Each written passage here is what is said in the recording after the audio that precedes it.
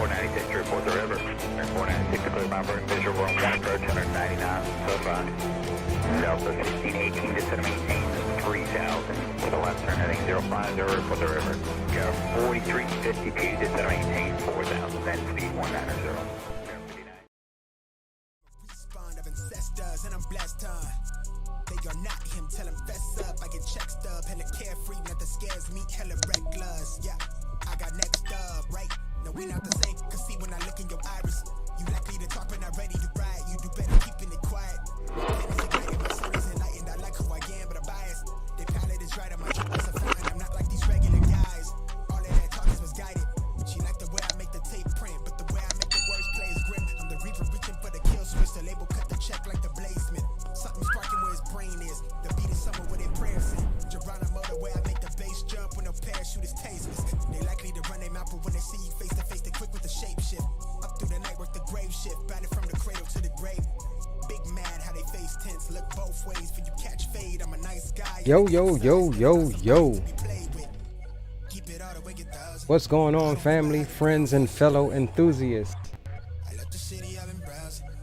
Thank you for joining me on this glorious Tuesday afternoon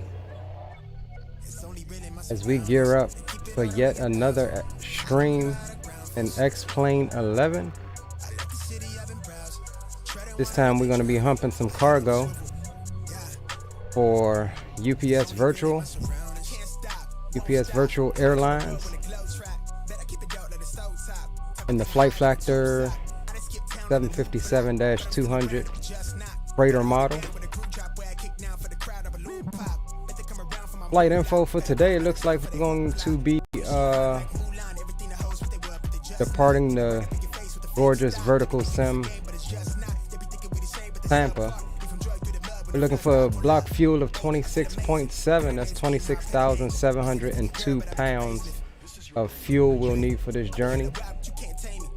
So far, we're forecasted to depart on the Baypo 8 departure, Camjo transition, hopping on airway Q99, exiting at Poly, direct to Tubas, direct to Fozzie, direct to FAK, which FAK is going to be our transition into the FATS 3 into Philadelphia this evening.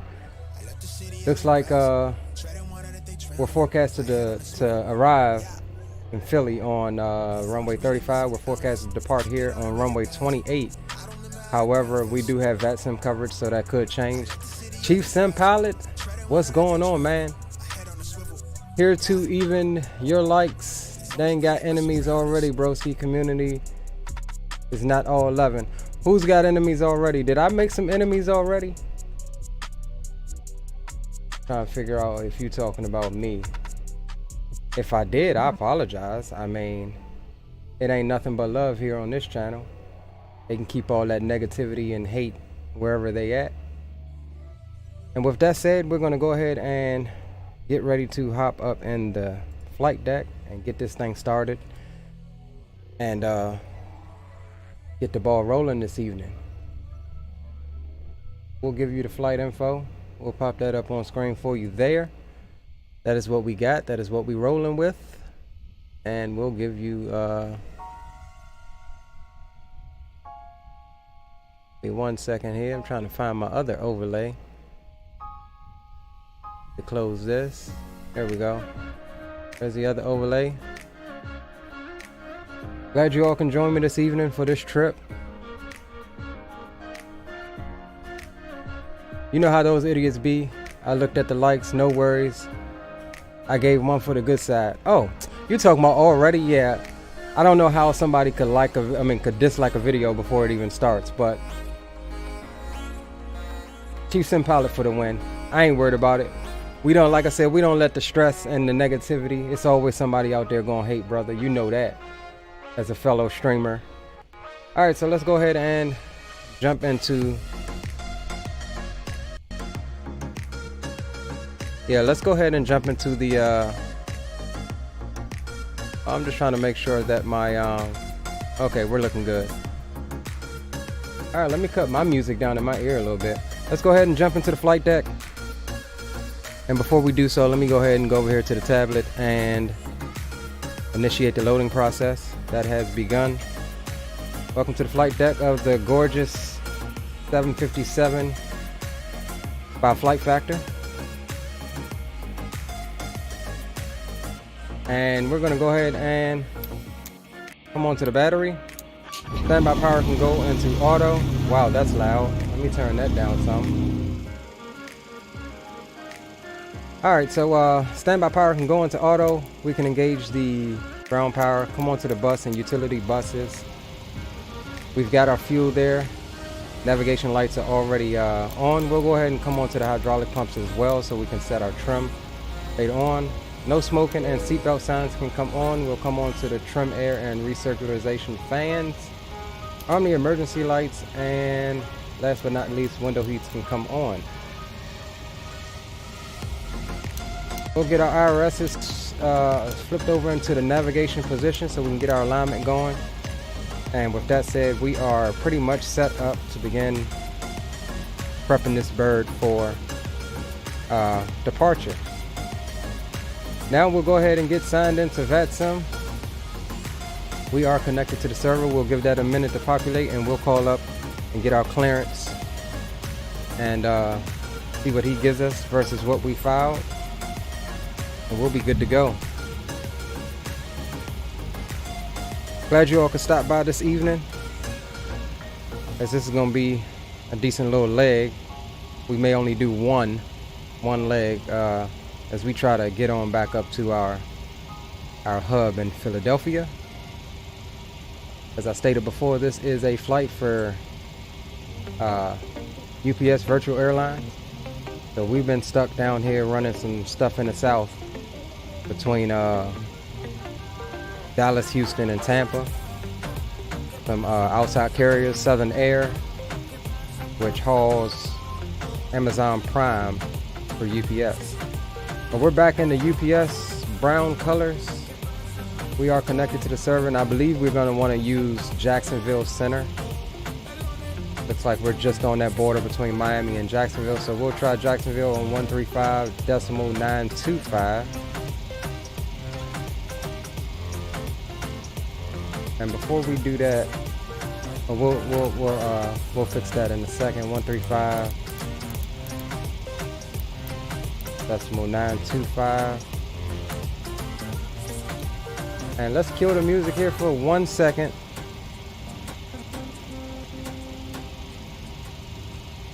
So we can tune in and just make sure. See, right now I ain't hearing anything.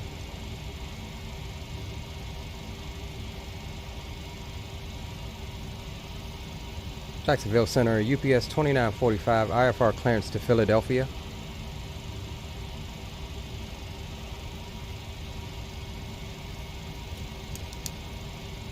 He may not be able to hear me.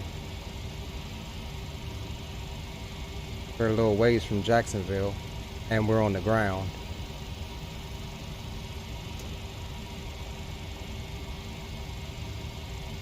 We'll try Miami Center here in a second. Jacksonville Center, UPS 2945.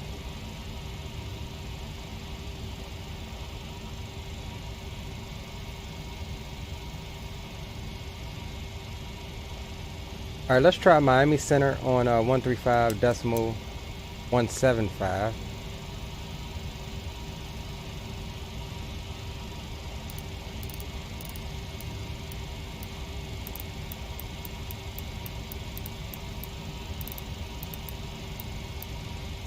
All right. Yeah, it said we were transmitting, so we should be getting somebody here. Did we swap over or did we just... There we go.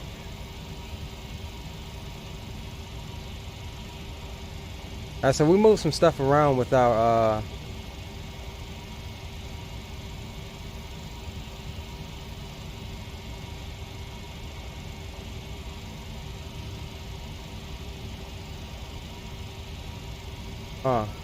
I just noticed we're not getting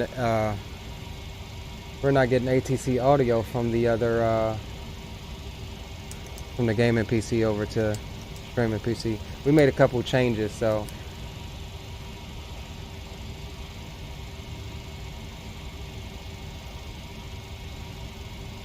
let me just swap this out right quick.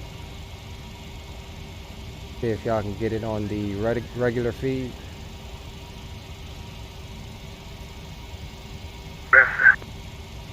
Stevens 1, turn right heading 360, vector to final. Looks like that'll do it. We'll put it back on the regular feed. And we'll get ready to call up for our clearance. Alrighty. Miami Center, UPS 2945. We're on the ground at Tampa looking for IRFR clearance to Philadelphia. Yes, 2945, Miami Center, clearance on request, stand by. Clearance on request, we'll stand by UPS 2945. Stevens 1, you're 5 miles from Wilbur, turn right heading 060, maintain 3000 until established on the localizer, cleared ILS runway 10 left approach. Yeah, he's a bit busy.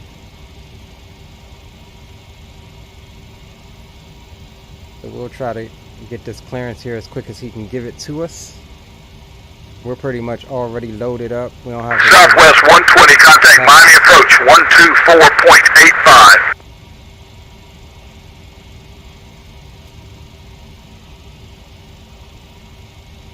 Tampa 4136, contact Miami approach 124.85. and he's moving a bit fast. I should have put in the You just called me on departure.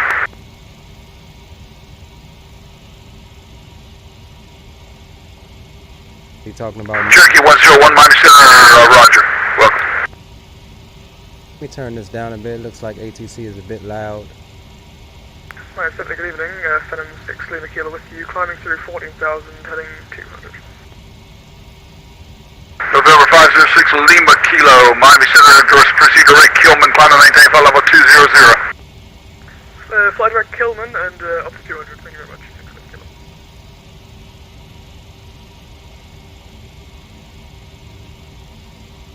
Alright, come on, Bubba, give us our clearance here. We can get up out of here. Delta 2900, wind 100 at 16, runway 9 cleared to land. American 3678, welcome to Key West, taxi to parking via Alpha. Let's check the map here and see what we got going on. It's not too crowded, but Miami approach is on for those guys.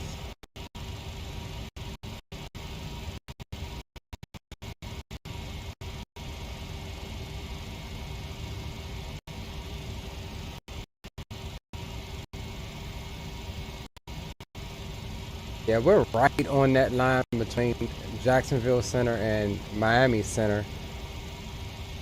It kind of looks like we're over the line. Stevens 1, wind 010 at 7, runway 10 left clear to land. I feel like this ATC audio. Alright, UPS 2945. Cleared to Philadelphia International Airport via the Baypo 8 departure Camjo transition Dennis 5, maintain 6,000. Expect flight level 350, 10 minutes after departure. Departure frequency 135.17, squawk 4556. I didn't even get all of that. Cleared to Philadelphia via the Baypo 8 departure Camjo transition. Climb and maintain 6,000. Expect 350. 10 minutes after departure. Departure on 135.17, squawking 4556, UPS 2945. UPS 2945, read that correct, push and start at pilot discretion, advise ready to taxi, expect departure runway 28. We'll advise you when we're ready to taxi, expecting departure runway 28, UPS 2945. Alright, we're good to go, guys. That's exactly what we filed. JetBlue 2070, contact Jacksonville Center 135.9. We got something going on with our FMC here. I don't know what's going on with that. I hope it doesn't inhibit us. Alright, so let's jump over here. We are at Tampa.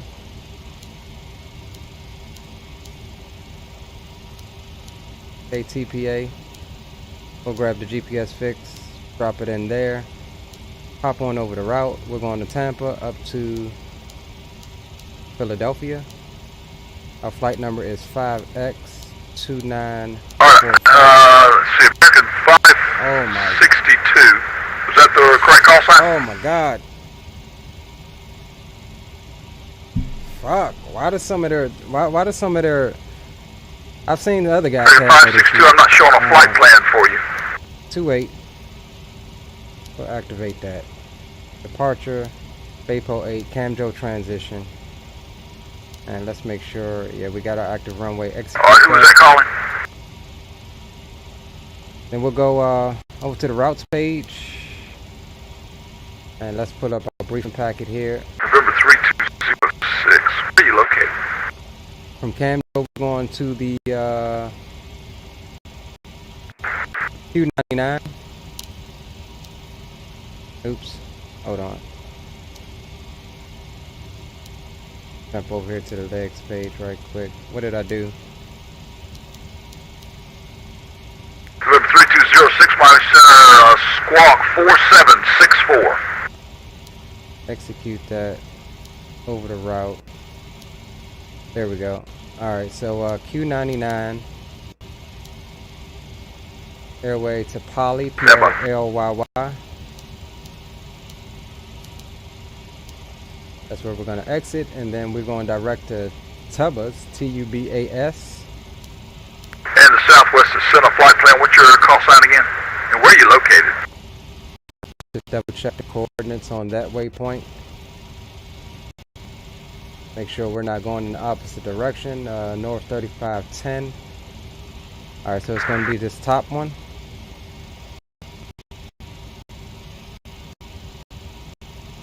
Alright, so Tubas direct to Fozzy, F-O-Z-Z-Y. November 3206, radar contact 13 miles west of the Oyster intersection. Did you say you wanted to descend? FAK. Plop that in. And FAK is going to be our transition into FX 3. 13,000, the Boca Raton altimeter, 2999er. Arrival, FETS 3.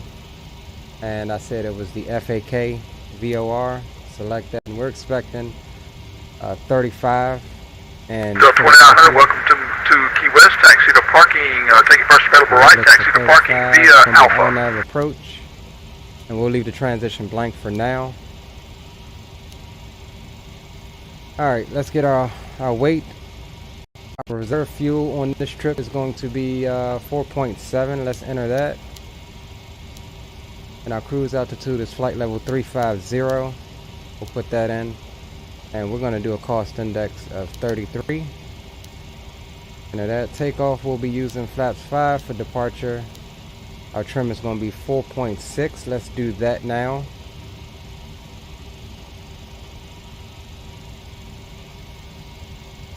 Alright, so that's good. November 506 Lima Kilo, cross MoBo, added, maintain 10,000, Southwest Florida, international altimeter 2998. V1 is 145, rotate is 148, V2 is 152. V speeds are good. Everything else is set.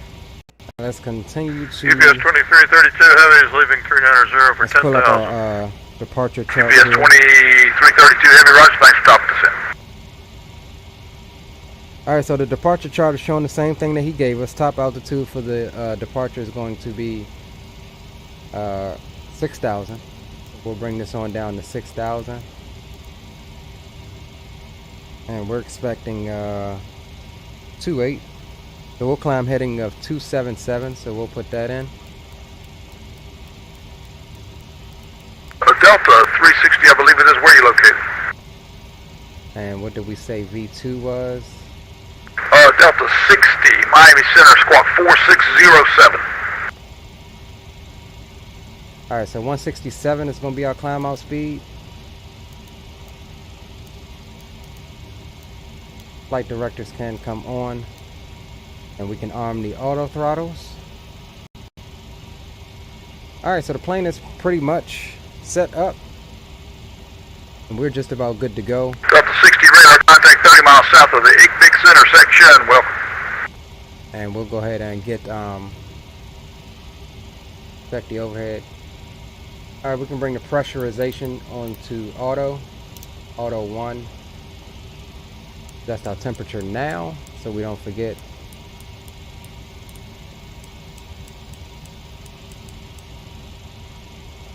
James, what's going on, my friend? Welcome aboard. We're just about ready to push back and head on up to Philadelphia.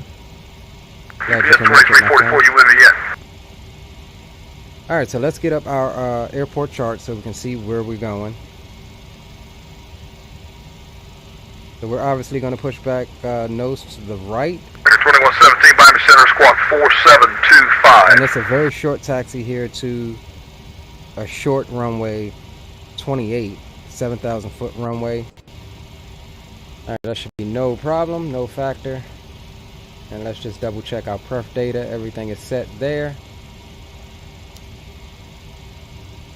2117, radar contact 68 miles southwest of the Nassau VOR.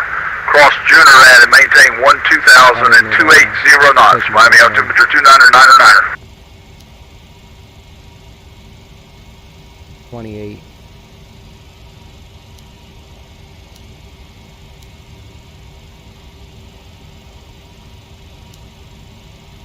All right, let's check the legs here. All right, yeah, we got some vectors. We'll leave those vectors in because he might want to Miami Center, UPS 2344 with you at flight level 3. he might want to vector us. UPS 2344 Miami Center, So we cross got some other Andrew and maintain 13,000 and 250 knots. Orlando altimeter 3000. See how this thing is coming out. Yeah, it's coming out pretty much the same way. All right, guys, let's get the APU started. And why is this showing so loud on the feed over there? How was ATC sound to you guys? Is it over? All right, really Silver 582 runway 1 left, taxi via Victor 1 and Whiskey, altimeter 3001. And looks like everything else is set. APU can get started. Victor 8, 1159 Miami Center, climb and maintain flight level 350. And we are rocking that Mango Studio sound pack for this thing.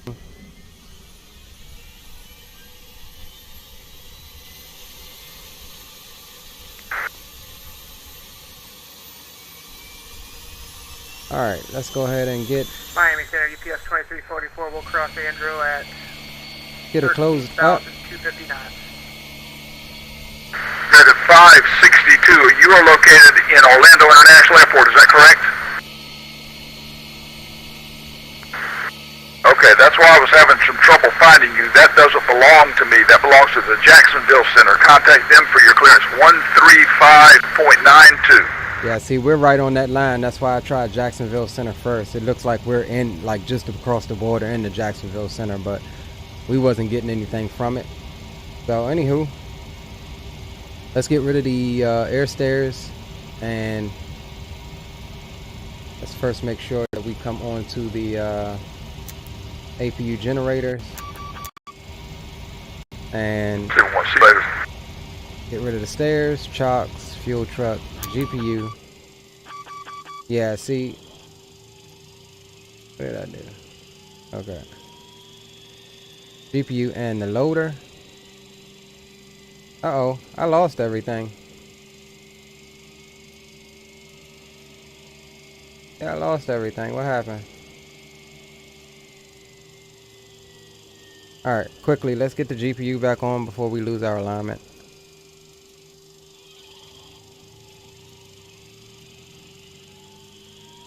And we'll wait on external power to be available. Yeah, I thought the APU was always spooled up. It may not have been. Come on, GPU.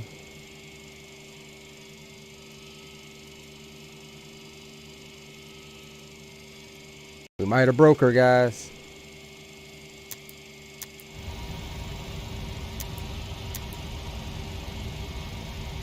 Alright, I think we got everything. I think we're good. Or are we? Let's check. Nope, we lost it. We lost it. Alright, let's just run through it one more time right quick. Just the routing.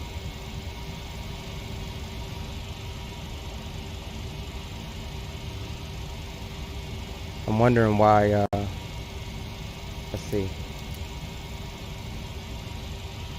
Yeah, Number 506 Lima Kilo, the Marco Island altimeter 3001. Say approach request when able. I'll get the 3001 and standby. So I don't understand why, Alright, for 506 Lima Kilo will be the cheapest flight for let's try to remove that again. On F17, so it'll be alright. Yeah, we're on GPU, I mean, APU 506 power. Lima Kilo, expect RNAV runway 17 approach. Alright, We're not expecting on F17. let's just run through it again right quick. Did we lose everything or what?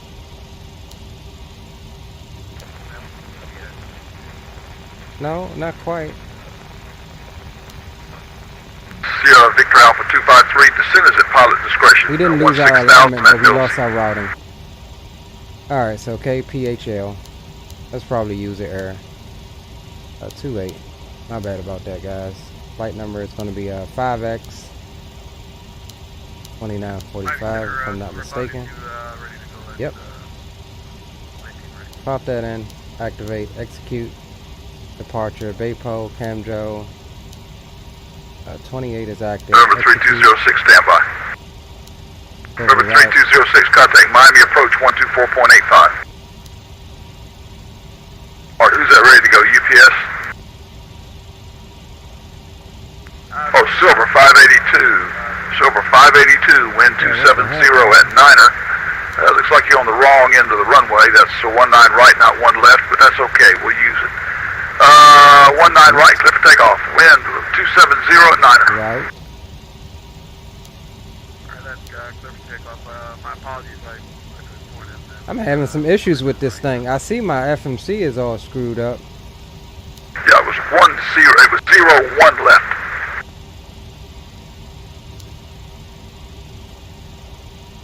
Yeah, I'm having some issues with old girl. 0-1. My apologies. Execute. Yeah, the wind's a dead crosswind, so it doesn't matter that much. We don't have any traffic, so it'll be okay. 19 right, clear for takeoff.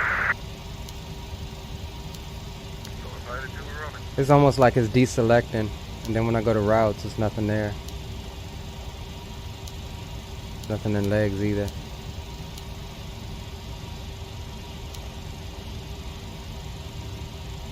Alright, I ain't trying to Number restart. 506 Lima Kilo, descend and maintain 2000, proceed direct Av cough. There we go, now we got it. I was only doing the same thing like 10 times. Alright, so we're going Q99. Poly, P-O-L-L-Y.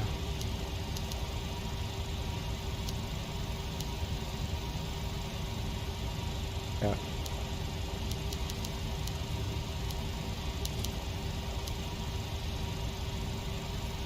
Oh no, it's P-O-L-Y-Y.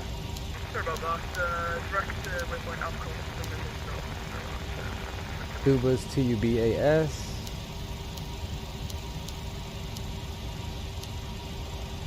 That top one from what we can remember. Fozzy, F-O-Z-Z-Y.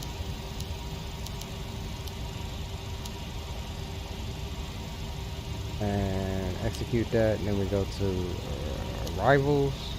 UPS 2332, contact Miami approach 124.85. Gonna be the FATS 3. Got it right here. FAK transition, and we're expecting the RNAV 35.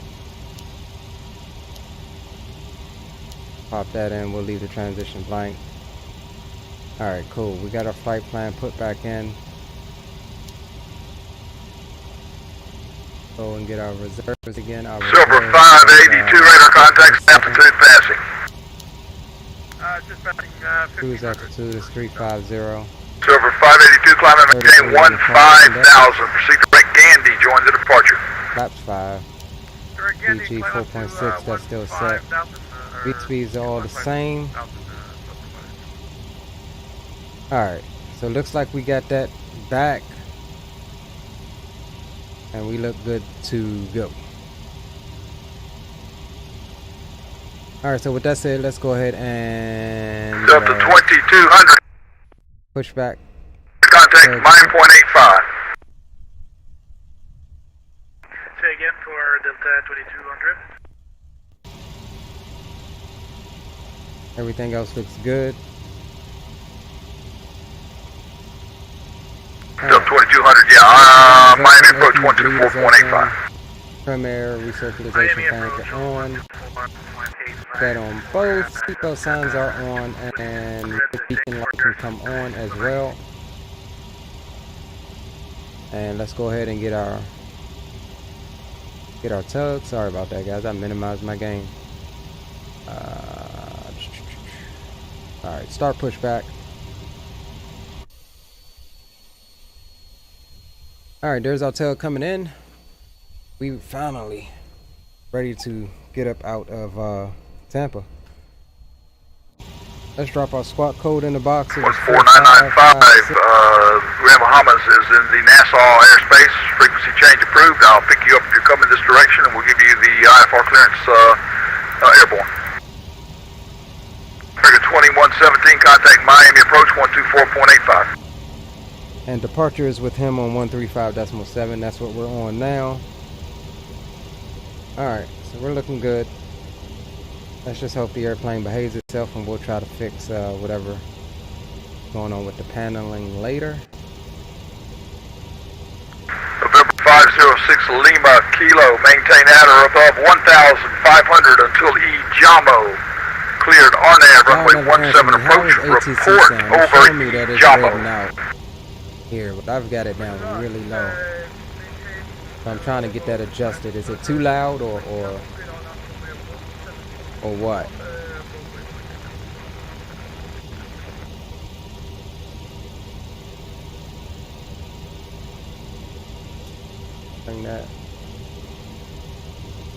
Bring that down to 12.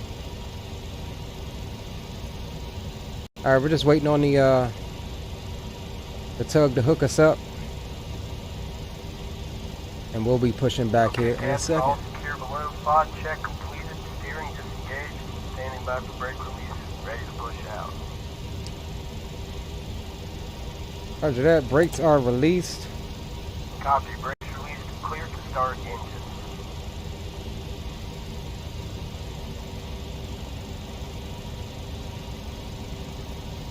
Alright, we'll get clear of the ramp a little bit before we roll on 2. Alright, yeah, really, I turned it down a bit. I'm just trying to make sure that once he starts talking, I'll adjust it some more. I don't know why it's coming through to the other computer like that, but I'll try to adjust it here in a second. Appreciate that, Chief. Alright, let's go ahead and engine start switches is on both. We'll go ahead and roll on number 2. We'll get this over to our engines. And we've got N2 rising. We'll introduce fuel now at about 20%.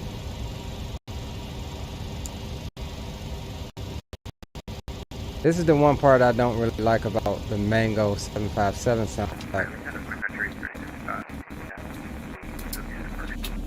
Sun country 3055, Miami Center, climb maintain, follow Really, 260.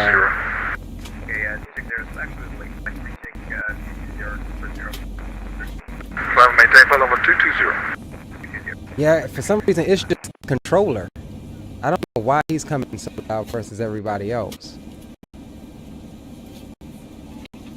James said that Trek IR looks clean. Yeah, man, I can't fly without it, tell you the truth. Alright, so do we have a clean start on number 2? We have starter cutout, and we'll go ahead and roll on 1.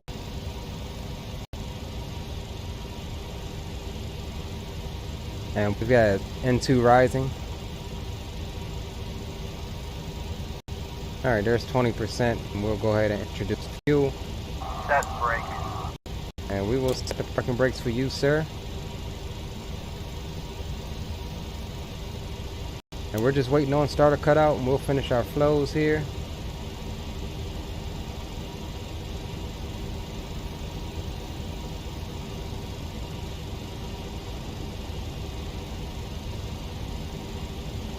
And I can't find my B2 volume control little knob thing or nothing.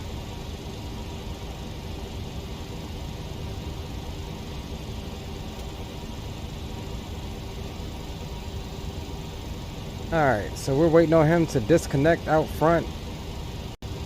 And we're on the ramp movable area, so we'll go ahead and squawk what he gave us. Alright, starters are out. Being cleared, disconnecting the interphone. Alright, thank you, sir. And we'll come down and do our flows. Hydraulic pumps are already on.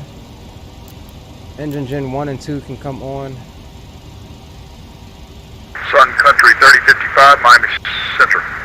Yeah, it's just him. He's, for some reason, he's loud. I barely hear him, and I have it turned all Sun the way Country down for you guys 3055, as well. after Cherry intersection, proceed direct. We ain't got long. Peak We'll be out of intersection. reserve space in 2 microseconds. Alright, no smoking, seatbelt signs are on. Pressurization panel is set. Alright. APU bleeds can come on.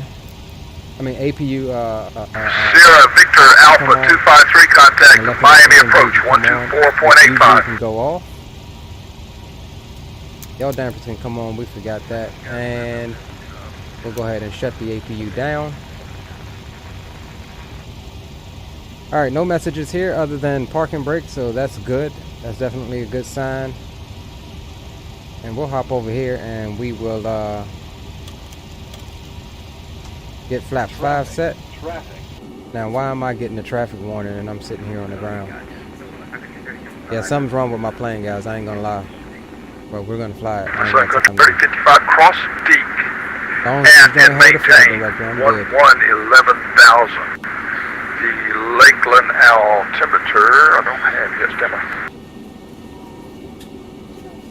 Let's try to turn him down some more for you guys. Alright, flaps 5 is set. Lakeland altimeter 3002. Yeah, like what the hell, dude? Like, I've got him to negative 30 right now in Streamlabs. November 506 Lima Kilo, no traffic observed between you and the airport. Radar services are terminated. Negative 36. Report I-4 cancellation. That's a little bit better. Anthony the Farmer. Hello, my friend. Glad you can make it. Alright, so what do we got here? APU gen is off. Yes, we know. That should go away soon. Alright, nose gear lights can come on, and just make sure everything else is set. Auto brakes, we'll get those into RTO. And flight controls test. You know what time it is? That means we are about to depart. So we'll come over here and give you the cockpit camera. We'll go full right, back, full left, forward, full right rudder, and full left rudder. Flight controls are free and clear. Jump back over to the engines page. Give us the progress page on that FMC. And we are good to go. Let's go ahead and call him up. Let him know that we're ready to taxi. Miami Center, UPS 2945, we're ready to taxi. Damn, I probably should have told him where I was at. UPS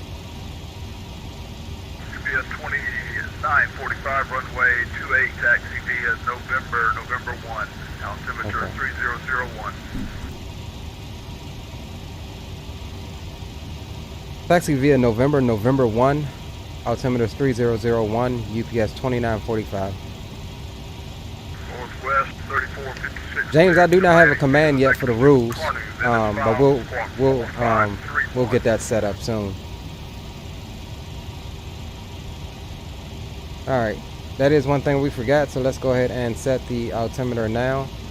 He said it was 3001, and there was one more thing that I forgot to do before we depart, and that was get active sky, my flight plan, and switch it over to Vatsim weather. Read that correctly. Start at Pilot discretion, advice ready to taxi, expect departure runway 900. We'll copy that right quick and pull it back to sky. Flight plan. We're going Tampa to Philadelphia. And we're cruising at 350. We'll drop our flight plan in here. Oh man, what did I just do?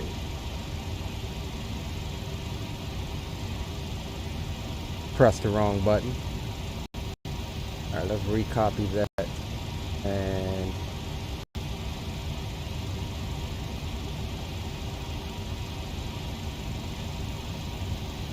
alright, man. Piss me off.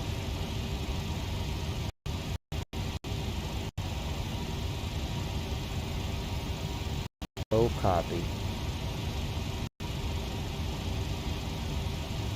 Pro paste. There we go. Alright.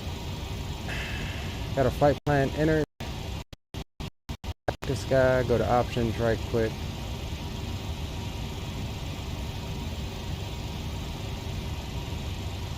We'll use Vatsim weather.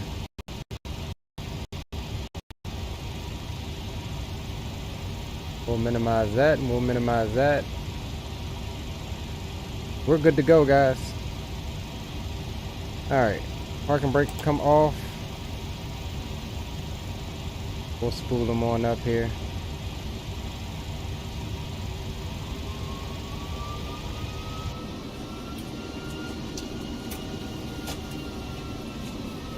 Got a JetBlue over there.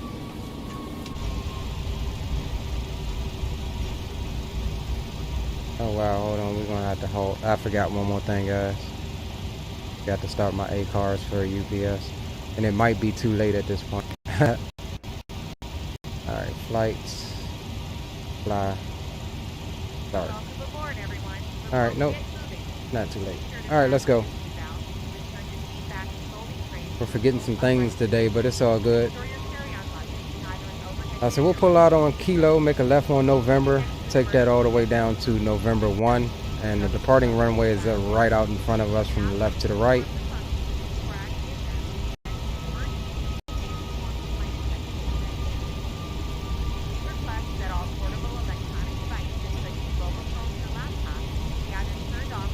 We should be good. Looked like someone wasn't happy about you.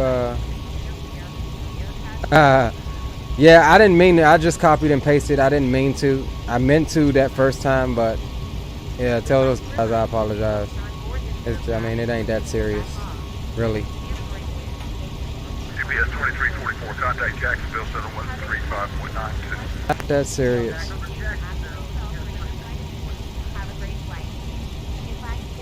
Not like it causes any physical harm to anyone. You know what I mean?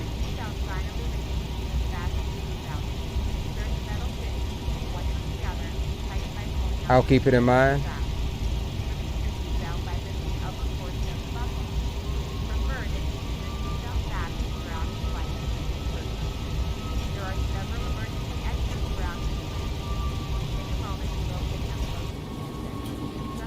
All right, we are looking good. Getting ready to hop up out of Tampa. And there's Tampa Bay Buccaneers Stadium right out there in front of us.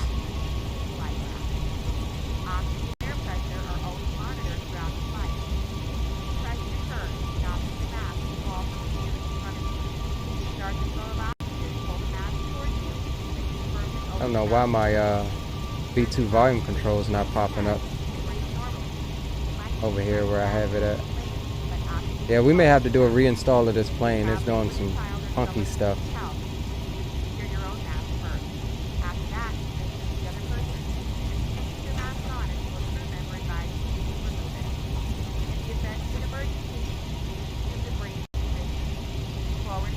Alright, here's our turn to 28. So we'll hold short and we'll contact Miami Center for our takeoff clearance.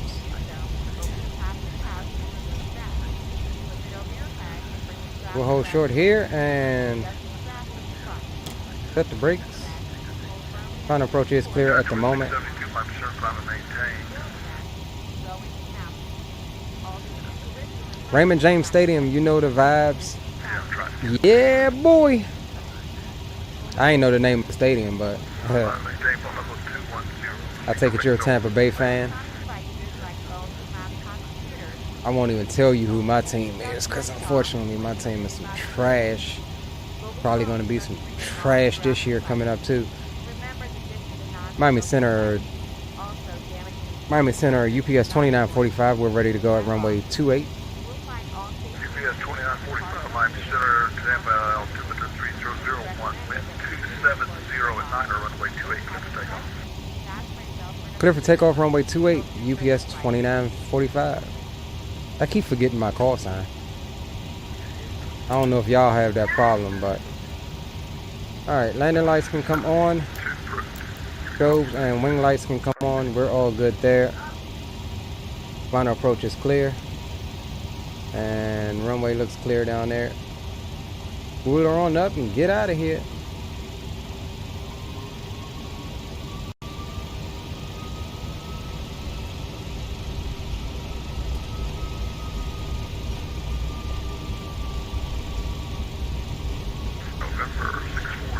Alright, so we will, as usual, use all of the runway that we can. This is a shorter runway, 6,999 feet. We'll try to use it all.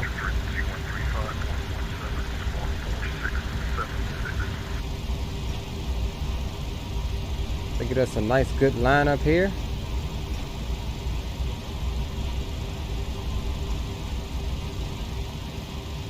Alright, let's spool them on up.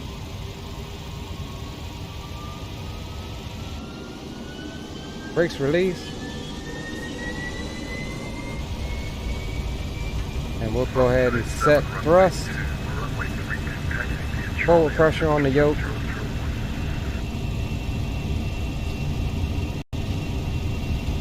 Airspeed's alive.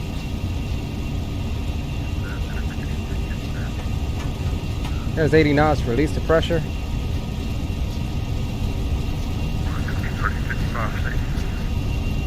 And we're going to use up all of this runway.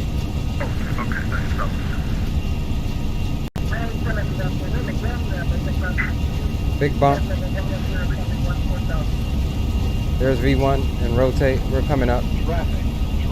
All of the runway. As the rate gear can come up.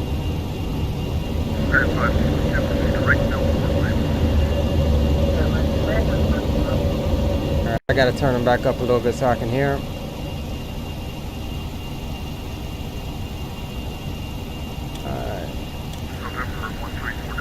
Vatsim come up to 1, and we'll get on up on the flight directors.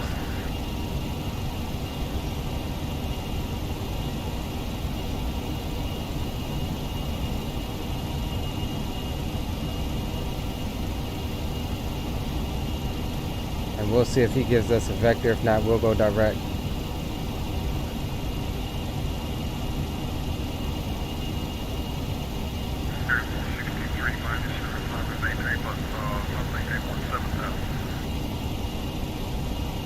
Yeah, that was close. That was a...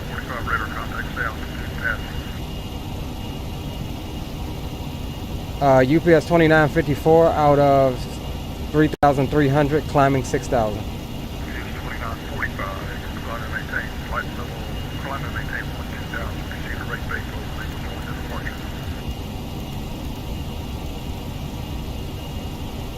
What did he say?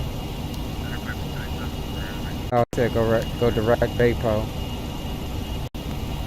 Climb and maintain 1-2000, go direct Baypo, UPS 2945.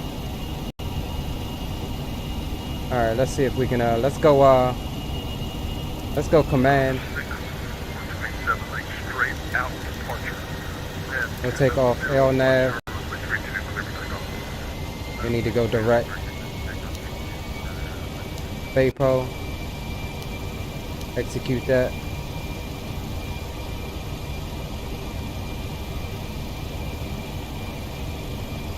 Alright guys, got a little confusing there for a second. I need to adjust my shader. I'm getting some some what you call that, some blurring going on. I think I still have that setting on.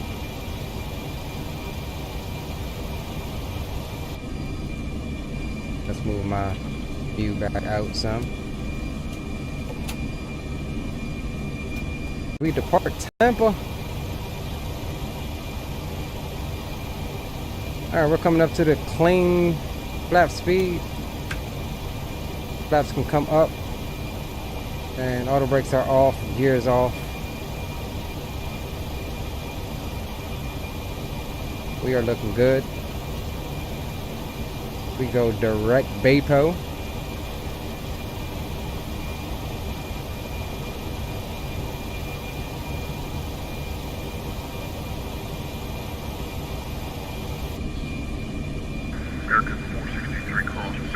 There's downtown Tampa, that's where we took off from.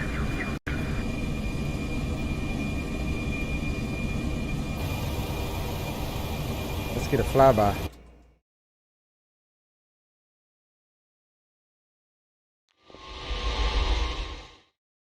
Yeah, Mango can do a little bit of work on the flyby sound. Doesn't come in until the last moment. So we'll actually come off of, we're going to flight level change for the moment. Because he wants us at 12,000. We'll accelerate to 250 knots. And we'll climb at 250 to 12,000. And he should give us our clearance up to 350 shortly. And I forgot to start the clock as usual, so we'll start it now.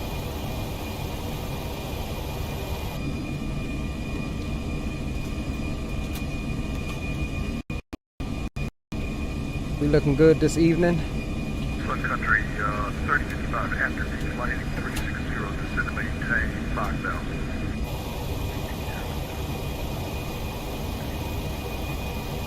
Alright, so let's pull, get rid of that, and let me pull up my departure chart here.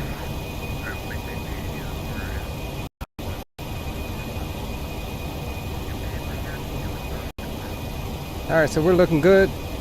Coming up the west coast of Florida.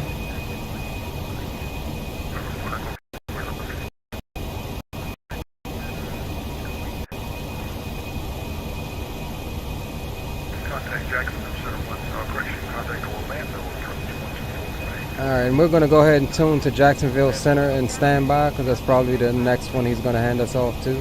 That's 135.92. And that's already set. So we're good there. Alright, there's 10,000 feet. We'll go ahead and V-nav it. And landing lights can come off. Nose gear lights can come off as well. And wing lights can come off as well. Alright, so there's the pitch down to gain the speed. And we are looking good.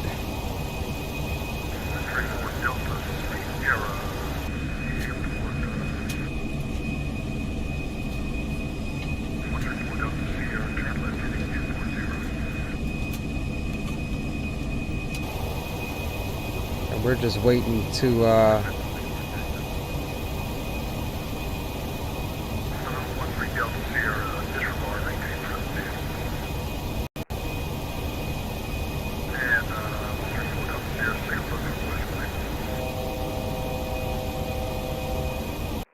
yeah, that's what it is.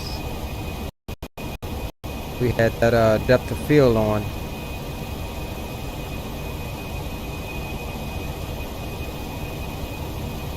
Had to turn that foolishness off. Alright, what did I just do? Where's my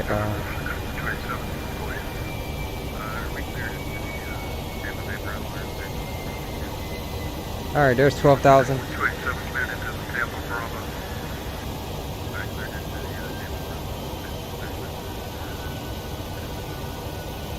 My bad, guys. I'm just trying to find my profile here.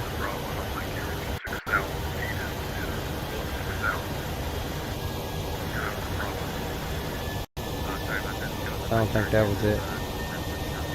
That wasn't it.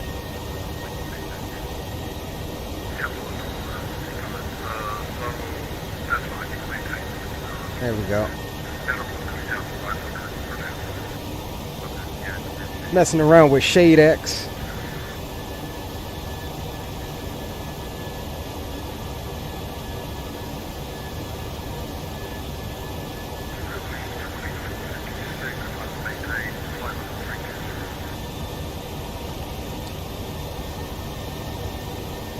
So my question is, when is he gonna clear me up?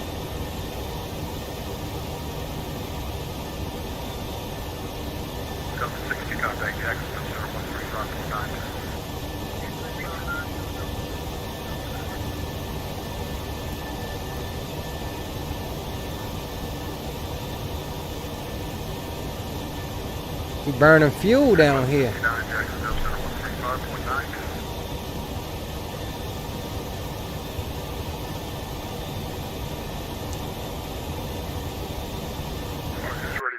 I got something weird going on with my water over here too. West, 8 November, Northwest 3456, runway 9, taxi via outbound, 003.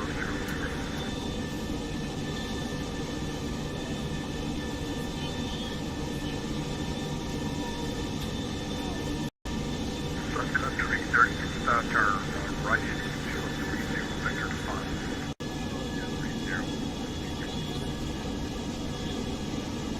So we are still on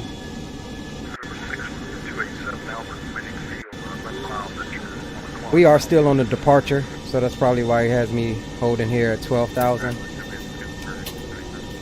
We've got what, three more waypoints till we get to Camjo.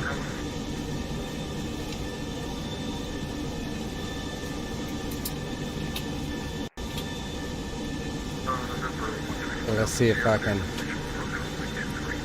pull that up here.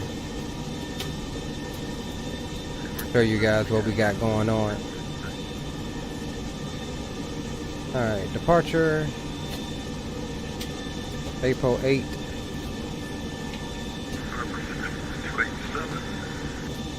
Yeah, so this is where we're at right now on the departure.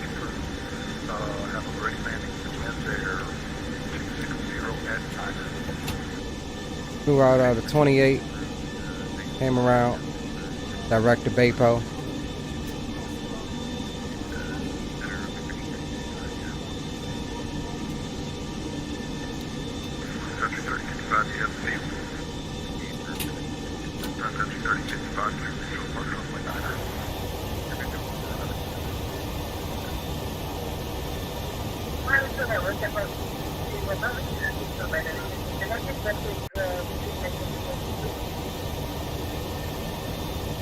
It's got me kind of worried because the map is showing Jacksonville's center space.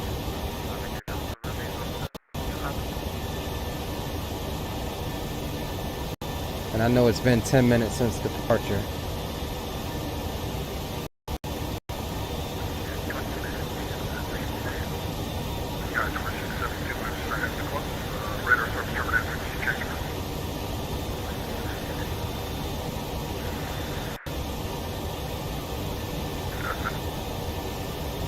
We'll give him a couple more minutes and check in.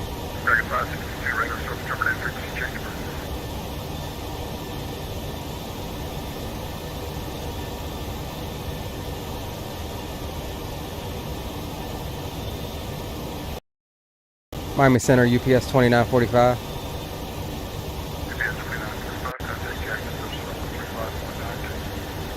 Yeah, 135.92 UPS 2945. He definitely forgot about us.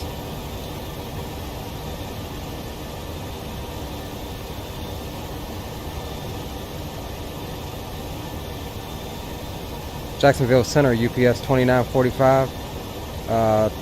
36 miles south of Wilson. Flight level 120. Probably should have.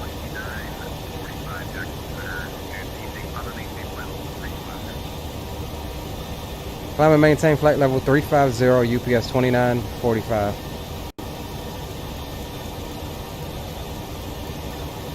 Alright guys, so we'll get the VNAV back on and we'll climb her on up to 350. There's the spool up, there is the climb,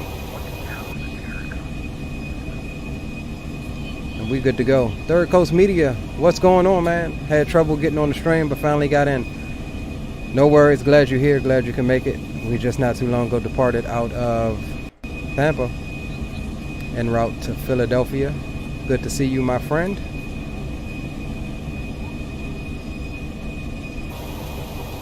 And we are on our climb out now. See how that mango flyby? It comes in real late. I think you should hear it a bit sooner. At least in my opinion. Alright, so we can get rid of, we've hit our transition. We can get rid of the Tampa departure chart. Get on over to the world map, and we are cruising until we get up to Philadelphia. Let's take a quick look at and see what other ATC we have. We'll have Jacksonville for a good little minute up until we get just past Florence, South Carolina. And then there's nothing after that, not unless Washington Center gets on. They were on earlier. We would have had ATC coverage all the way, but looks like that. But we'll have some coverage here for a little bit. Looking good on the climb, climbing at 292 knots. We're making 351 knots over the ground right now. We do have a 27 knot headwind. That's going to slow us down a bit. But other than that, you're looking good.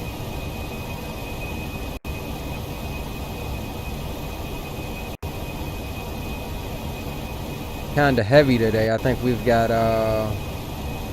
let's see, what was our payload here? Yeah, we have 51.5 tons on board.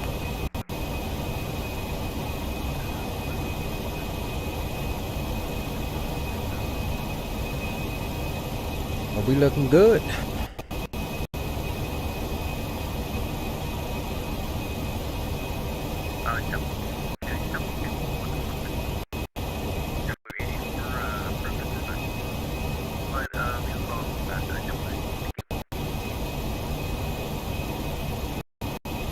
Alright, so let me mess around here with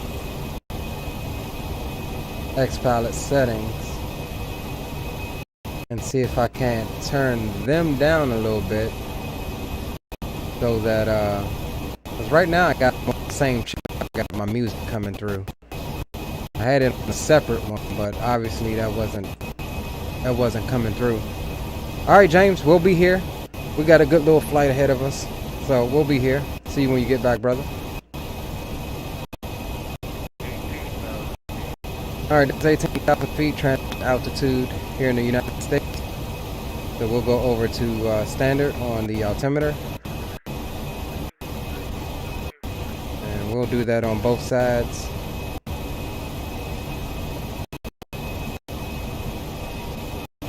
Alright, we got it made in the shade now, guys.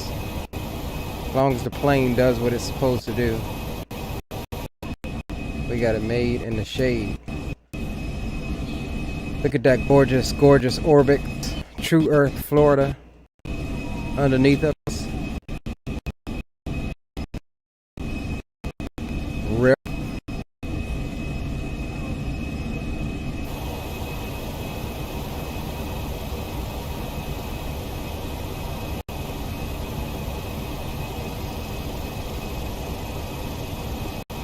Yeah, we looking good, guys. Let me see if I can adjust these sounds right quick. Problem is I need ATC to talk so that I can see the meter.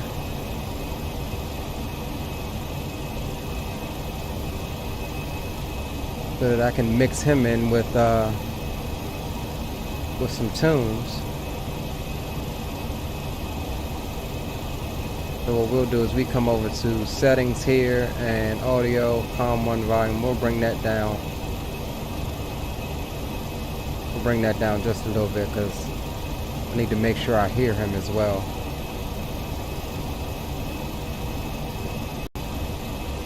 We'll bring that back up.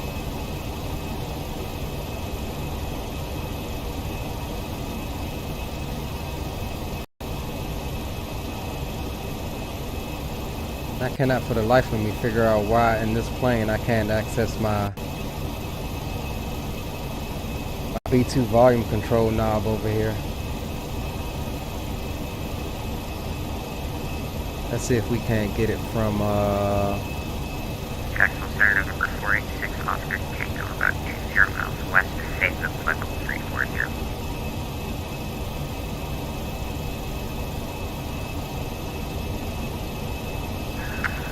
Phenom 486, Oscar Tango, Jacksonville Center, radar contact. Yeah, see, even just in the comm volume isn't having any effect. I just think something's bugged right now. I'm gonna have to redo my audio sources. I think something's bugged. That's what it is. No matter what I adjust, it's just sending it over to the stream PC like stupid loud. And it's only XPilot that's doing it. Or only the audio that's coming out of XPilot. Alright, where's... 3791, radio check. Yeah, see, that's stupid loud. I can see it. Alaska 3791, Jacksonville Center, loud and clear. Squawk 1071, stay altitude. 1071, we are at flight level 360. 486 Oscar Tango, did you want to make 340 the final? Yeah, we sure.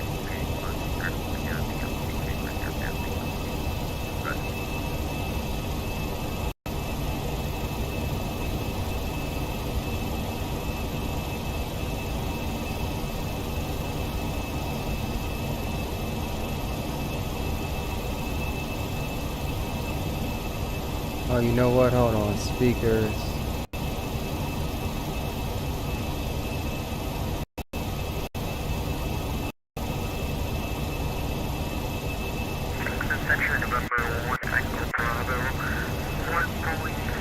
Got some turbulence going here.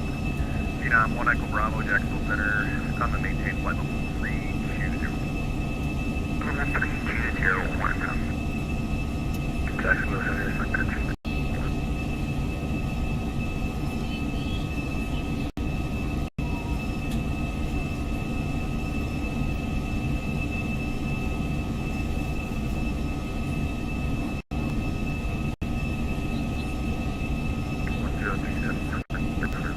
Yeah, something's going on with XPilot right now. That's what it is. I just tried to change my output and it just muted everything. Alaska 3791, radar contact 60 miles north west of the airport. For direction of flight, would you like 350 or 370?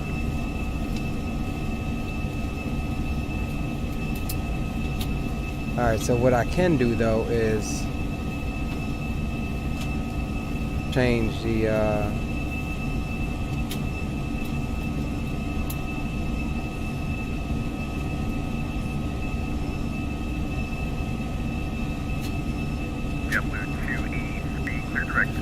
air starting voice server client exception. That has changed the output. Let's just make sure our mic is working. This looks like it's transmitting. Jacksonville Center, UPS 2945. Can I get a radio check? UPS 2945. Center, Bertrand, level 260, and triangle remove Still stupid loud for you guys.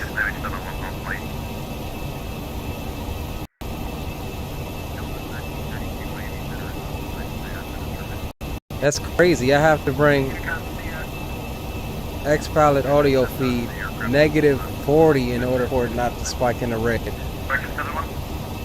That's crazy. I've never had to do that. Mick Slamming, what's going on, brother? Dropping by with the like, man. Still here, getting through. I hear you. Appreciate you stopping by. Good to see you, my friend.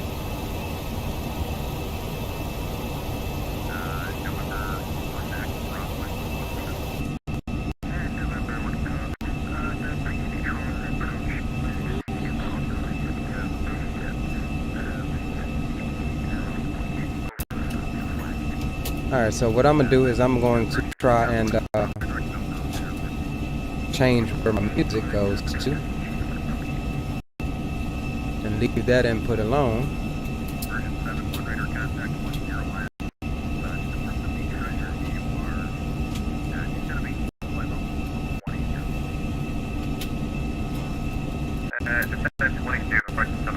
Sorry for joining in quite late as well.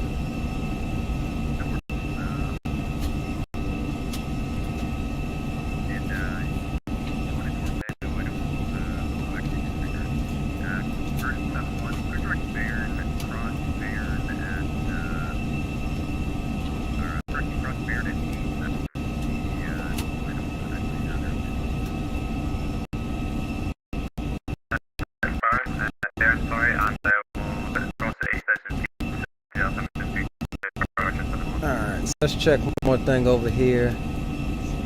Cable A.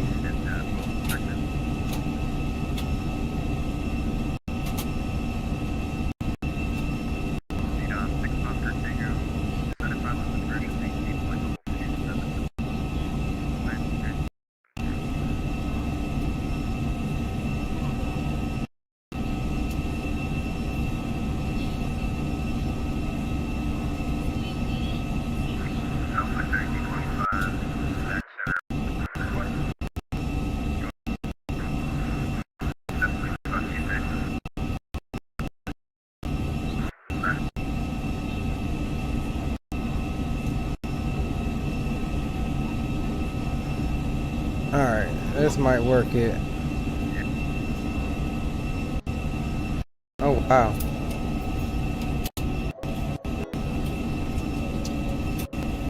I got right quick.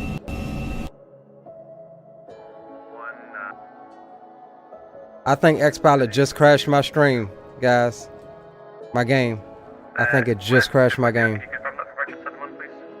I had a huge hiccup.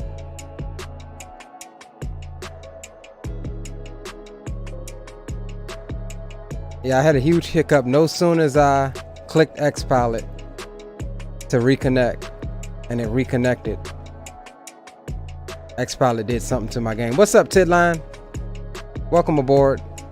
Though we ain't aboard right now, I think we just had a crash. I'm trying to leave X-Plane alone for a second and see if it comes back. But I think my air traffic control just crashed my flight.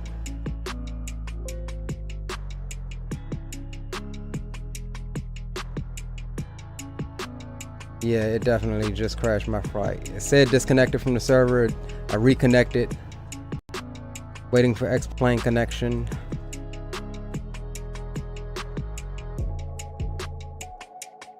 And X-Plane is frozen exactly where you see it. There's a white screen. Alright, so what we're gonna do,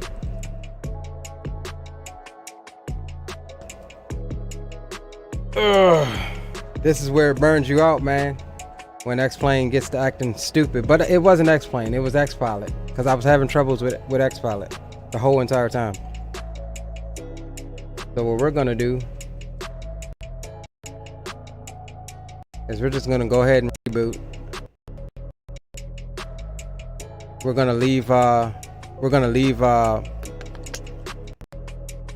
Vatsim out of it until we figure out what's going on with XPilot. And we're gonna haul ass up there.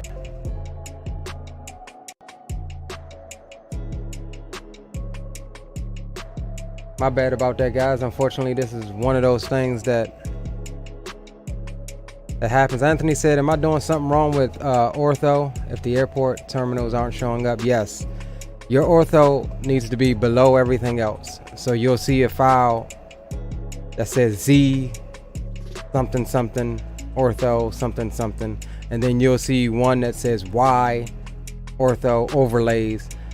So in your scenery .ini file, you need to make sure that your ortho and your overlays are last at the bottom of that. The Z's goes last, and then the Y's go above. All of your overlays go above your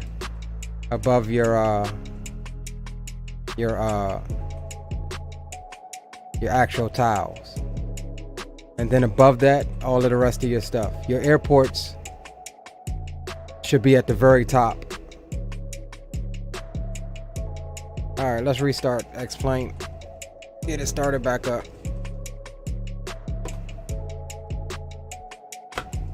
Yeah, we have to figure out. It could be one of two things. It could be X-Plane, or it could be not X-Plane. It could be Vatsim, or it could be the plane here. But we're gonna reload. Normally, back in the day, I would quit, but I ain't gonna. We're gonna get this flight in.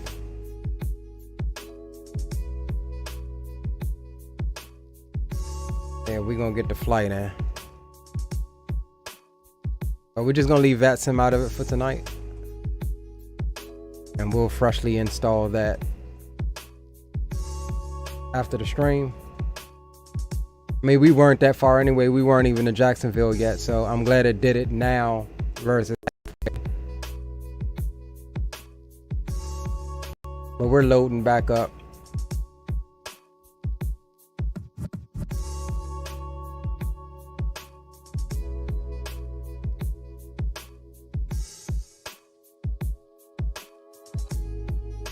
May be here.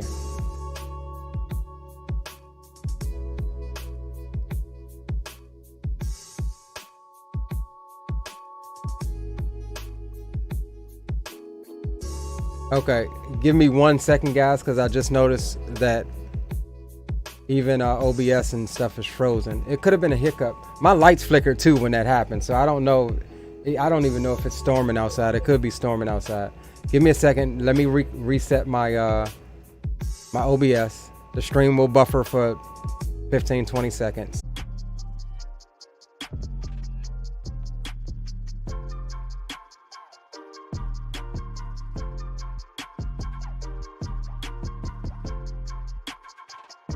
All right, we're just loading up.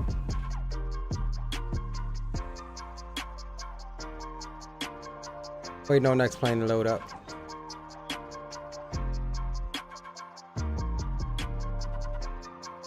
Yeah, that whole thing.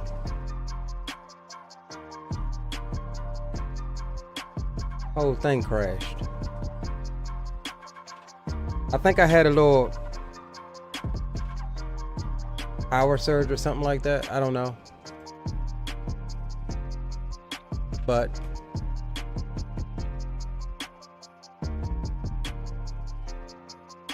then it starts me with my engines running. That's no bueno.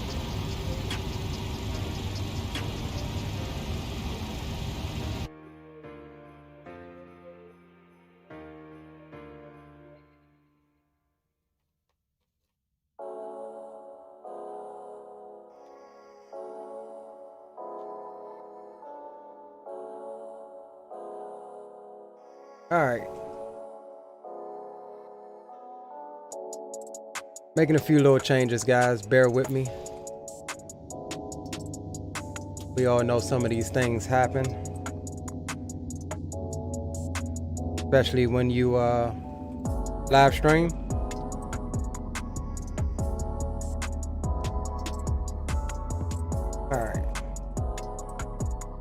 All right, so real quickly, we're not even going to waste time.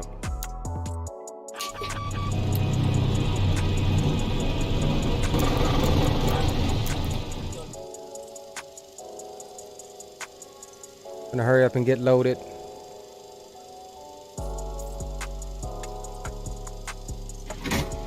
Open both doors.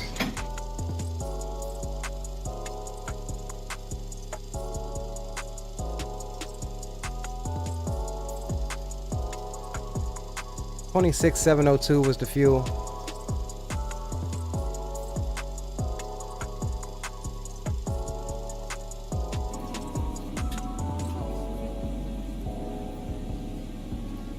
Alright, that's gonna be good enough.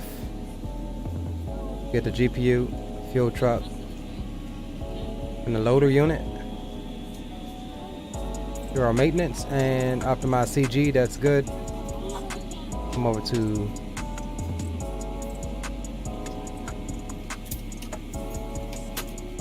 chocks.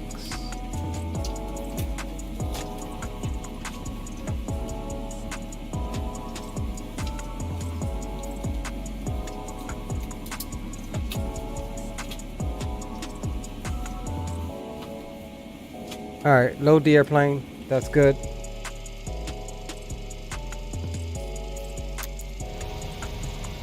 Internal power. Actually, no. We're gonna go straight to the APU. So we'll start the APU. Circle of death keep popping. Yeah, shit happens, dude. Start the APU.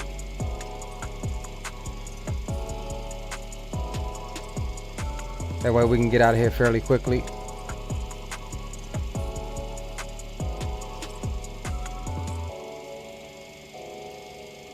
We ain't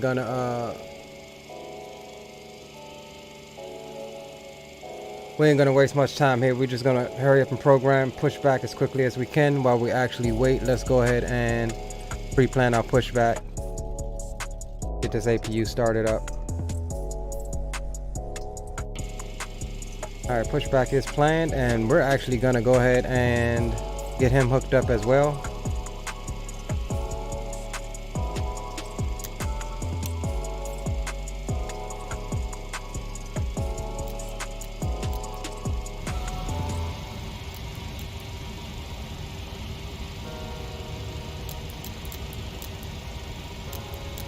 Alright, APU is up and running. Get our Aoruses on and aligned. Come down to the FMC.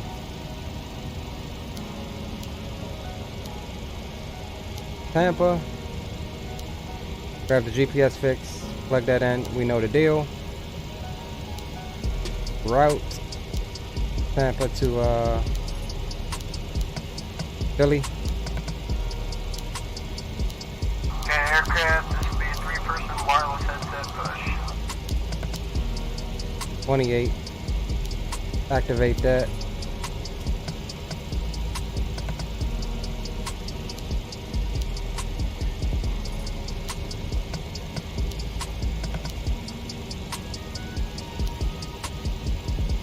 Alright, we're doing this real quick, guys, real quick.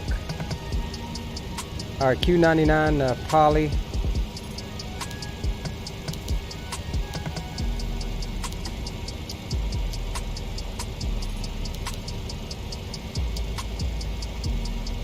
Directed tubas. Okay, copy. A's off, door lights out, bypass standard. Park brake set. Gonna be that top one. Next page. The Fozzie, the FAK.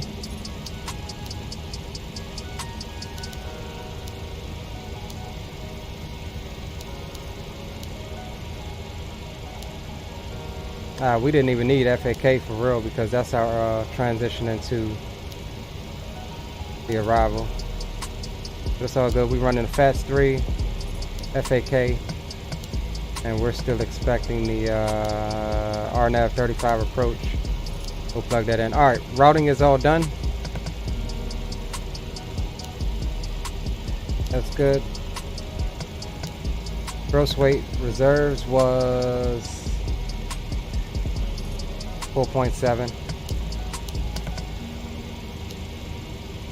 and we're cruising at flight level 350 still. 33 cost index. Flap 5 departure. CG 4.5. Alright, 143, 146 rotation, and 151. So we'll do 166. And there's Shade X again, trying to not have me on the right profile.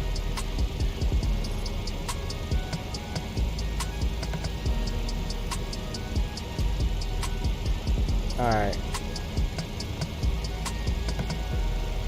So 4.5, let's go ahead and set our trim here.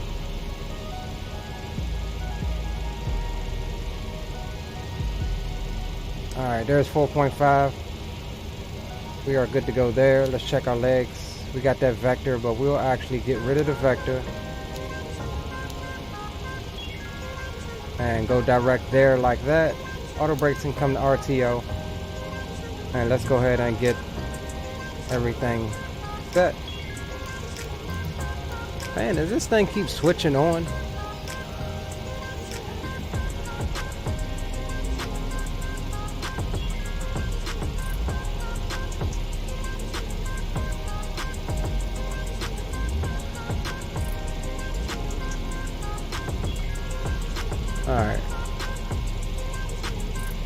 Alright, so we're going straight up to 350. We ain't gonna dig around.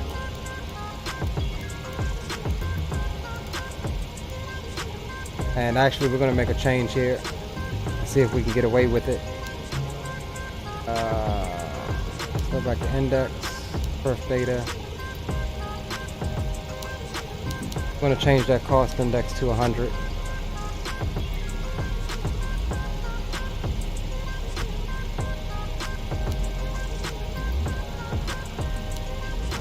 Alright, we're good there. Flight directors are on. Auto throttle is armed.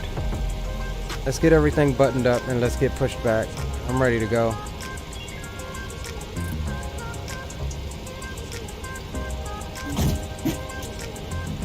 Alright, there's the main door closing.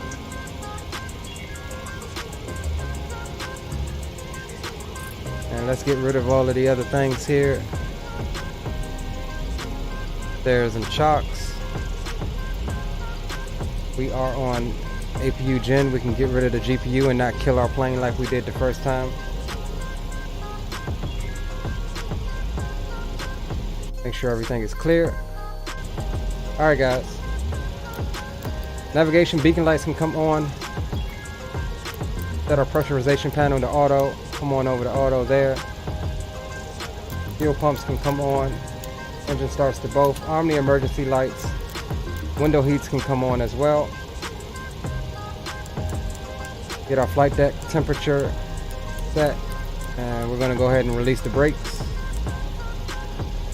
And he should begin pushback here. Got a park brake release, clear start mode.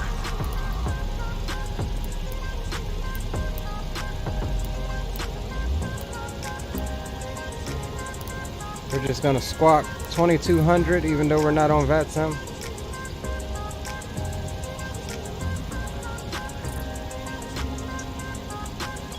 Chief said, wait, the stream crashed? Bro, X-Pilot did something, man. I was trying to adjust volumes and something, and like it was between that, my lights flickered, and something went, and it was like, man, my OBS froze up. Streamlabs on the streaming computer was frozen because OBS froze up. But everything to me pointed to X-Pilot, so we're doing away with it. Of course, I wanted to quit, but we'll go ahead and get this leg in. Yeah, it about did me in, dude. But like you said, it happens. It was your famous words, my friend, that got me through it. All right, we're going to go ahead and roll on engine number 2.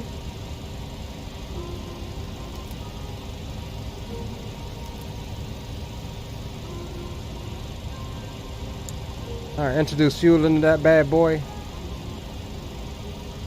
And we about to get up out of here quickly. We're behind.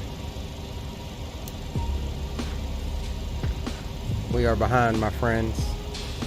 No fault of my own this time.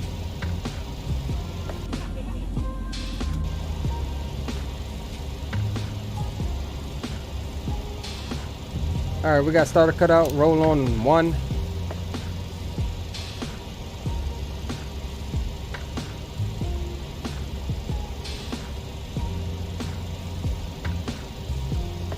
There's 20% in 2, introduce fuel.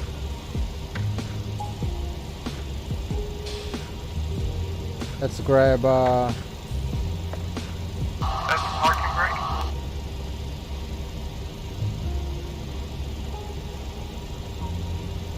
Alright, parking brakes are set, sir. And let's go back over to our map here, make sure that the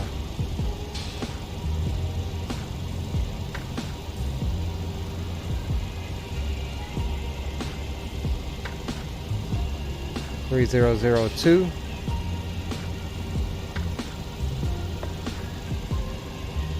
Alright, we got starter cutout. Let's continue our flows. Yaw dampers can come on. Hydraulic pumps are on. We'll come down here. APU gen. Let's get the left and right gen on. Emergency lights are armed. We'll put the engine start switches over to continuous. Fuel pumps are on. Fuel quantity is checked. Signs are on. Pressurization is set to auto. Auto 1. Confirmed. Temperature is set. Packs can come on. And we'll get the left and right bleeds on. APU bleed can come off now. And that wasn't the APU. APU can be shut down.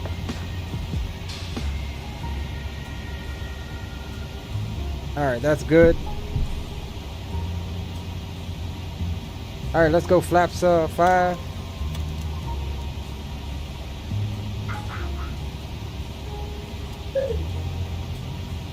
Jump back over here. Auto brakes are set. And taxi lights can come on. And parking brakes release. Alright, let's go. Chief says, be right back, roger that. We're about to get a hasty departure here. A rush departure. We're pretty much following the same flight plan. Nothing's changed really. We're just not going to wait for those vectors. We're going direct upon takeoff to our course, and we're going to get us a good southwest taxi going, 23 knots.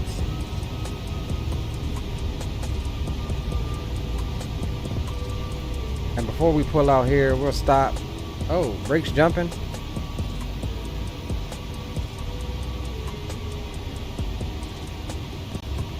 Oh my God, tell me, dude. Come on, man. I accidentally just for game. I'm make sure I net. Trying to make sure that my cars are still running.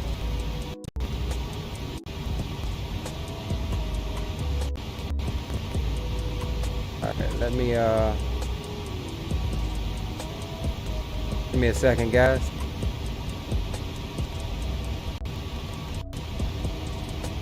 Where is alright,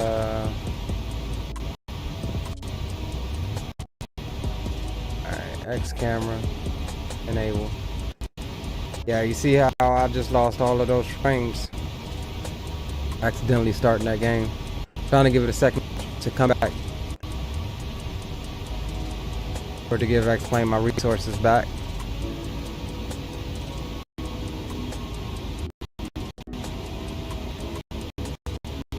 Just make sure it's not running here.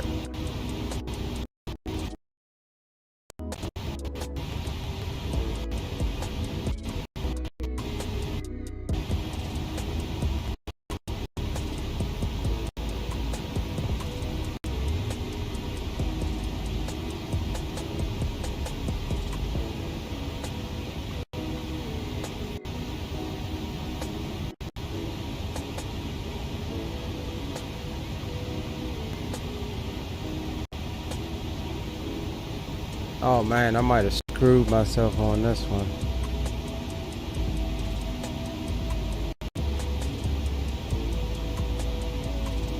Cause it's definitely not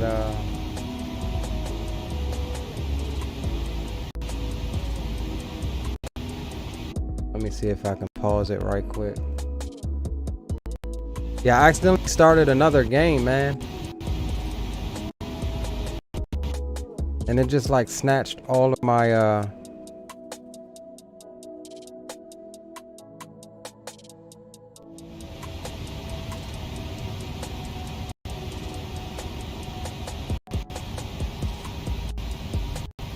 It snatched all of my resources, guys.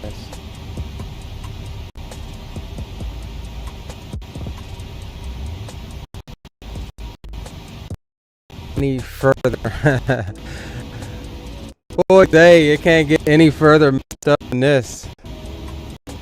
What happens when you rush? So now I'm shutting down. I'm shutting down X-Plane because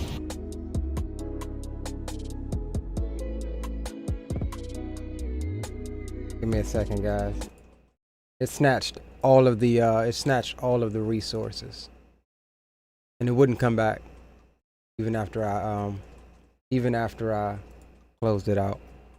So unfortunately,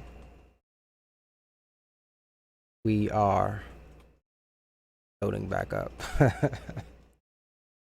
Oh my God, bro.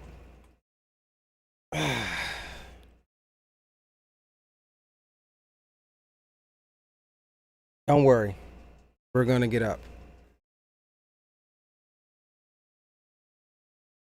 Alright, let's just make sure engines aren't running. Alright, we're good.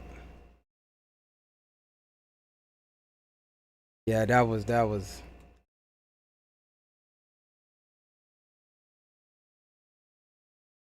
my bad on that. I went down there to the taskbar.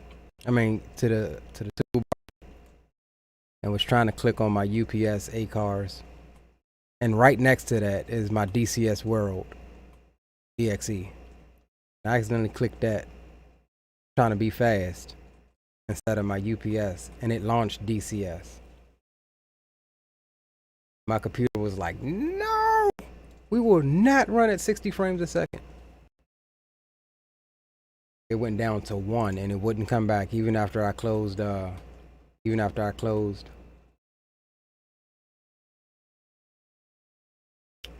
James said, bro, are you on virtual airline schedule? If you are, it's probably all messed up.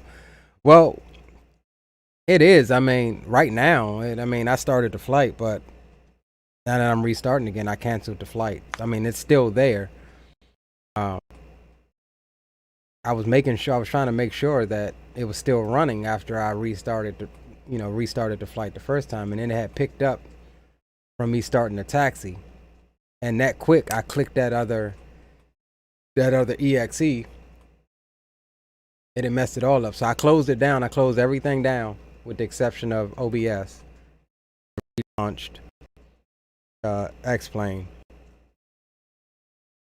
So that's what we're waiting on. So we got to do that whole little chingazo again.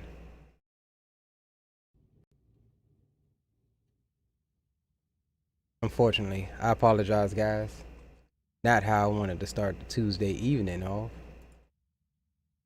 Was going super smooth, but yeah, we got our frames back.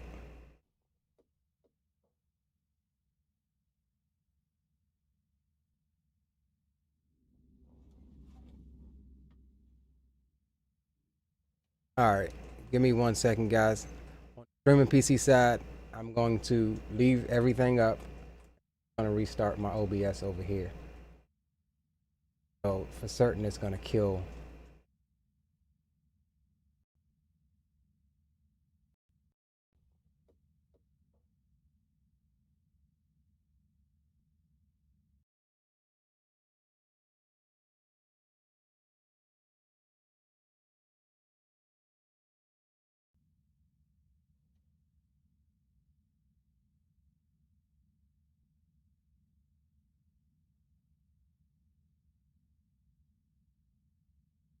All right.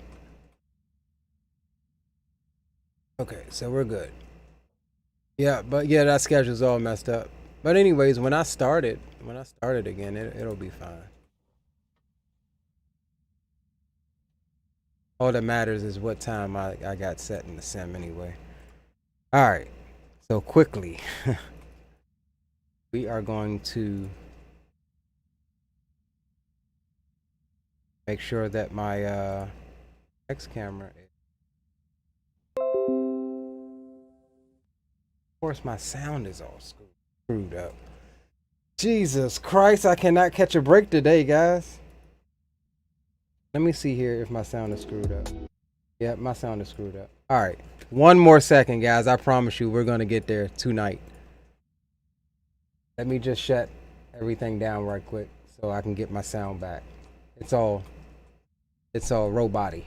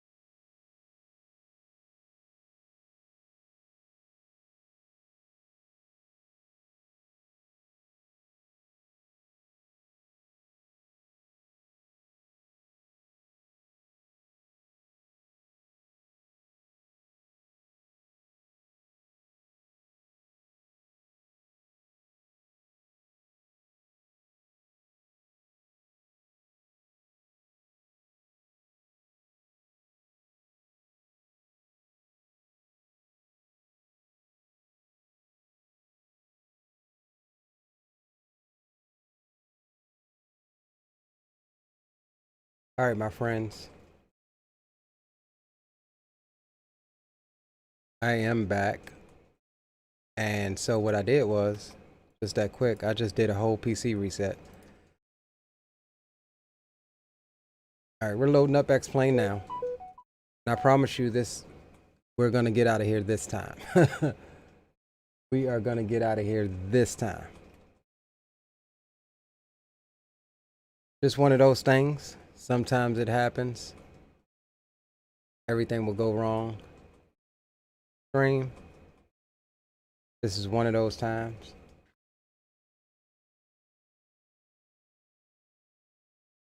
All right.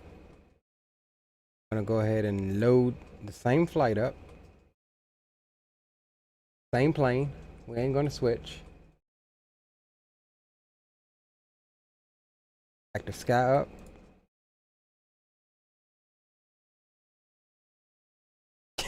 Anthony says, don't make any promises. I mean, we going same plane. I mean, if the plane does something now that causes a crash, then I'm just gonna be done with it for the day and just reinstall the plane. But yeah, there were like 2 times where, you know, I caused it. Like I caused that last one because, like I said, I clicked on the another game and it just completely trashed my game. So it's all good. It happens. I just need to slow down a bit. That's all.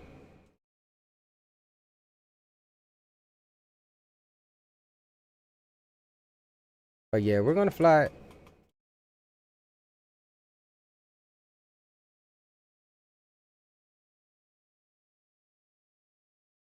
We are going to fly it 5X. I'm just creating my flight plan now since I had to restart.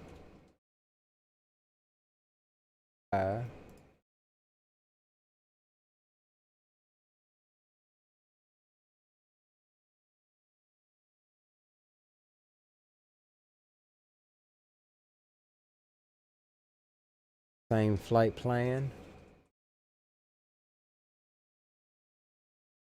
All right, we're just loading up. Be good.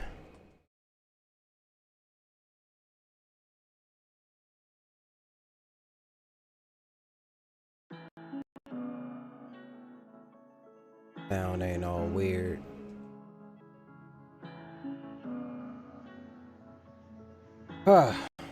Third time's the charm, guys. X-Palette screwed me, then I screwed myself. Third time's the charm.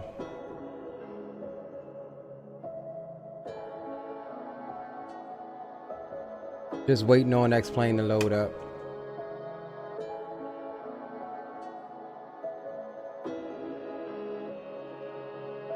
And we'll get up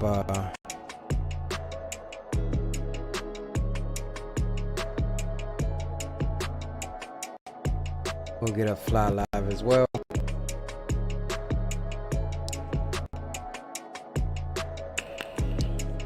I think it is, Anthony. We were in flight the first time, and like I said, something happened, something glitched. X-Pilot bugged out. It disconnected me. I didn't lose any frames or anything, but my game just froze. Then it came back, and as soon as I clicked on X-Pilot to connect back to Vatsim, X-Plane was like, nope, not having it. Like it completely, you didn't need that anyway. It completely froze, so I restarted. That was time number one. I restarted, got in, planned, and was trying to get up A-Cars for UPS Virtual, and accidentally clicked on another game, which it opened up DCS World. It opened up DCS World, my frames tanked in X-Plane, and they didn't come back even after I closed DCS World. It was sitting at 1 frame a second. And I was like, okay, well, only thing to do is quit. Restarted. Got set, and my audio was still jacked up. So I just reset the whole computer. So yeah, this is try number 3. Most of it probably user error on my part, but like I said, stuff happens, man. Stuff happens.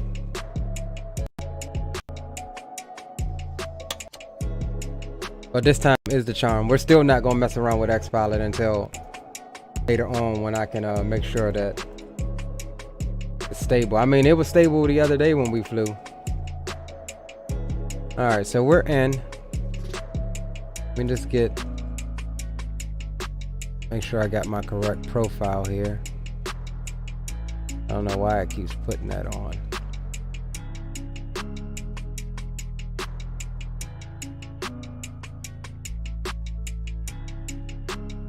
All right.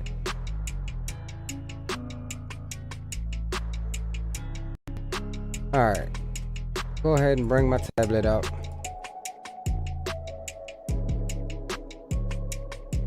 All right, 26702, still the same thing. On the fuel, do 25,000 in regular cargo weight, 10 pallets. Gives us a 0 fuel weight of 180. Optimize the CG, make sure maintenance is done. Get the stairs chocks. We're not gonna use the GPU, we're just gonna straight up APU it. Fuel truck, and get the doors open.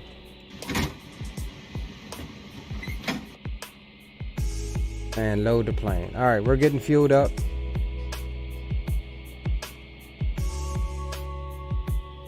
Anthony, am I coming in choppy? Third Coast Media says I'm coming in choppy. Is that coming through on your end? Or is it coming through on your end, Third Coast? You might need to you might want to drop yours down to 1080p or 720. It could be because I'm streaming in 1440. Battery on. Anthony, let me know if I'm choppy or not. Standby power on. We'll get the buses on. Fuel switches can come on. Start the APU. Okay, yeah, Jace, try to drop the quality down to either 1080. I don't know what it's got you at, if it's trying to pull the 1440 for you. Alright, so we're spooling the APU up now. Plane is getting loaded. We're gonna throw this flight plan in one more again, right quick. And we're gonna be off.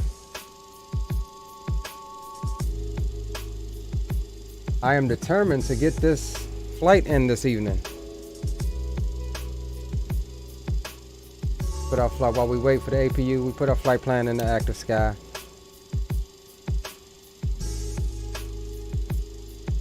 Where we going? K, PHL. 35,000.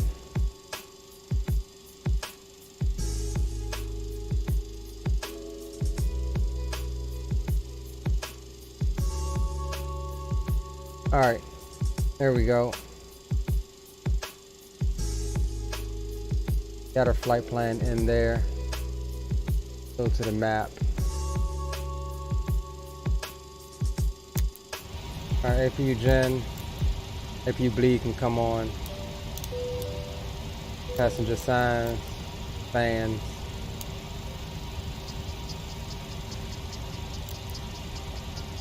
All right, let's jump down here one more again.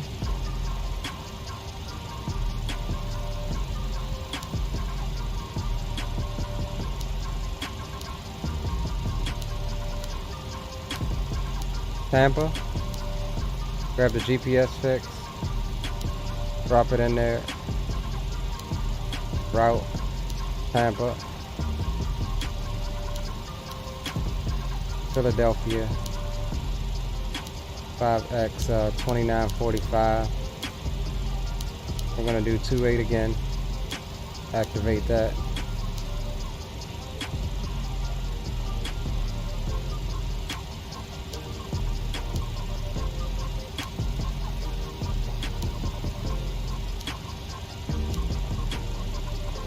All right. Q99 to Poly.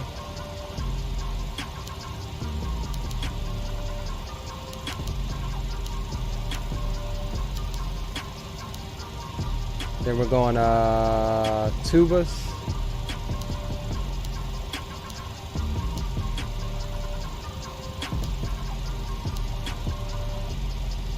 Fozzy.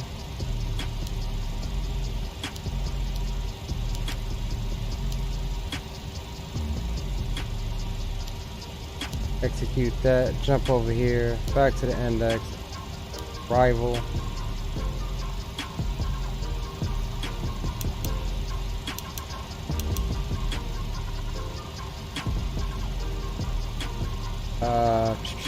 What was our arrival into FATS 3?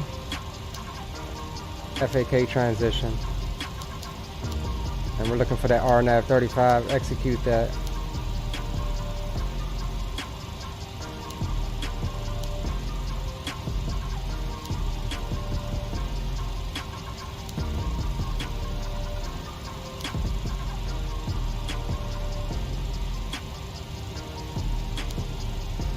Alright, what was the reserves for us? Reserves is 4.7. We doing 350 still. And we going 150 on the cost index this time. Take off. We're gonna do flaps 5. 4.2 on the trim. 4.3. 146 rotation. 151. That's 166. Flight directors can come on. We're going directly up to flight level 350. We're not even gonna mess around. Said last time on the last attempt. Anthony says, just so I'm right, Ortho has to go all the way on the bottom and the overlay goes right above it. Yes. And if you have anything that says like mesh, HD mesh, which you probably don't at this moment, that will go below the Z Ortho. And when I get a second here, once we take off, I'll show you what I'm talking about. Just in case you're confused. All right, looks like we're all good there.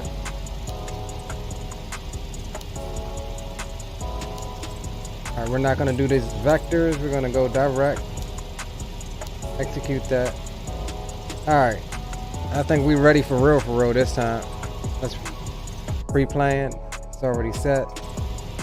X that. Carefully, let's open up our ACARs. Lights. Start the flight. Alright. I think we're officially ready this time, as long as we don't get jacked up. That ain't gonna happen. I think we're good this time. Let me just start my butt kicker module.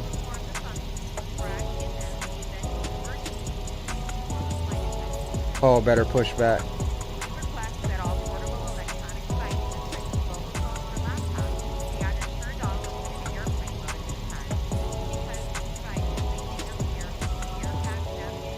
And let me get you your flight info up here right quick.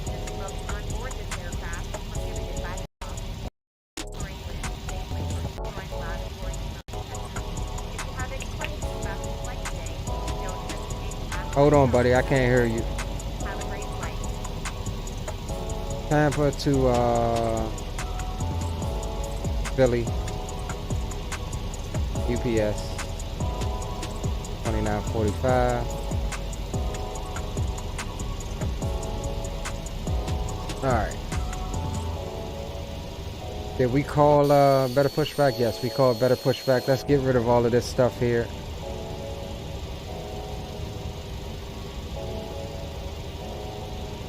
Close the doors up. Fuel truck, stairs, and chocks can go away. Loader can go away. That's good. Beacon lights can come on. Fuel pumps are already on. Yeah, go ahead. Auto brakes can get set to RTO.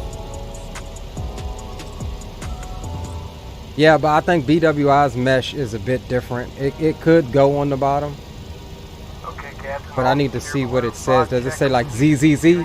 Anything that says like ZZZ goes below your Z Ortho. Go ahead. Goes below your Ortho. All right, everything is good here. Set pressurization to auto. Got bleed pressure. Brakes can get released. Copy. Brakes released. Clear to start engine. All right, we're not gonna waste no time. We're gonna go ahead and roll on engine number 2.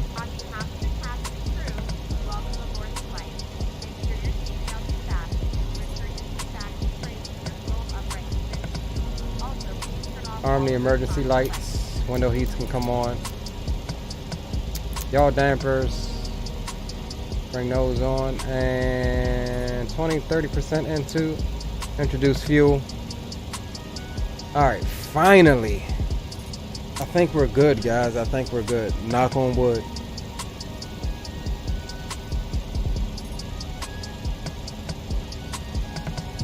Alright, let's see what you got there. V-trees.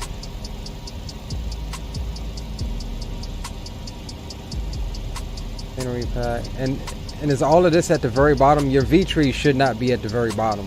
I'll tell you that now.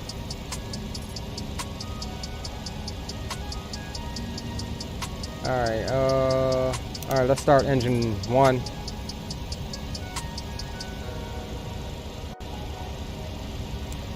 Set the cabin temperature.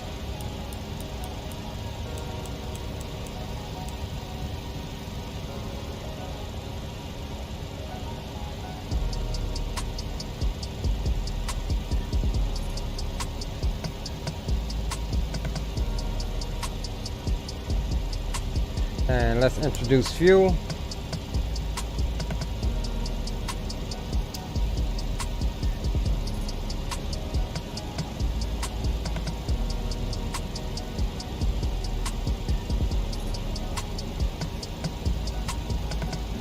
And we'll go ahead and come down to flaps 5.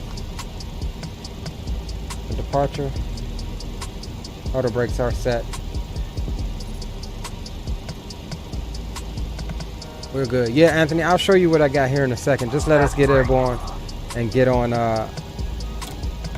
VPath, and I'll show you what I got, what I mean. All right, so we're waiting on the tug to release us. Engines all started. We'll go. Gen 1 and 2 can come on.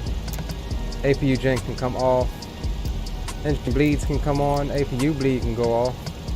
APU can get shut down. Packs can come on left and right. Overhead panel looks good. Taxi lights can come on. And we're just waiting on him to release us and get up out of our way. And for real this time we're going. Let's just double check the altimeter here. 3002.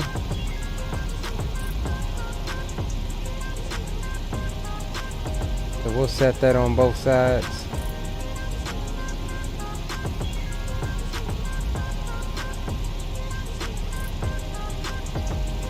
All right, there he is. There's the pin. We're good to go.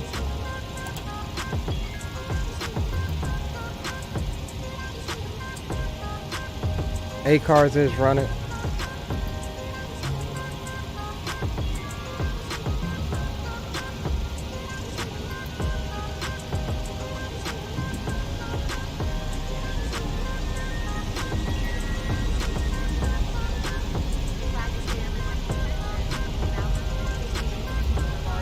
Taxi lights are on. Wing lights can come on, and for real this time.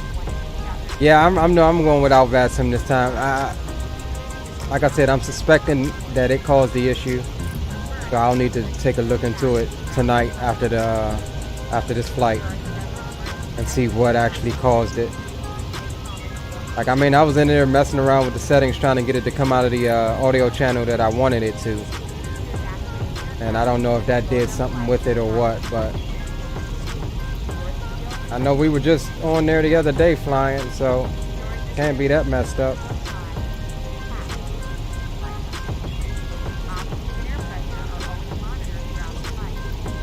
Alright guys, we're gonna get us a good Southwest taxi going on here. Get down here and get out of here. We're running 150 on the cost index, so that should help us get up to cruise altitude a bit faster. UPS won't like that. Burning more fuel to get up there, but more money on the delay. Alright, so we're gonna landing lights on now, and strobes can come on now because there's gonna be no delay on this departure here.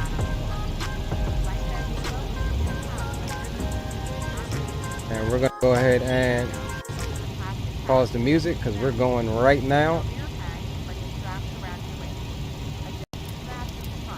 We'll arm LNAV and VNAV.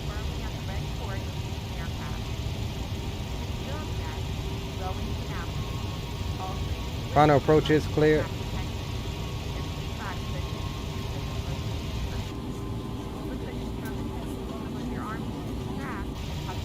And this runway has a hump in it, and I noticed that the last time. May have to mention something to Vertical about that, but there's definitely a hump in this runway. Alright, like I said, no delay. Forward pressure on the yoke. Let them stabilize.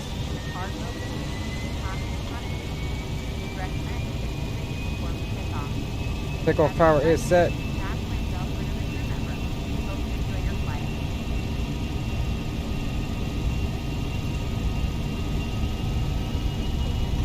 There's 80 knots. Release forward pressure on the yoke.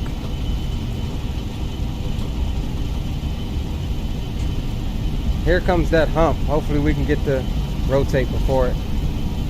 Alright, there's rotate. Right before the hump. Positive rate gear can come up. And immediately there's our turn. So we'll We'll get on to the flight directors. Firmware on up. Alright, there's climb power set.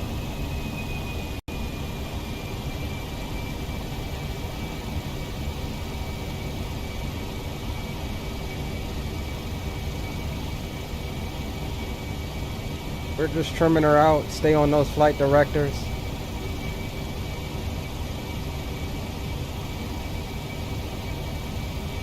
And we'll go ahead and engage Command L.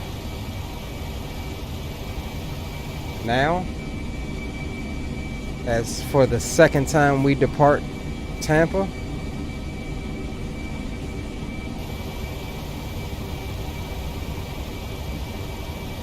Alright, speed check, flaps 1.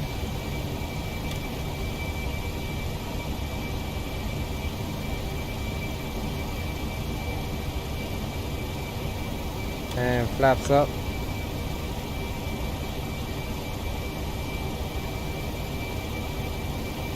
Alright, auto brakes are off, gear is off. We're good. Alright, let's come back on to the music, guys, since we don't have any ATC to listen to. We'll jam out for a moment.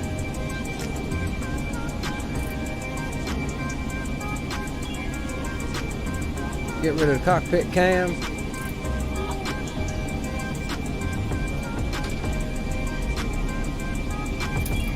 Get the hot air balloons down there. That's brought to you in part by a plugin that I just found the other night called Asha. The plugin that handles smoothing out X-plane shadows and things like that without the performance hit. But it also has some extras like forest fires and hot air balloons and stuff like that. Which hot air balloons and forest fires are in X-plane by default, but Laminar disabled them. But Asha brings them back.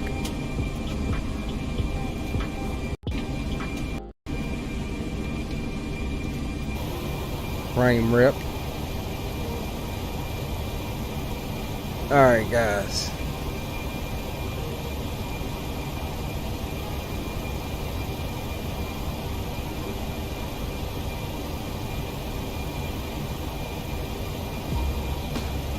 We are back in the air.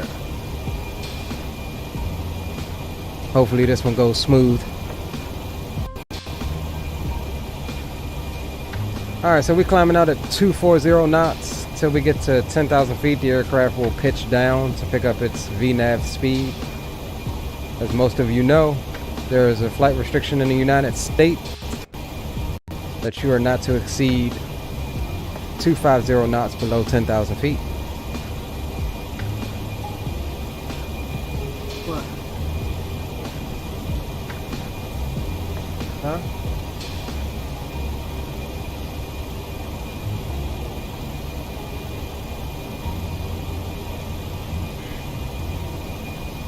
Oh yeah, we on our way now.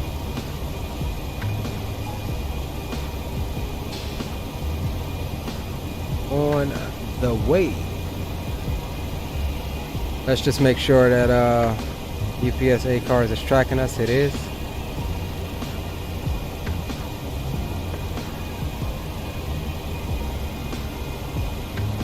We are good there.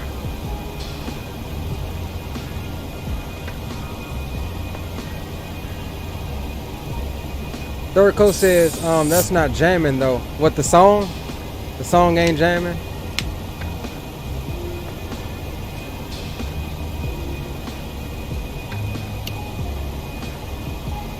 We got a lot of mellow stuff, man.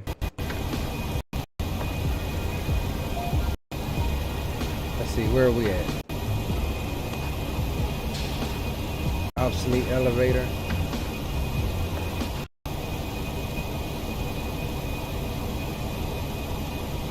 Yeah, he said, that's not jamming though.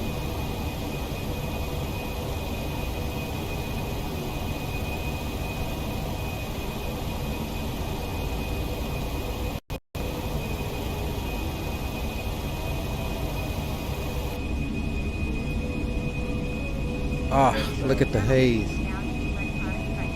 Alright, there's 10,000 feet. There's a pitch down to pick up our climb speed. Yeah, we're looking at a climb speed of 319 knots. That's that good old 150 cost index.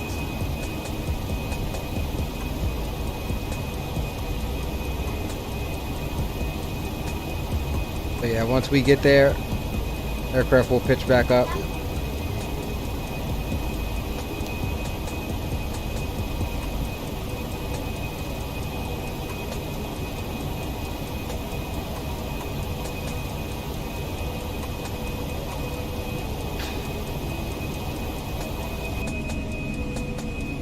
We look at the west coast, out into the Gulf of Mexico. The west coast of Florida, that is.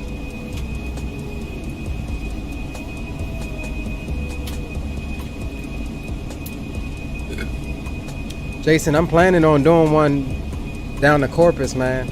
I just don't know where, like what flight I want to do. I know I gotta add a nice add-on airport for Corpus. Do they run any regionals, or is Corpus just like a little more like an executive airport now?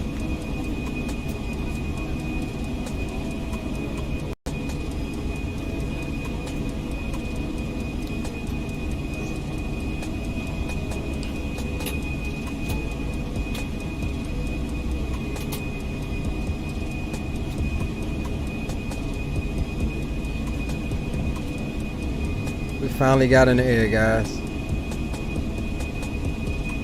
Oh, see, look, there's some forest fires there coming up. I mean, I don't know how accurate that is to Florida, but there's some stuff burning down there.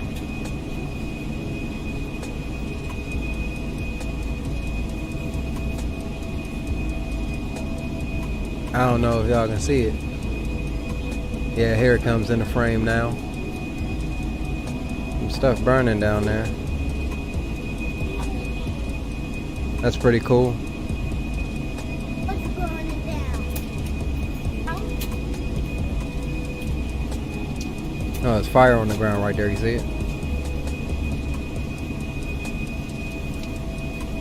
Huh? It's going behind the engine right there. Oh, yeah.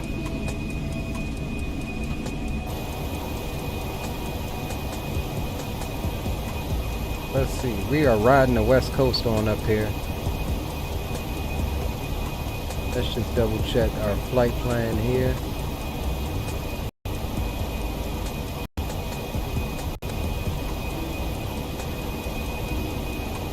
Man, and now look, now that X-Pilot's messing up on me.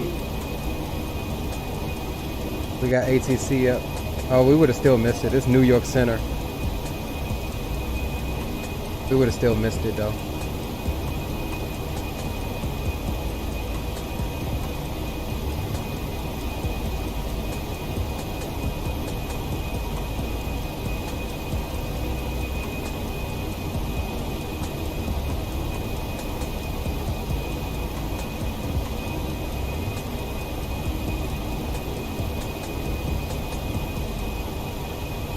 Alright, we're finally getting out of here, guys. Sorry about the delays. Third coast says international. Okay.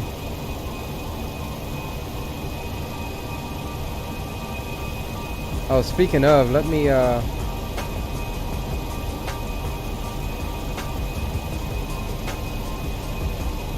see if I can show you what I was talking about, Anthony.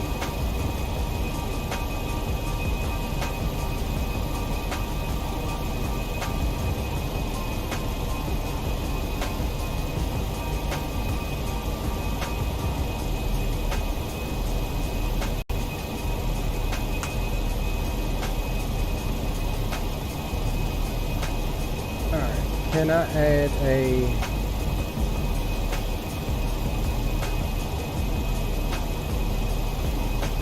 Alright. I don't know how well you'll be able to see this.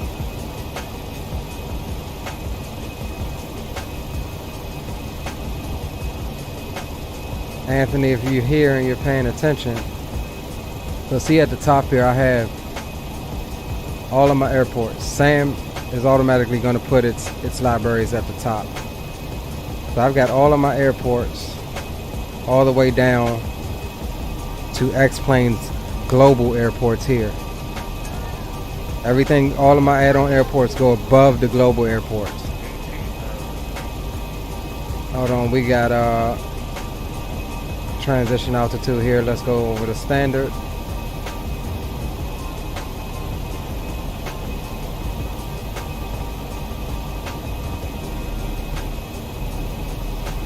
And let's pull back up. Display capture. Okay, yeah, so all of my airports go above global airports, then it's global airports, then everything right below global airports is all of your VFR stuff. So that's your extended lights, your V trees should be in this area. Anything to do with trees, forests, add-on scenery, VFR scenery and stuff. Like you see here, this is all of the stuff that come with X-Plane. That's all of your VFR stuff. Then below that,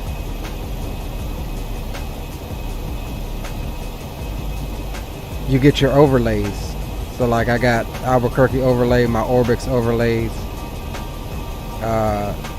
Southern California overlays, Z Tampa Orbix mesh. This is where it told me to put the mesh at. I could be wrong. That could be why there's a big lump in my runway.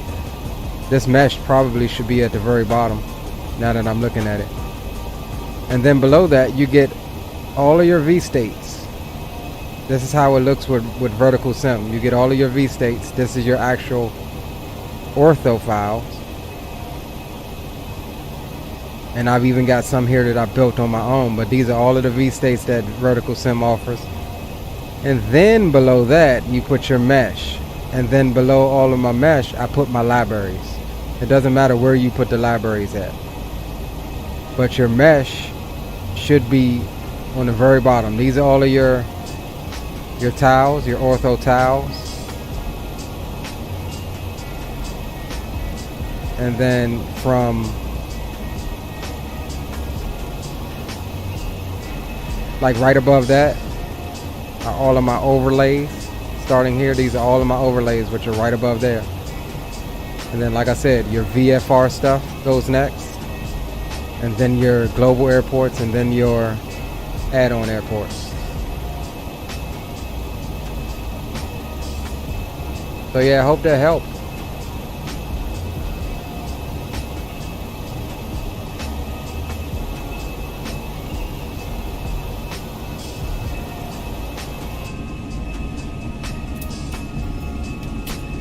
We cruising now.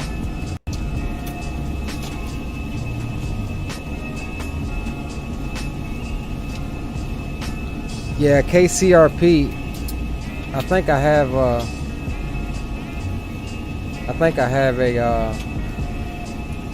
let me see if it's the same one right quick.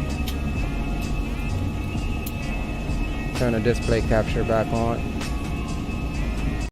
Show you the airport, the add-on airport by Vertical Sim right quick that I have.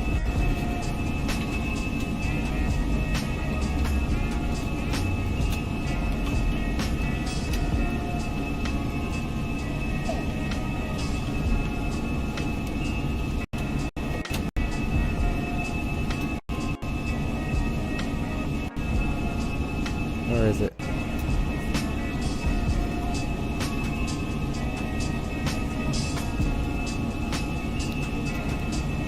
Tampa, New Orleans, BWI. Yeah, here it is. I have this. Alright, cool.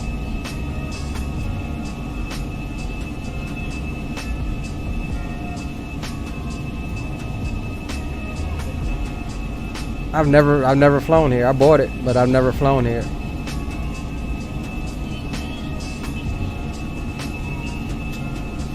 Looks pretty good. Yeah, we may have to get down there.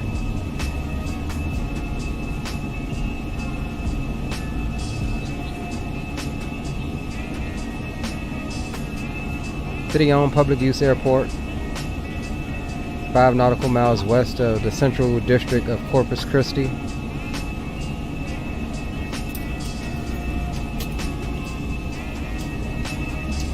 Commercial service, primary non-hub airport. Alright, cool. Yeah, we'll check it out. We'll definitely head down there for some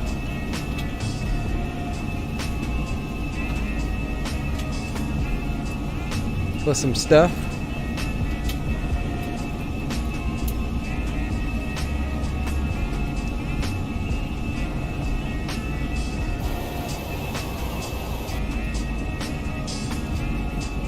Looking out over the Gulf of Mexico out here.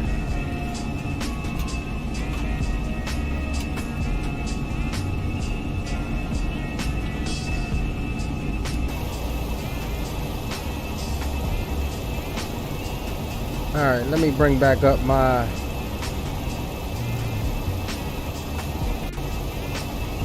Alright, cool. Yeah, we're about where we were now, where everything locked up on us the first time. Just southwest of Gainesville, Florida.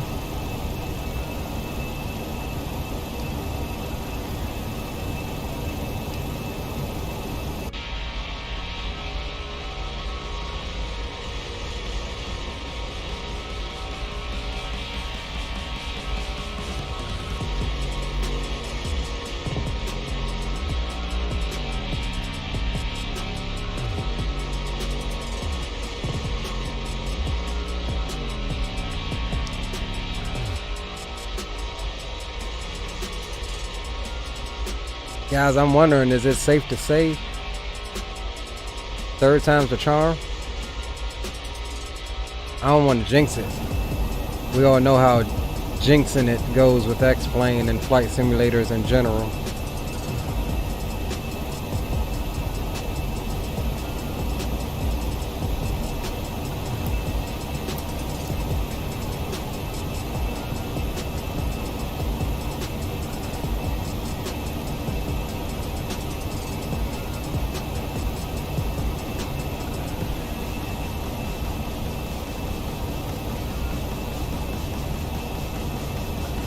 So yeah, we got our top of climb right out in front of us here.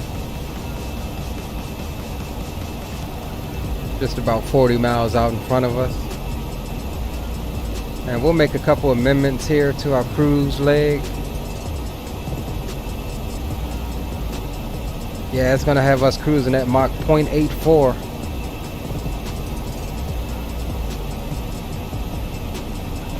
Our max is flight level 390. Optimal flight level is 360, but of course, because of the direction, we can't make 360. We got to stay at 35.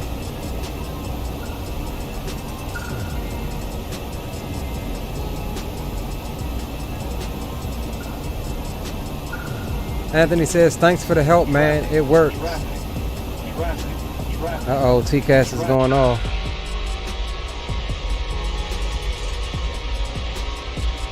I don't see the traffic. Must be a traffic global plane somewhere down there in the clouds.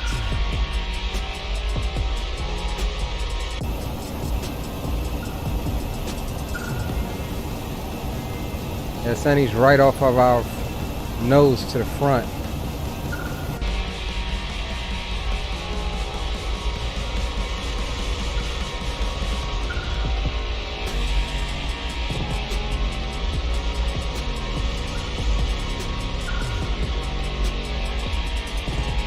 Yeah, no traffic. I don't see him.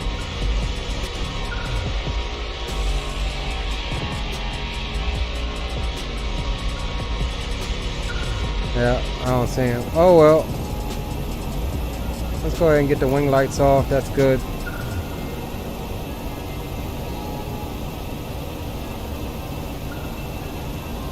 Alright, coming up to flight level 300. Looking good on our climb.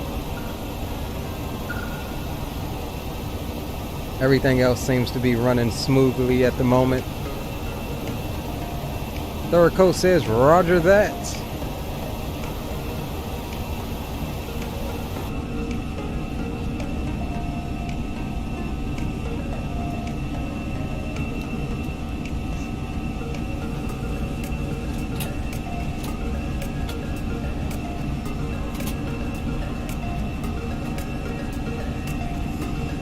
Yeah, again, definitely sorry about the delay, guys. Things like that happen sometimes.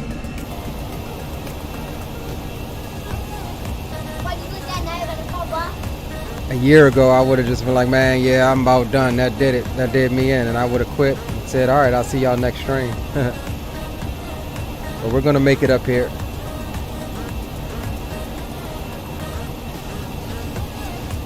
And let me check one more thing out. Let's see if I can get y'all a neat little link here.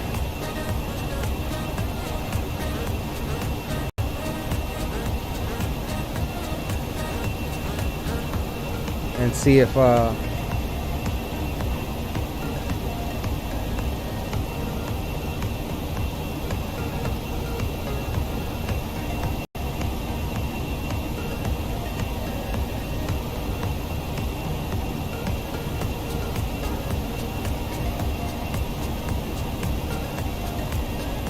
you know what? I'm gonna have to do it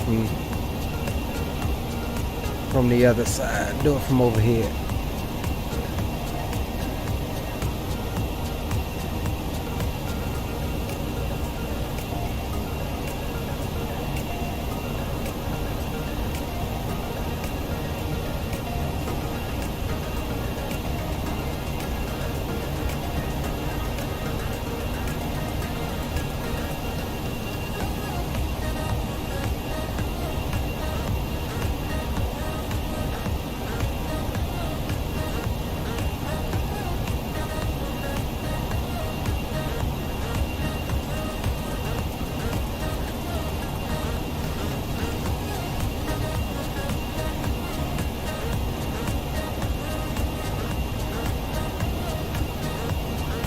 Is it gonna work?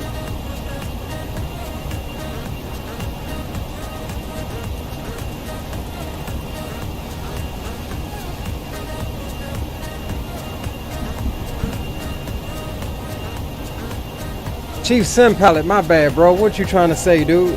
Streamlabs and done something and stepped out of line.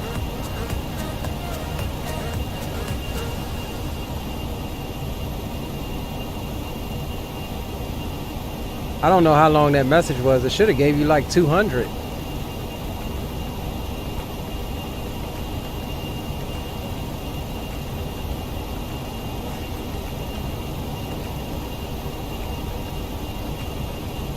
I'm trying to see here if I can. For some reason it's not letting me.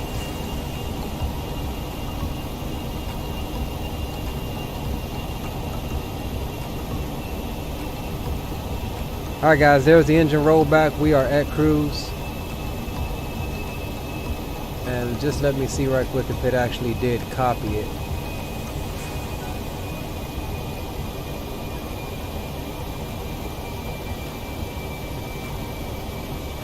It did. Alright guys, if you're interested, check out that link. That is, you can follow the flight live. Got all sorts of information on packages and freight and stuff that about this current flight.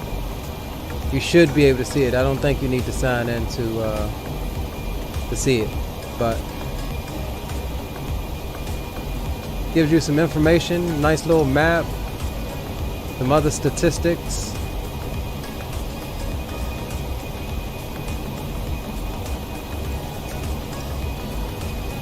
I think that's pretty neat.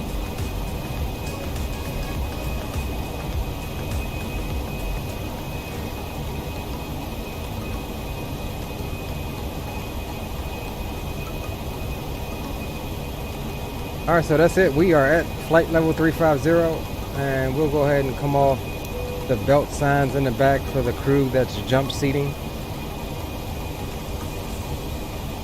And other than that, it's going to be a smooth ride on up to Philadelphia, city of brotherly love.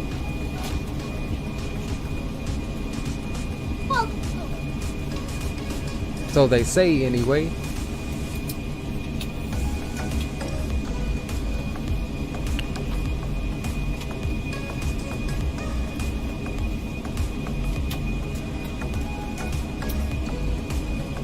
Yeah, it sucks that Vatsim was acting up because now we got DC Center on.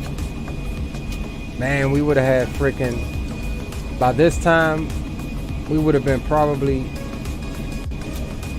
in South Carolina somewhere. We would have been just getting ready to hit DC Center's airspace. But we'll get that rectified and we'll have it ready to go for next stream.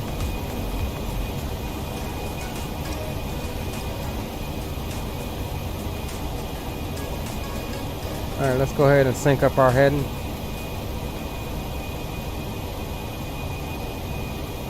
And we're cruising at Mach point 819.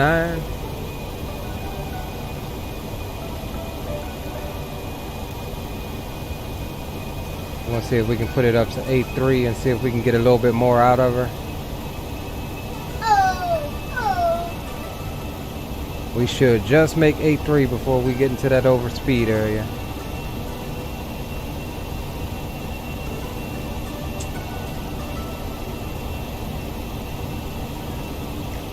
Yeah, this is not a very fuel efficient flight. Since we're trying to get there a bit quicker, trying to make up for some lost time. But it's all good.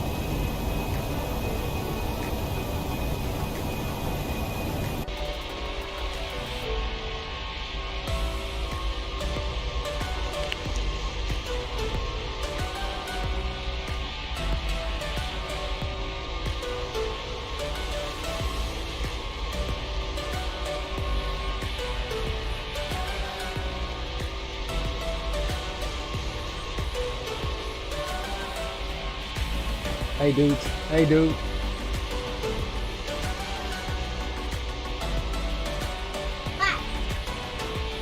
Hey, stop your brother. Hey dude, turn that AC down for me. It's cold. What? Hit the button, hit the mode button, turn that AC down. It's cold. Can't see, move your head. Yeah, tap it twice. No, the other one to the left. No, that's your right, to your left. To your left, one more. Hey dude, left. Yeah, thank you, Myra. Press it twice. One more. No. All right, now press it 3 more times.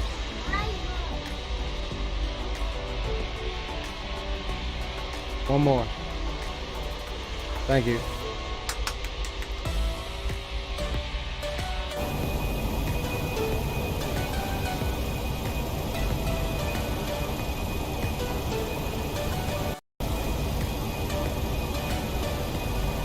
Alright guys, we are officially up out of Florida.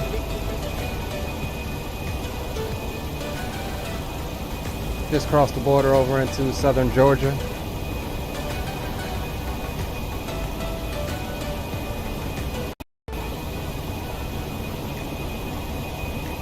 Move. Oh, move.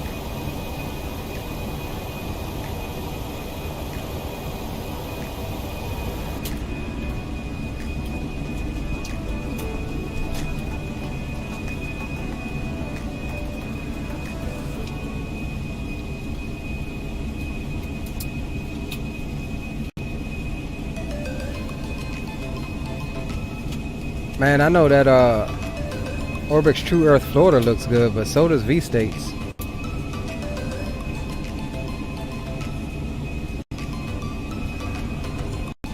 You can see the hard line here from V-States versus Orbix.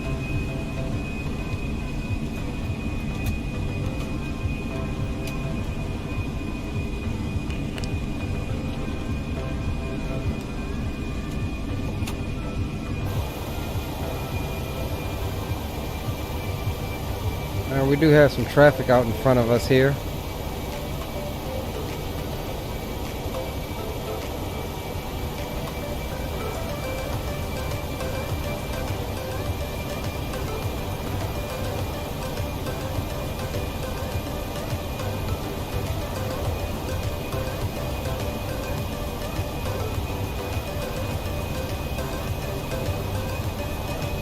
Weather reload.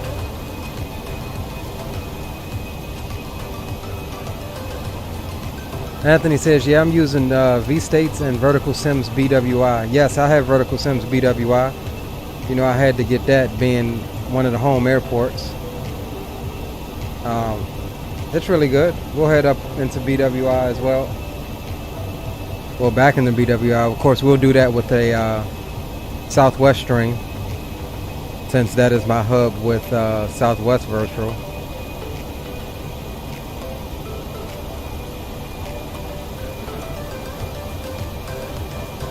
So Anthony, did you get all of the V states, every state that he had, or what?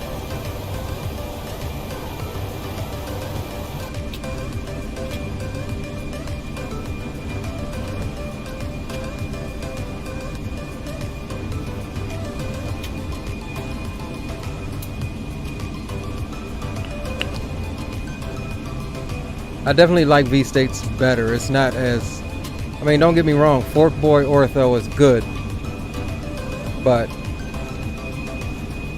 V states is better in the sense you don't have to worry about converting them, and they're color matched. So that's just my 2 cents about it.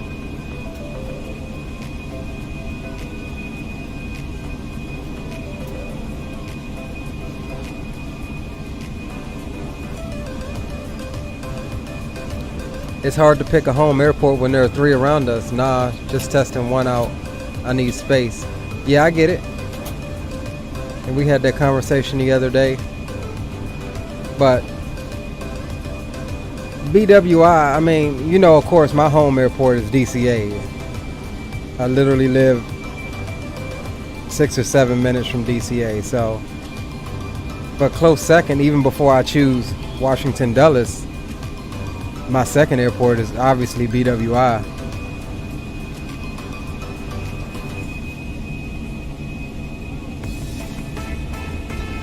And mainly, we don't have a good pay where Washington Dulles. There is supposed to be one coming out this month by Nimbus, I believe. So I'm looking forward to that one. Just a couple of preview screens that I've seen on it. It looked really good. Anthony says Vertical does a really good job with everything. Yeah, he does.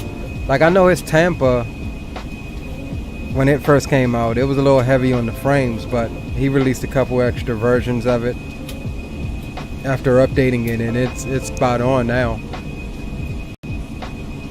I have pretty much, I think, all but maybe 2 or 3 of his newest airports. I have his Louisiana, Providence. I have all of them except for like 2 or 3 of the newer ones. IAD is an interesting airport. Yeah, it is. I mean, it's the international airport. It's huge.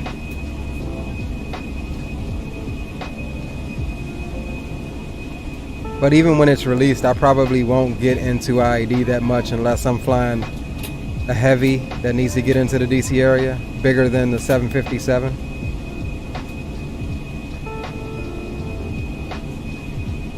But I think we had that conversation the other day on, well, no, I had that conversation with Chief over on his stream about long hauls. I can do a long haul, like that cross the pond event, I can do it, but I wouldn't stream it, dude. Like, my kids are, they're already here going crazy now, and it's just like, yeah, I can't sit here for 7 hours, 8 hours. And then get this, 7 or 8 hours, what if you're like on hour 4.5, 5, and then your sim crash? You know how pissed I would be?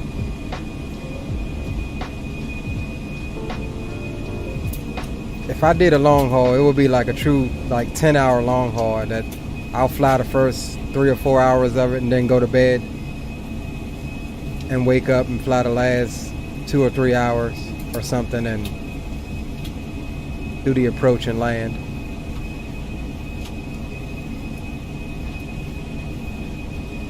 Oh, some turbulence here.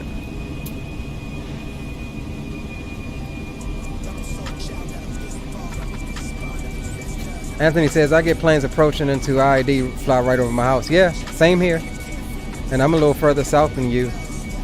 But planes coming from south, I get those guys coming into BWI over here. And the airspace, when you look at it, and you look at it on the chart, I mean, you're down at 6,000 feet on one of the approaches into BWI, and it's bringing you literally right past DCA. I mean, BWI in terms of air miles ain't but a hop, skip, and a jump. So it's not surprising. And Washington Dulles is actually fairly, close too. So anything coming from north, coming down to IAD, that approach is going to begin way out past Baltimore.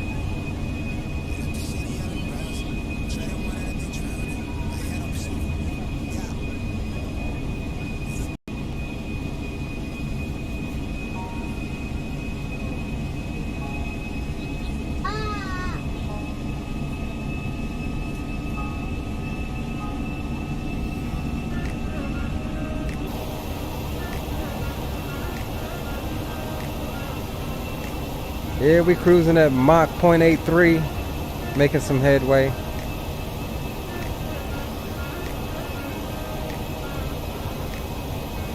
Nothing to report as of yet.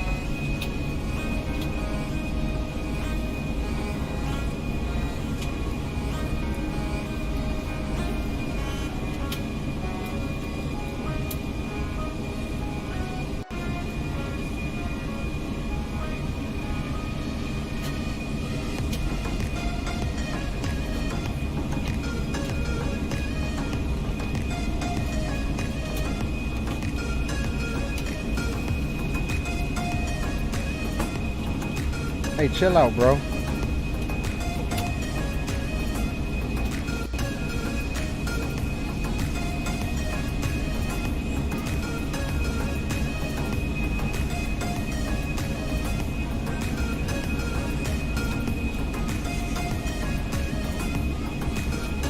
All right, so we are just west of Savannah, Georgia. Out here to our right-hand side. Savannah's out in this area somewhere.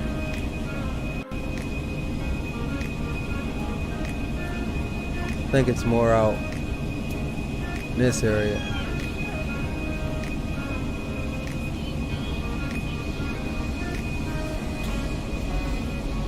I'm about to put him out. I'm about to put you out, bro. You tripping.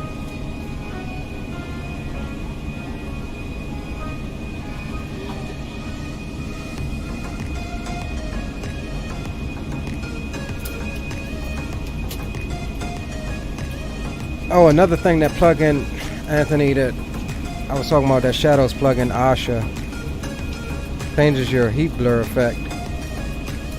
Makes it a little bit more realistic. Pretty cool.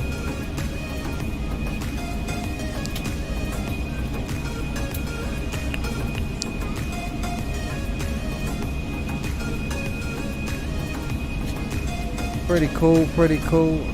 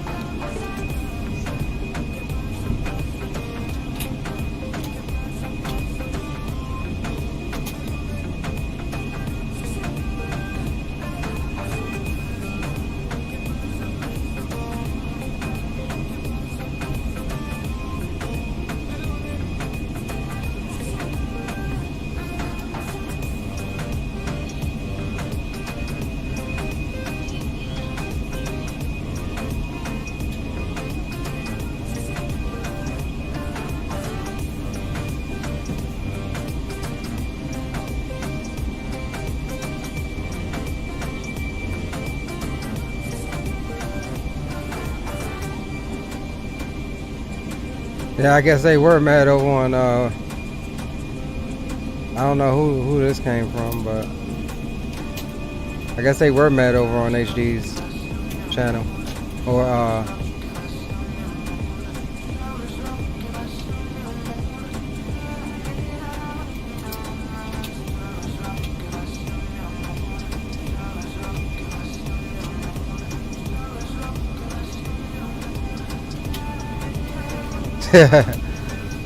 it ain't that serious, but okay.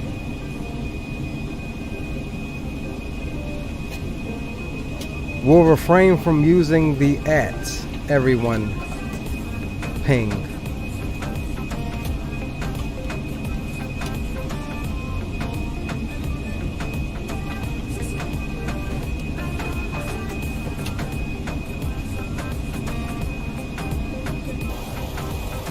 Anywho's back to our business.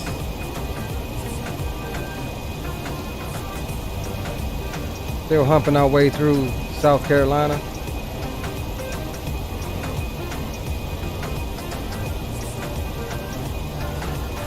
Hold on a second, guys.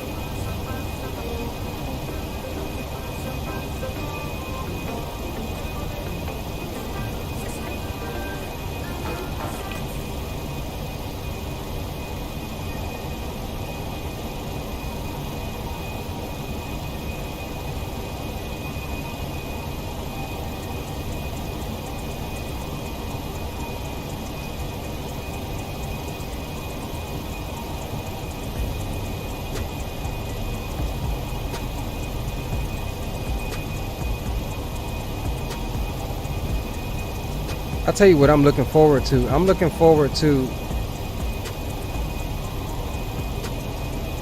that Level Up group releasing those new 737 projects. Thank you.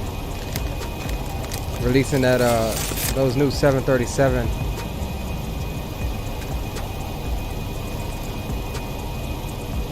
Chief says looking good. Gotta get the kids right. I'll be back. Roger that.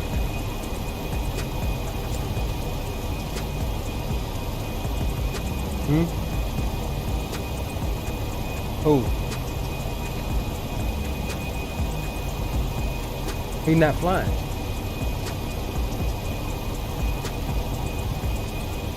Here, he not flying.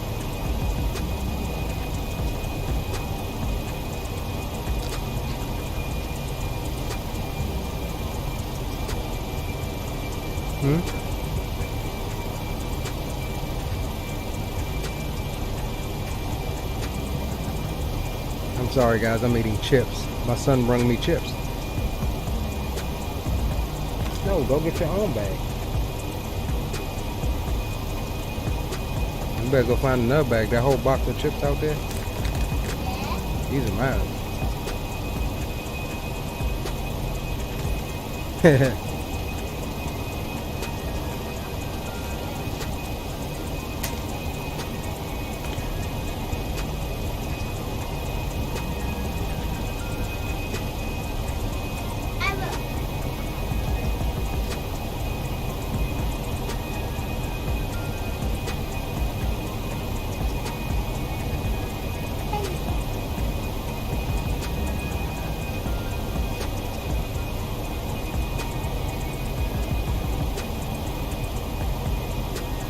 Yeah.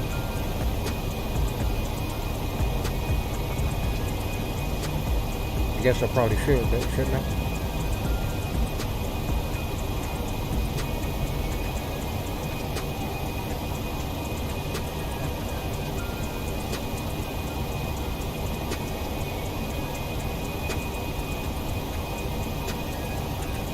What? I heard you.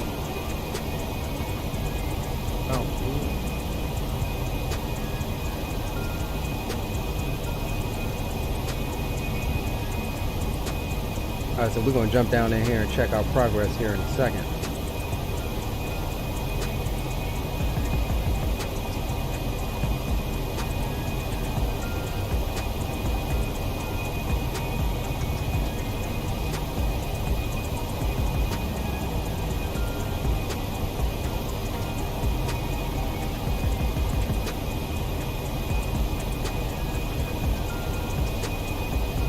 No.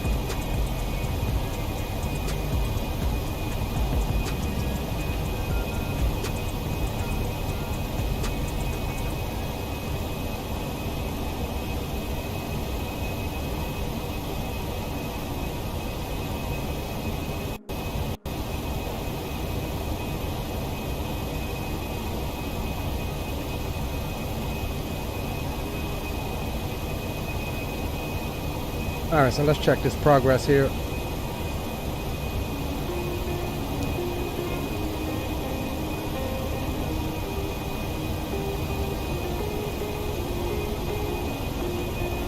Looking good.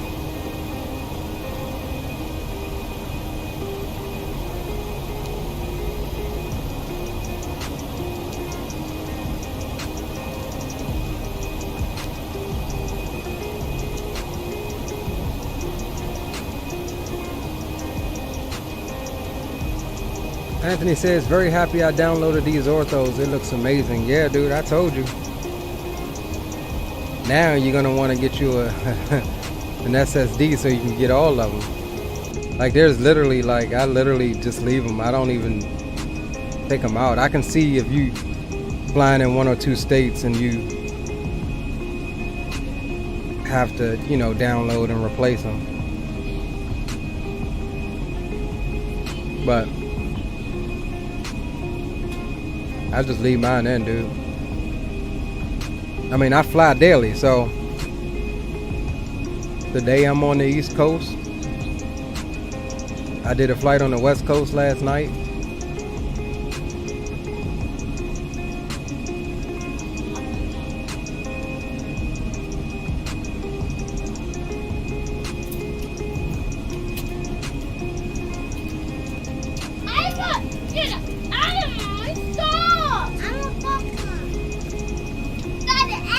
Go get your own bag.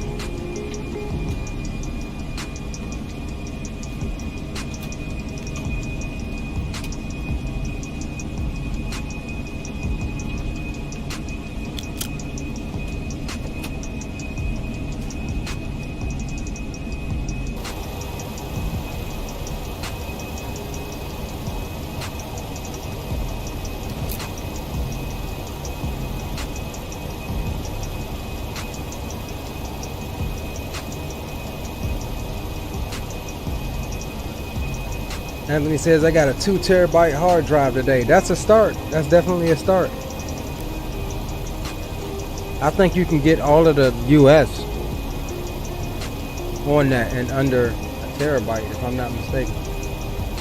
I mean, like I said, my SSDs are only 2 terabytes and I still got some space left.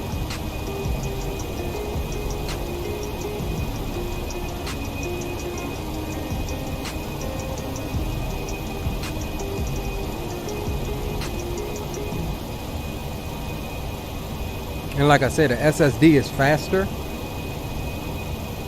But again, I used to have all my Ortho on a regular hard drive, and it wasn't really that much of a difference as far as speed that it would affect my flight at all.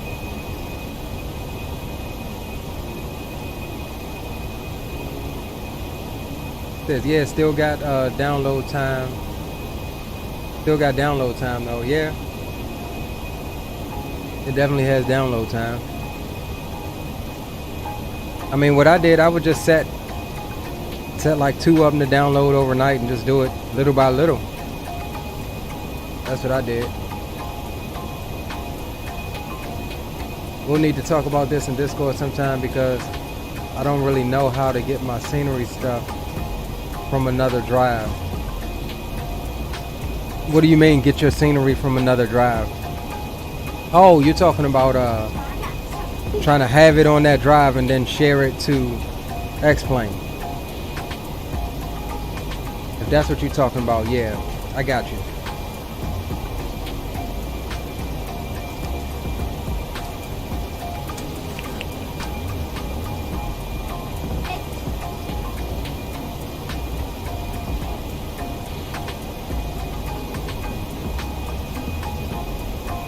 No, dude, move. No, move before you knock my auto throttles off. Alright, let me see if I can.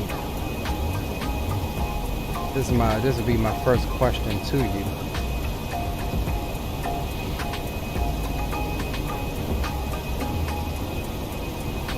Let me just bring this up for you right quick.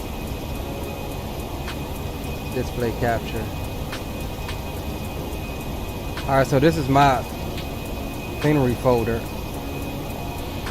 that's not in X-Plane. It's in X-Plane, but this is where I store everything. So if I want to send it over to X-Plane without transferring the whole 1 gig file over there, like let's just say Albuquerque, if I go to properties, you'll see that's a whole gig, just the airport, the whole gig.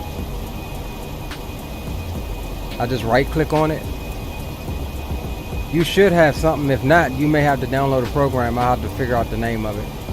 But you should have something that's called Pick Link Source. You right click on it, Pick Link Source. You click that. That basically says this is where it's pulling from. And then if I go back, go to my X-Plane installation drive, my X-Plane folder. What I'm going to do is I'm going to actually just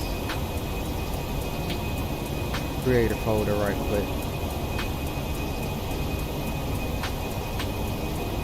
So if I go in here, let's just pretend this is my custom scenery folder. Right click, drop as. You can either do symbolic link or junction, but junction works better. Symbolic link just shares it. That'll work for some stuff. But with X-Plane wants to know that that folder is there. Like the symbolic link will, like I said, share it to that folder, but X-Plane will still see it as sitting in another folder. So that's why I use junction. So click junction and you see it drops it in. It has the little shared icon there. But when X-Plane looks at this now, it's gonna think that, okay, this is here where it belongs. You can do your whole custom scenery folder like that on another drive. You can do your whole aircraft folder like that. You can do, you know, everything like that. And anything, and the thing about the junction is anything you do in here, say it's an aircraft folder, and you want to go in and make some changes, add sounds or anything like that. If you just go into your shared folder that's inside X-Plane, copy your new sounds in, it will transfer over to where your storage is here. So like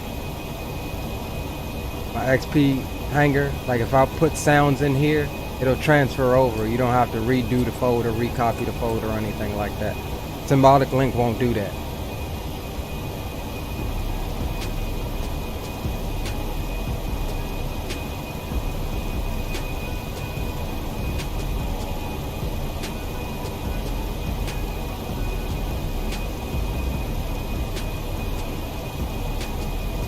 So hopefully that was a little bit more insight for you. Anthony says exactly what I'm talking about. Third Coast says, I wish I could fly with y'all. Man, we'll get you there, dude. We'll get you there. Anthony's not flying with me tonight. He flew with me on last stream, but just me, myself, and I tonight. But yeah, we'll get you there, dude. Once everything settles down and gets stable, we'll definitely figure out figure out a way, bro.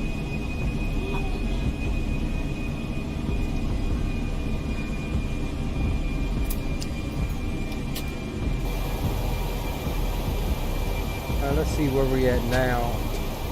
We're getting ready to hop up into North Carolina here in a minute.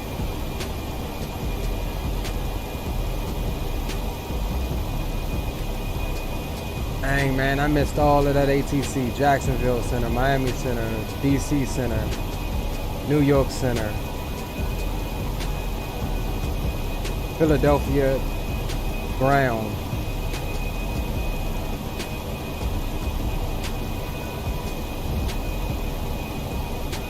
Dulles Ground, Washington Dulles Ground is on.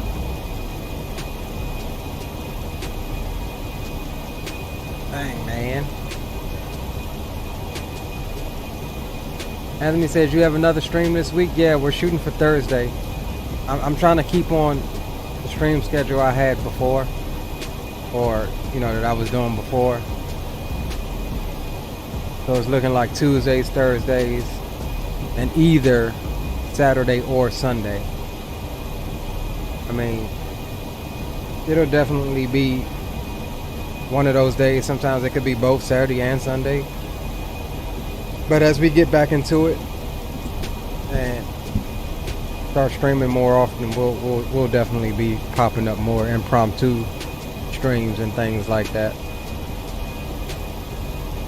And then, like I said, Anthony, we also have the Microsoft Flight Simulator, but I'm gonna be honest, I don't necessarily like it as much as everybody else. It looks good, but it has the same issues. It crashes on you. That happened to Chief earlier today on stream. It crashes on you. It does all of the same things. It looks pretty. It looks better than X-Plane in some aspects, but ask me, does it fly the same? It does not. I go for the realistic flight dynamics all day, bro.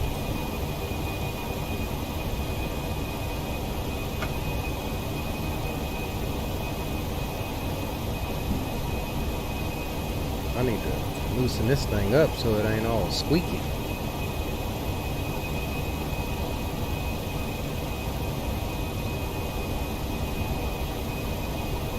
Alright.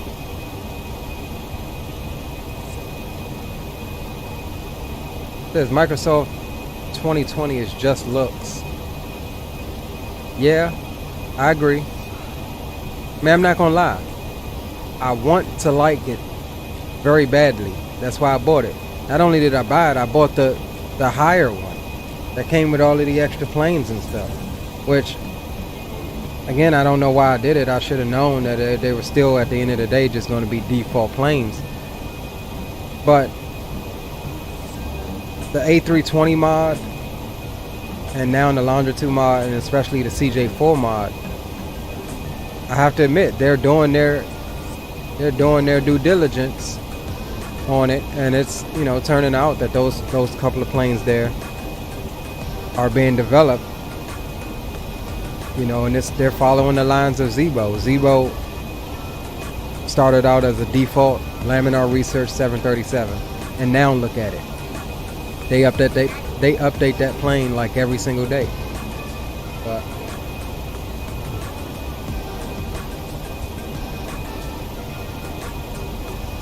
so, I mean, like I said, I want to like it. It looks good. I want to like it. It runs pretty decent on my system. But every now and then I'll jump on and do a flight, and I'm just like, man. It's when I go to land, it's just like something so unrealistic about it.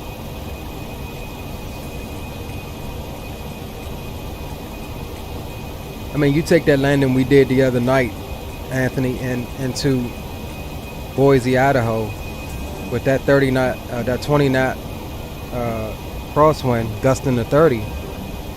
I felt that, like, you know, it felt, you can see it in the dynamics of the plane, like how the plane was reacting. You can see it. It's just not there yet with Microsoft.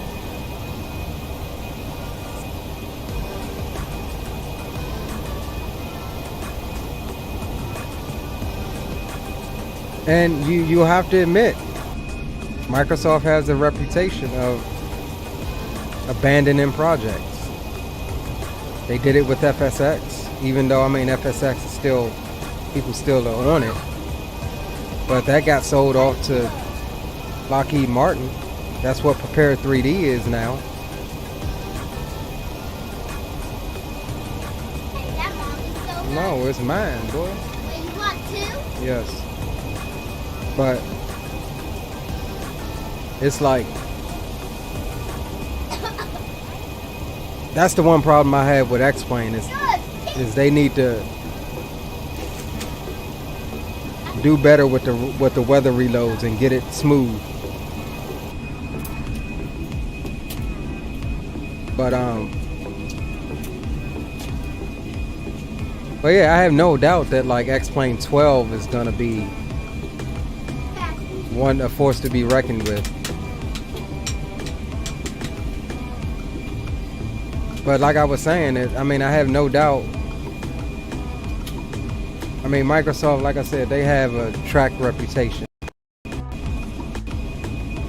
And not just with flight simulators. I mean, if we're talking in the gaming world, period, they want their foot in there. They have their foot in there. And they have, you know, a big corporation, they can get things done. But, I mean, I look at my experience when I was playing Xbox, when I was an Xboxer. I went through like 12 different Xboxes because something was always broken and their support was, at that time, was kind of trash. And all they could do was just, and it always seemed to happen as soon as my warranty was up.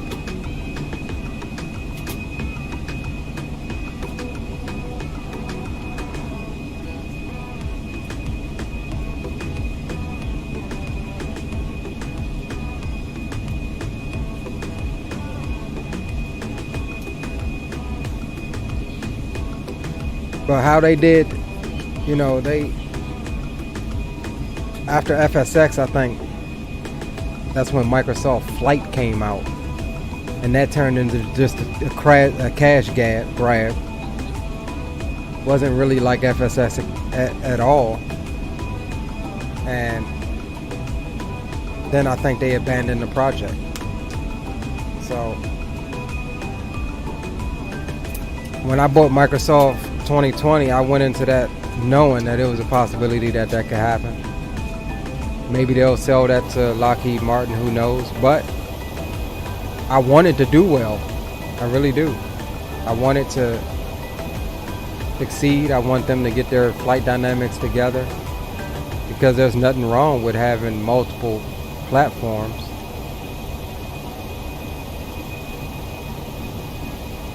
But right now, to me, it just ain't it. I thought it would be different with the Aerosoft CRJ. It does have a lot of extra features that the defaults don't. But even the CRJ, to me, just doesn't get my fancy. When I fly it, it doesn't make me feel like the dynamics are there.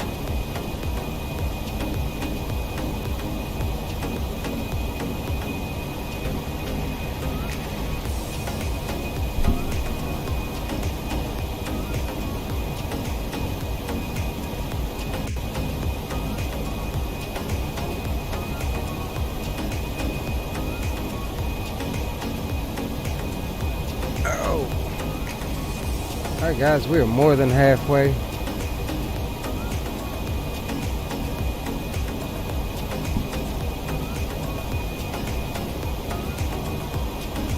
We're definitely up in North Carolina now. And we have a disco here. Our next waypoint is going to be our transition into the Star into Philly. I mean, look at that, Anthony. Transition coming all the way down here to North Carolina for Philadelphia. So it's easy to believe that their approach into Dulles starts out by your house.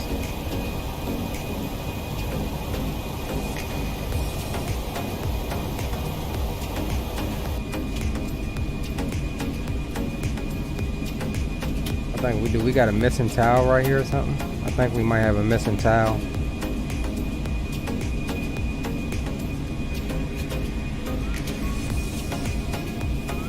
Yeah, I think we got a missing towel right there.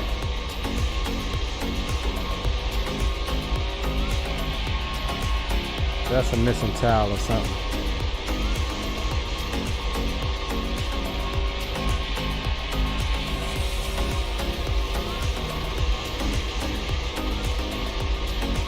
Yeah, some missing images in that whole towel there. We'll correct that at some point.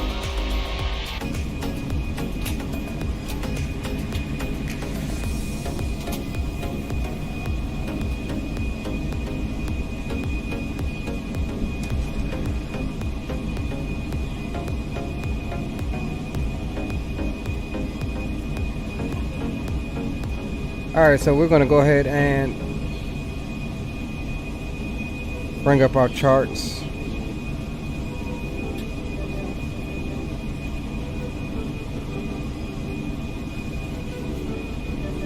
For Philadelphia, get ready to start making sure that our altitudes are good.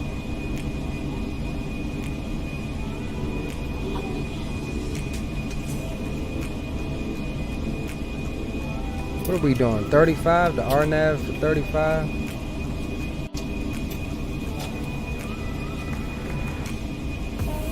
Yeah.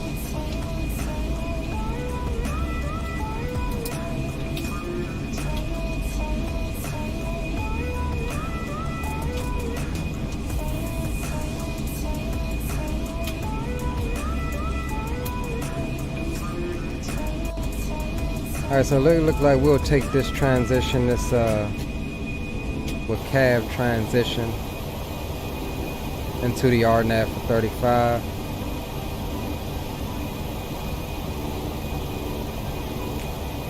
Nah, you know what? Hold on.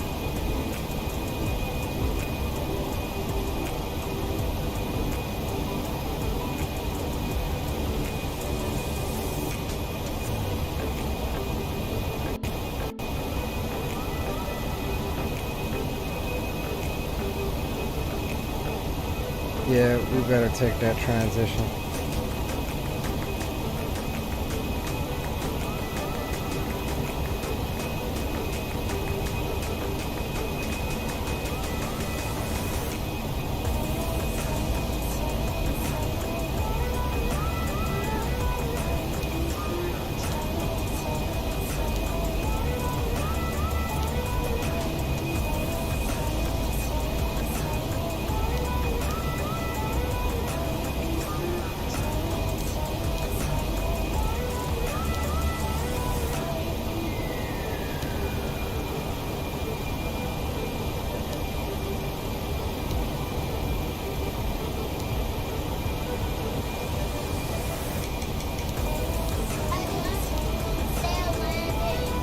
Almost, buddy. Alright, so we just put our transition into the FMC. And we're going to take a look now at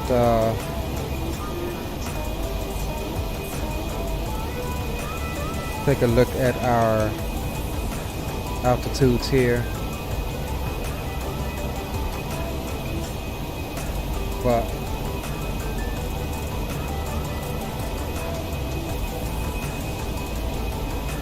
maybe.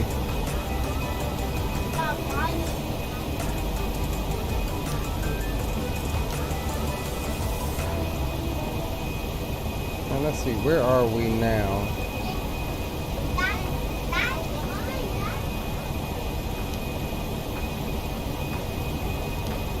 Okay, everything else is looking set for real.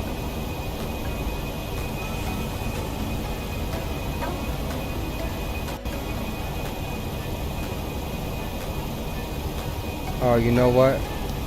That's why.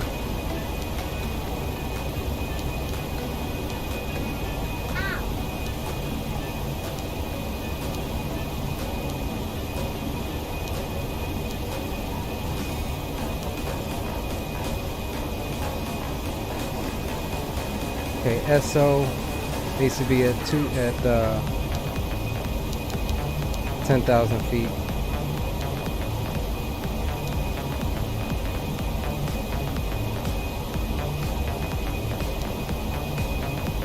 JBO, we should be at 15,000, so we'll do 150.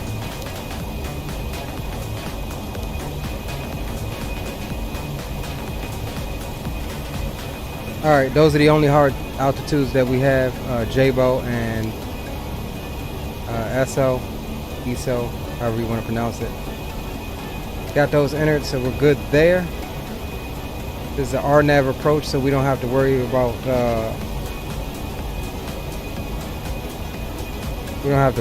ILS or anything. But let me just take a look before we commit to this. At the airport chart.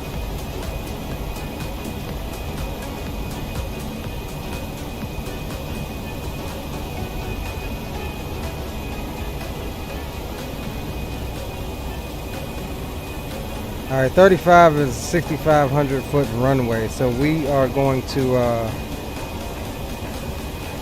take a look at what the weather is, because we may be changing that.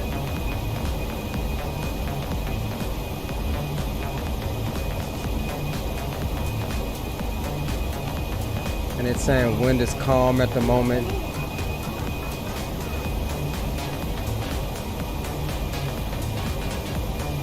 All right, so we'll plug in the ATIS on 135.925.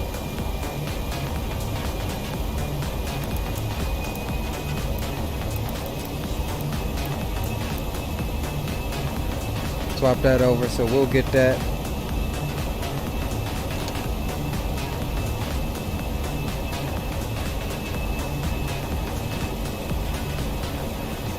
And we'll see, we may be changing this runway here.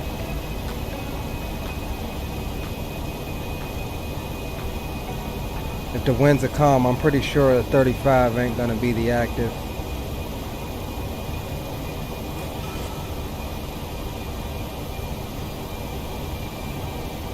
So we'll keep an eye on that, and we'll probably change that up. I care not to go into a 6,500 foot runway, even though this plane is more than capable of doing it.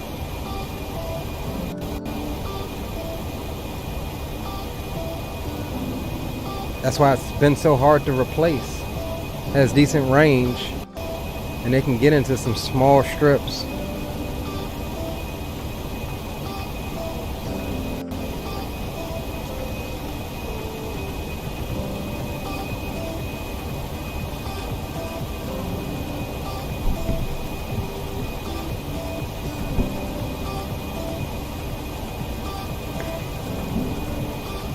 Alright guys, it looks like I see our top of descent peeking out here on our ND. Yes, we do.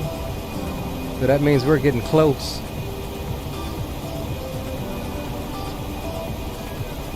And we're going to try to make this one a good one, whether we take 35 or not.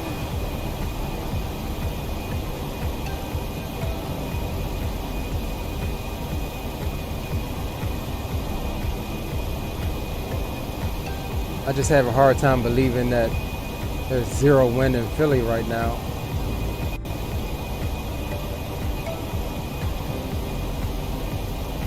All right, we're just coming across Durham, North Carolina.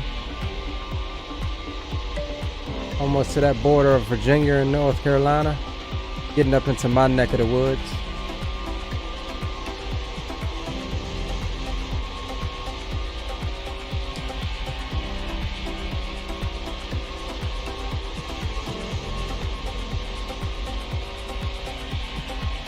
Man, do I still have...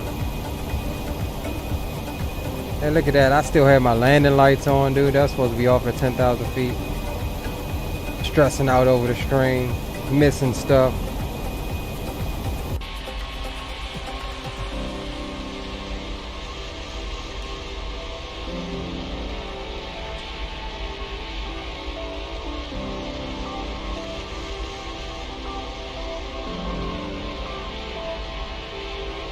We almost there, fellas.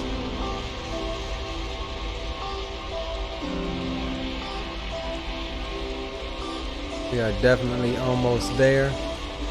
Guys, if you haven't done so, be sure you smash that like button for me. Definitely helps the channel out.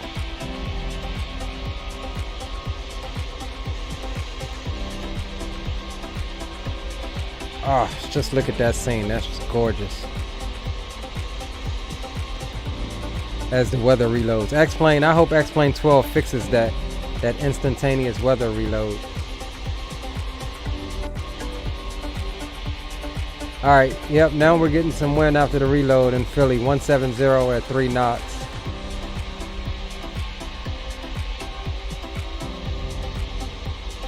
Which actually puts us landing on 17, which is the opposite end of 35. Still the same runway though. We'll see what the ATIS says and we'll go with whichever runway is the active. And we'll be prepared to put in some ILS information for guidance.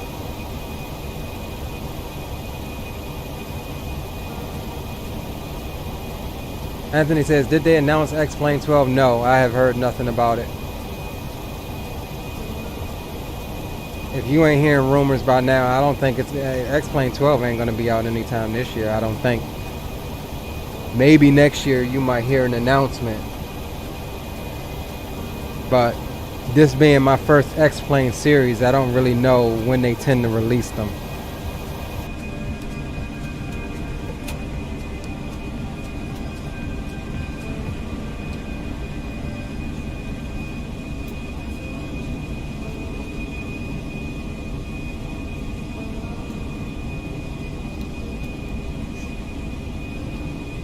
It'd be nice if we get an X-Plane 12, but the downside to X-Plane 12 is, you know, it's gonna be a level, unless they make it compatible, you know it's gonna be a rookie mistake, huh? What might that be? I mean, the weather just updated. So, but yeah, the bad side to X-Plane 12 is, you know, we're gonna have to go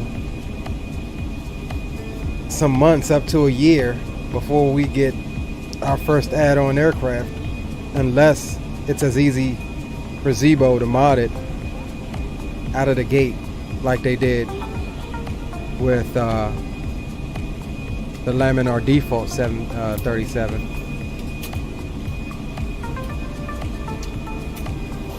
That's my only quarrel with X-Plane 12 coming.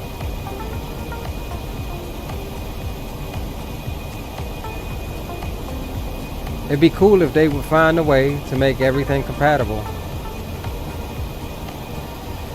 Like if this Vulcan and everything, that how they have it now, if they use the same code, find a way to better optimize it, find a way to make it run on multi-core support, to really take advantage of people's GPUs and CPUs and have everything compatible. What more could you ask for?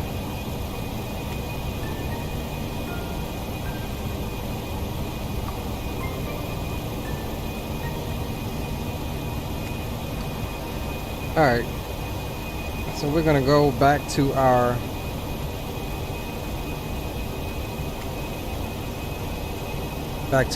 approach plate here, or our star chart, and we'll pull that up for you here so you guys can see it. We're running the FATS 3 right now.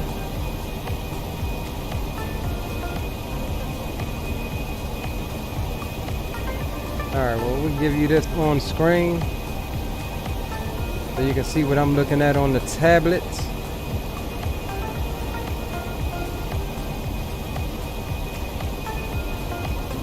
Alright, so we haven't quite came on to the star yet. You can see us way back here getting ready to make our entrance into the star. Our first constraint is going to be, nope, not Jared, because we're coming in on the Flat Rock VOR. That's going to be our transition into the Star. Jabo is our first constraint, expected 150, so we will make that. And as we follow the Star, our next constraint is SO, 250 knots at 10,000 feet. And then we'll either, from FATS, hopefully we have the ATIS by then. But from FATS, we will either veer off to the left here, come around and pick up runway 9, or we'll continue out to the right here and pick up 17. Because this is 17 here. This is the only runway going north to south. So that's the plan. The winds are favoring 17 right now. And actually 17 comes this way from north to south. So we will be entering a downwind coming back around and doing it that way.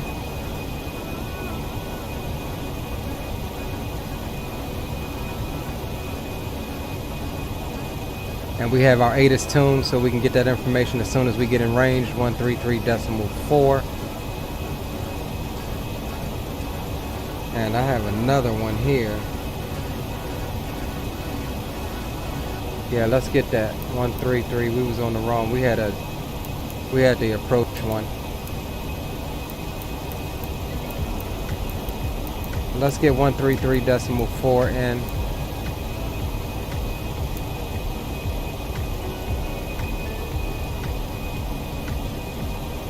As we get a frame rip.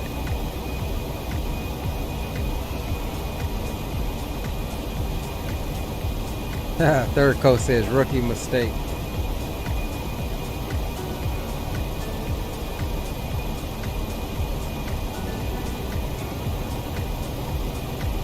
Alright, so like I said, we have two constraints on this descent. We're going to bug down to the second one, which is 10,000. So we'll reset our MCP altitude to 10. And the aircraft should take care of the first constraint at 15 because we have it set in the FMS.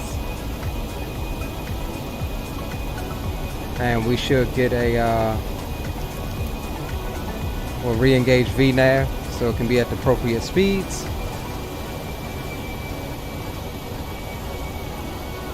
So we should get a decent descent here. Right now we're getting the left crosswind at 49 knots out of the left side.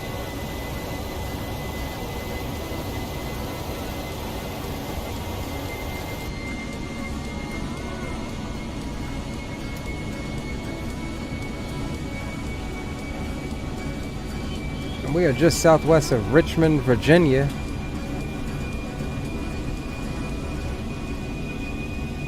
Once we get up near Washington, we'll be making a right-hand turn across the infamous Chesapeake Bay, a bay in which I often go fishing. And it looks like we'll be coming right across. Oh no, we'll be passing south of the baseband bridge.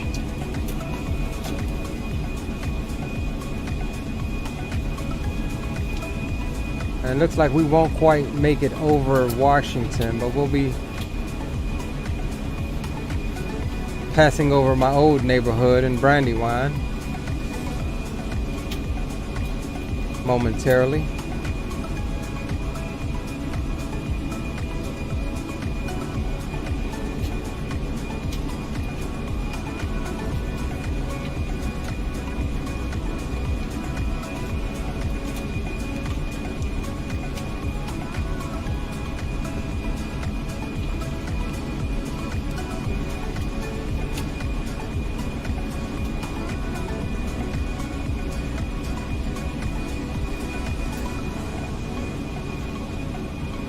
We are looking good.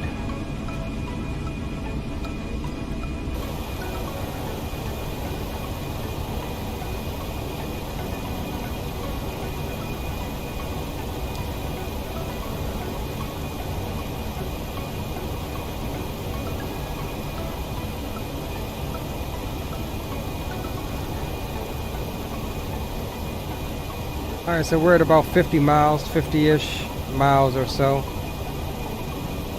Still top of descent.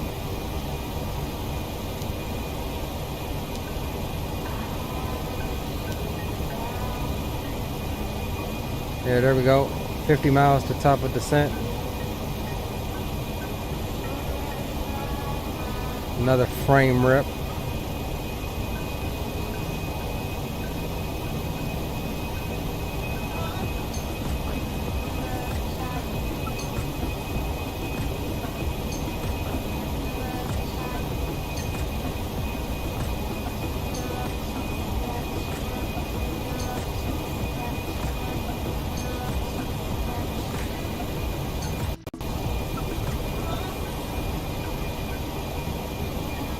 Yeah, but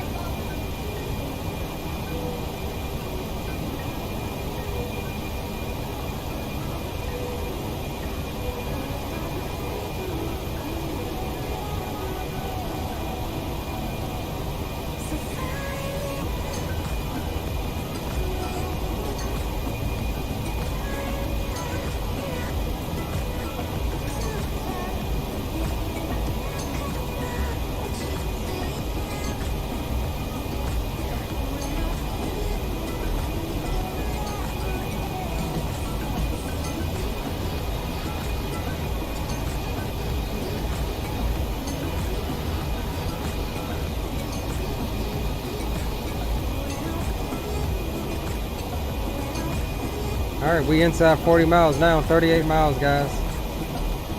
Until top of descent.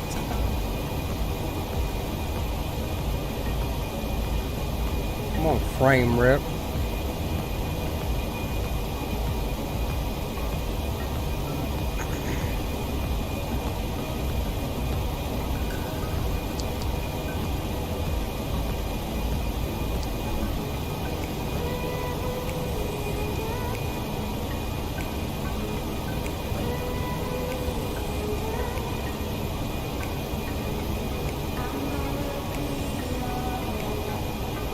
Good to go.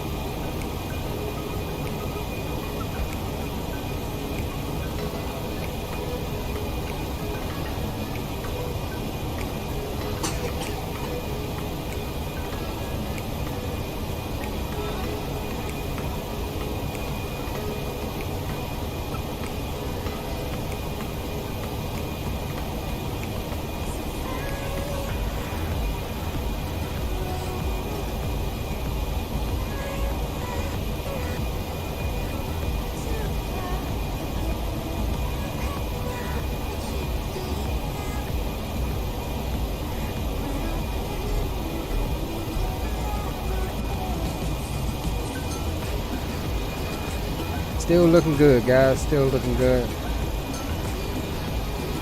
Looks like we're making good time on the A-car system.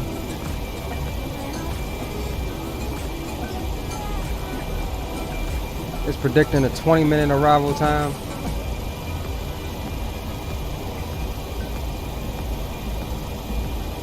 Though I believe that can be a bit off sometimes with the A-cars. But nonetheless, 160 total nautical miles to go.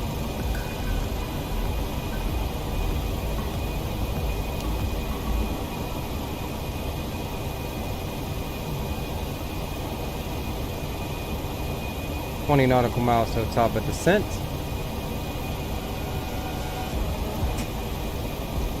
We'll bring the range in to 40.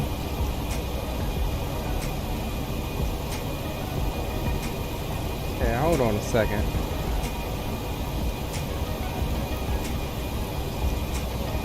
Okay, there we go. What?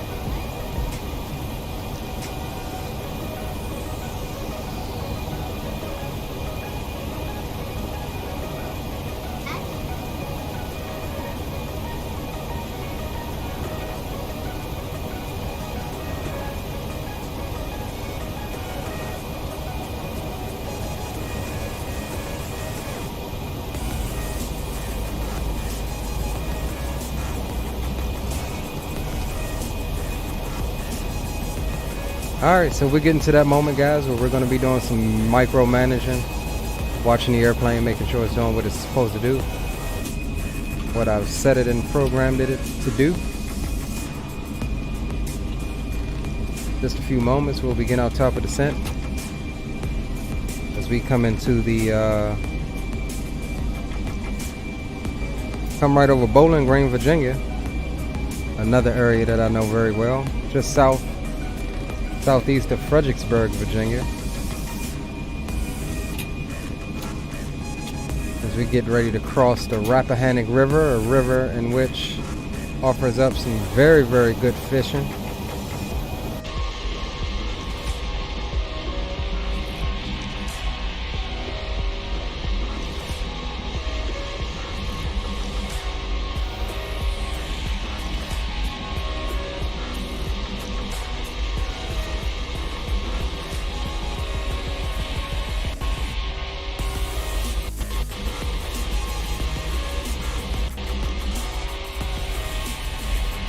This next big body of water that you see up here is the Potomac River, which will take you all the way up, and it's actually the river that DCA sits on up there. Another river that down this end is good fishing.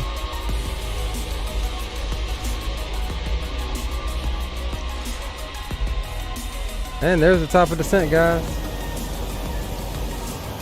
FMC message probably want us to apply some speed brake. Drag required, so we'll give it some speed brakes. Pop out those spoilers like so.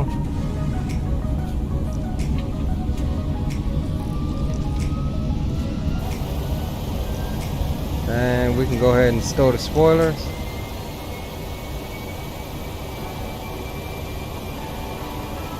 As the aircraft is screaming for 2 knots.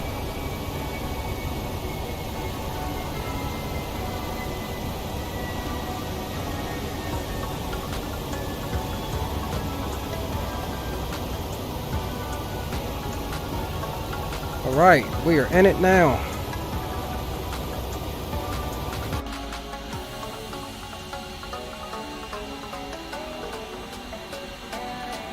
Alright guys, this river here, as I stated, is the Potomac. Follow this bad boy right on up to DCA.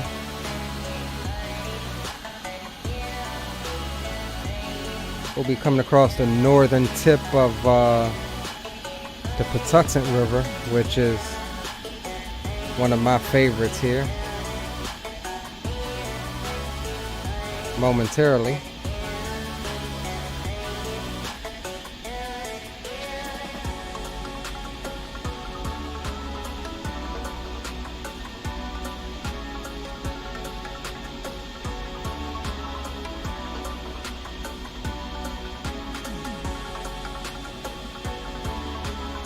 Here's the Patuxent River here, also known as Pax River.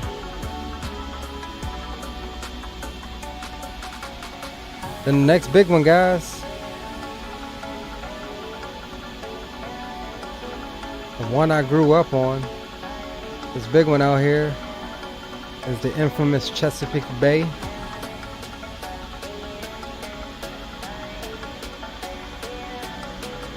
We get closer, we'll definitely catch sight of that.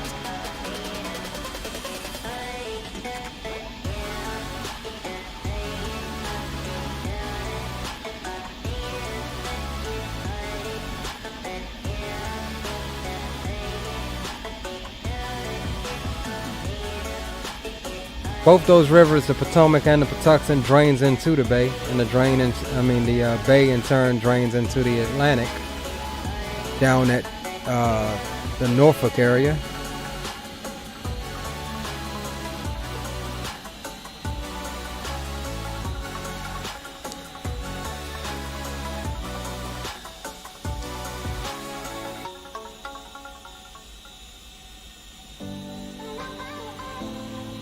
Oh, this is a good one.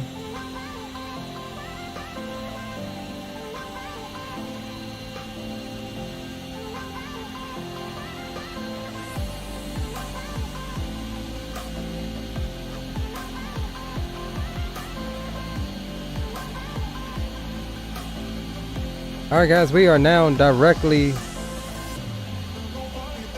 southeast of Washington DC,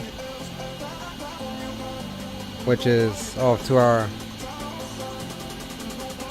10-11 o'clock over here underneath the cloud bank.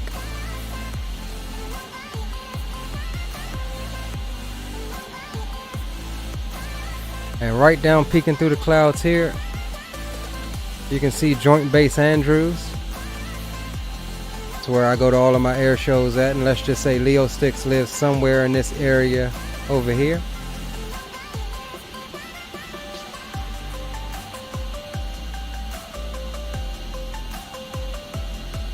Yeah, we'll just say that Leo lives somewhere over in this area here. But yep, that's Joint Base Andrews. That's where Air Force One is stationed. Air Force Two.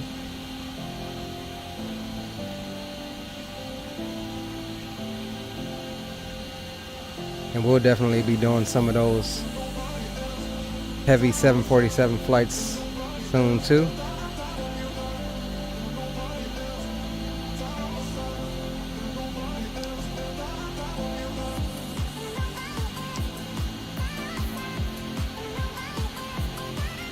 Welcome to my neck of the woods, guys.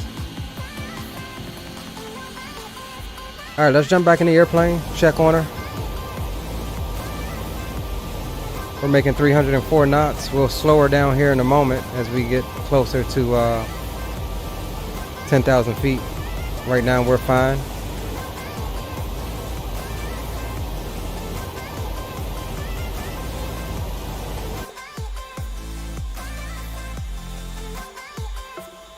Tap highlighted items to search.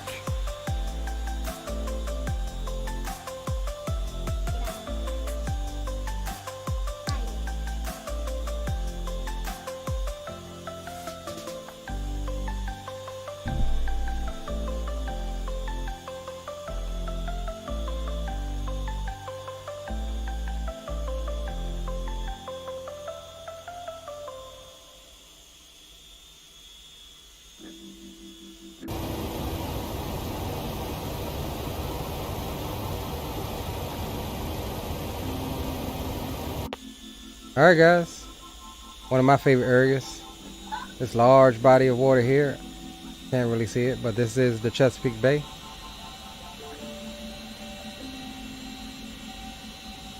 One of the biggest estuaries in the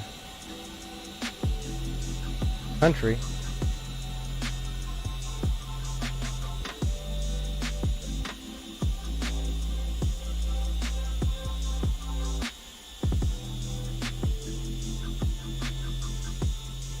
We can't make it out, but the Chesapeake Bay Span Bridge is up here somewhere. Here it is. 4 mile long, 4.5 miles crossing the bay. Take you from the mainland of Maryland to the eastern shore, which we're about to get to in mere seconds.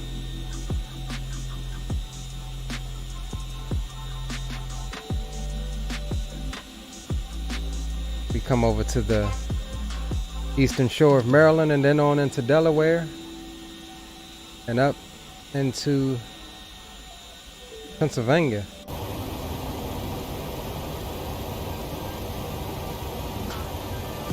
Ladies and gentlemen, for the record, UPS flight 2945 will terminate in Philadelphia. I say that to say that the stream will terminate in Philadelphia, but of course, as always, we will get our replays and stuff in. Again, we apologize for the delays as we get a frame hit rip. We apologize for the delays, but you know, sometimes dealing with flight simulators, that's outside of our control. Nope, Bay Bridge is 4.5 miles long, Anthony. Come on, man, you live closer to the Bay Bridge than I do. You should know that.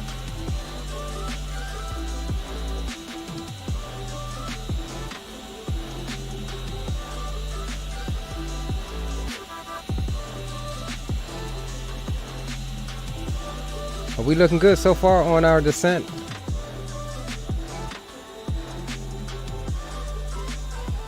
bust through this cloud deck here. Coming down to 17,000 feet. With that said, let us get our local altimeter. Altimeter here is 3006. So we'll bump that up. We'll come on over to 3006.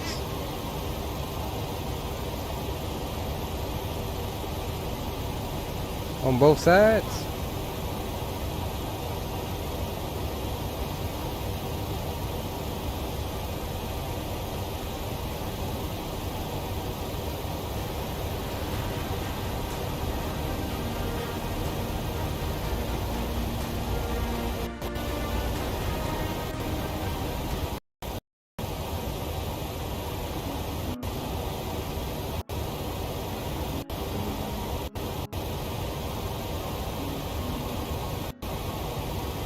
I definitely did.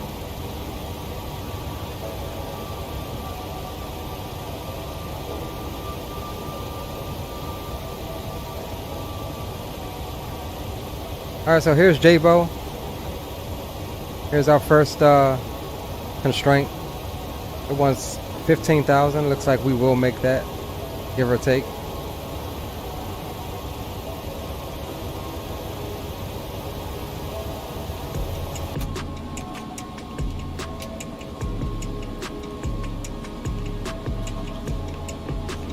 Anthony says, I'm in Mount County. I never heard of Mount County. I need to look that up. Yeah, we'll check out Mount County here.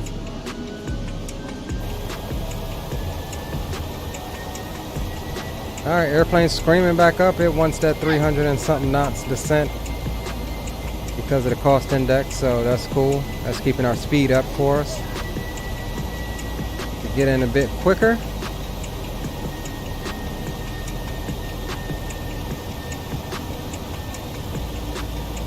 Alright, so we will be using auto brakes 2. We may come and revisit that here in a second. Depending on which runway we take. If we take 35 or 17, we will definitely be using auto brakes 3 at least.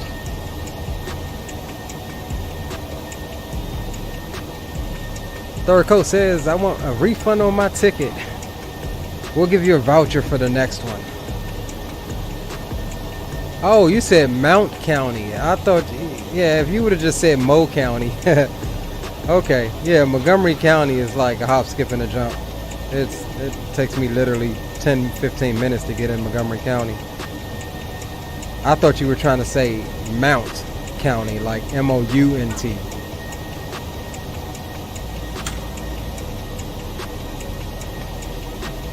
What was that?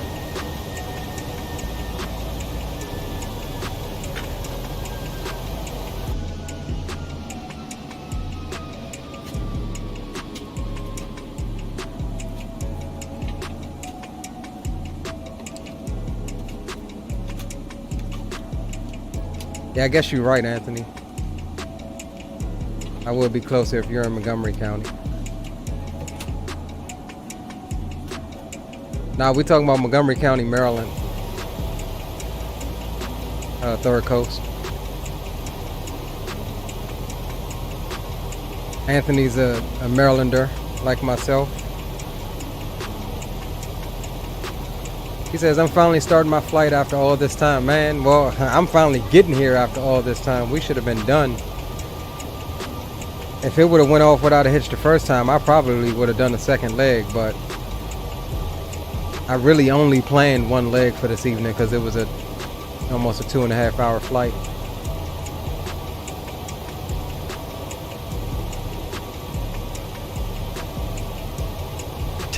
Third Coast says, I'm not too far.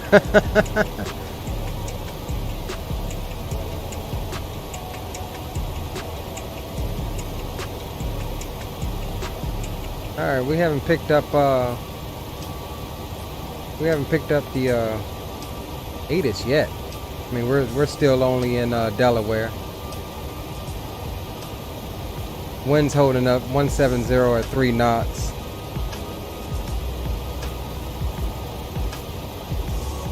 So for right now, what we're gonna do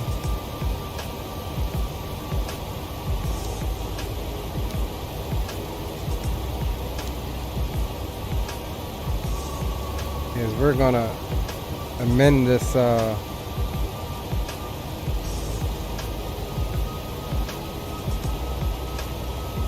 right quick.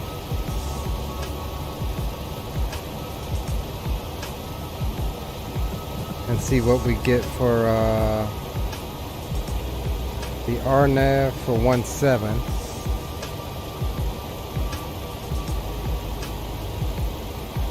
Philadelphia INTL There we go, information we getting the Romeo. ATIS. 2100 Zulu weather. Wind light and variable. Visibility more than 10. Sky 27 right. conditions 25,000 scattered. 27,000 scattered. Temperature 13. Dew point 6. Altimeter 3006. Arriving runways 27 right. 26. Departing runway 27 left. Advise on initial contact. You have Romeo.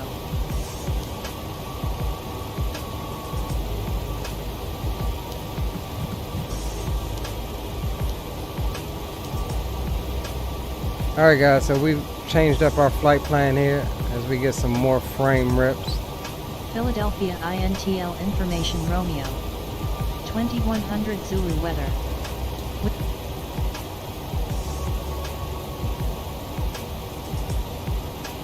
Alright, we'll take over the speed, bring the speed on back to 250 knots. We'll pop out the speed brake to help us. We're here at 10,000 feet at our restriction. Before we descend, we will get our speed down.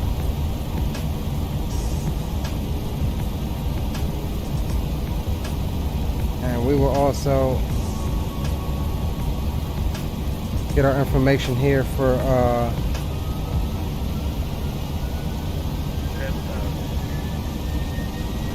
alright, we can stow the speed brakes.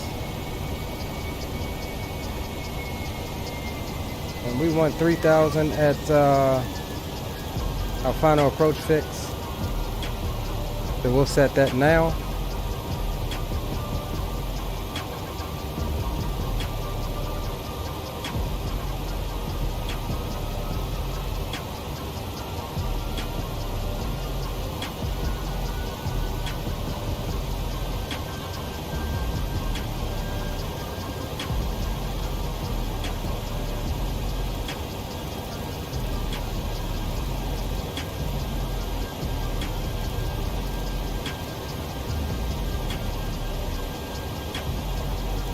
We'll bring the speed on back to 245, and we'll VS it on down.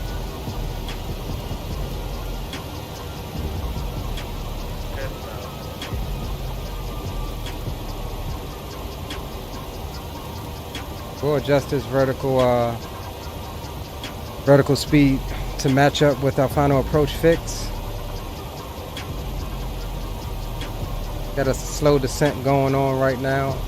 Bring it up to about 500 feet a minute. 10,000 feet, landing lights can come on. Wing lights can come on as well. Speed check 244 knots. We're good to go.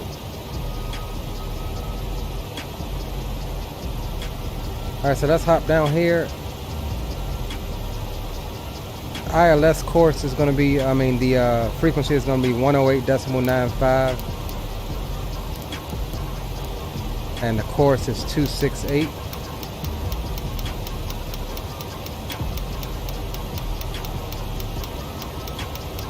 So we'll pop 268 here for the ILS course. So we're set there. We're all set up for the ILS approach for reference.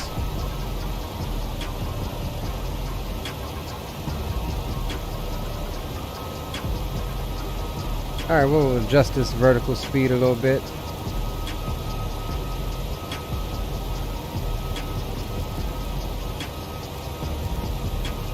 And we will swap over into heading mode.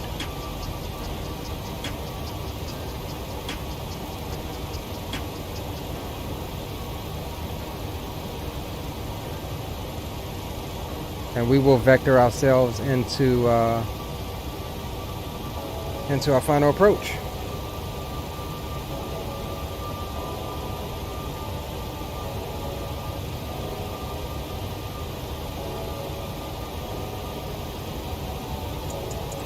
All right, a few more things we need to check here on the charts. The ILS decision height for this approach is 211 feet, so we will tune that now.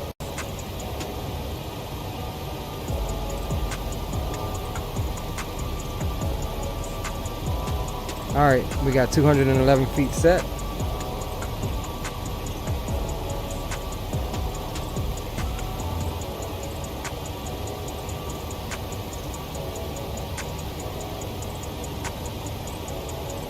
Chief says, been in the background, but tab is open. Roger that. You are just in time, my friend. We're getting ready to jump up into Philadelphia. Anthony says, I'm pushing back now. Cool beans. Where are you flying to, Anthony? I would love to do a second leg, but I don't know if time's gonna permit tonight.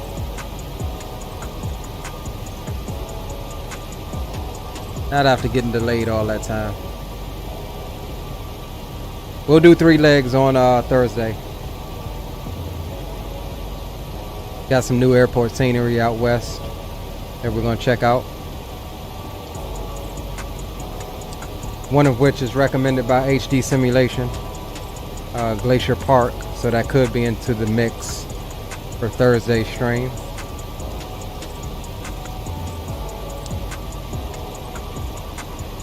Anthony says going to Baltimore to Atlanta. That's a good little flight. One of my favorite quick flights, either DCA to Atlanta or BWI to Atlanta.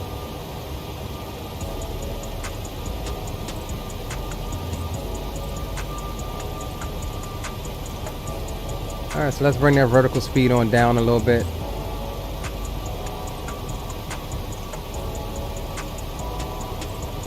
And we're pretty much looking to line up our banana here. This is the arc in which the altitude that we have set in the my track IR stick stopped getting blocked. The altitude that we have set in the MDP here, that green arc is where we will get to that altitude. So we're looking to match it up with the final approach fix here, which is Inzu.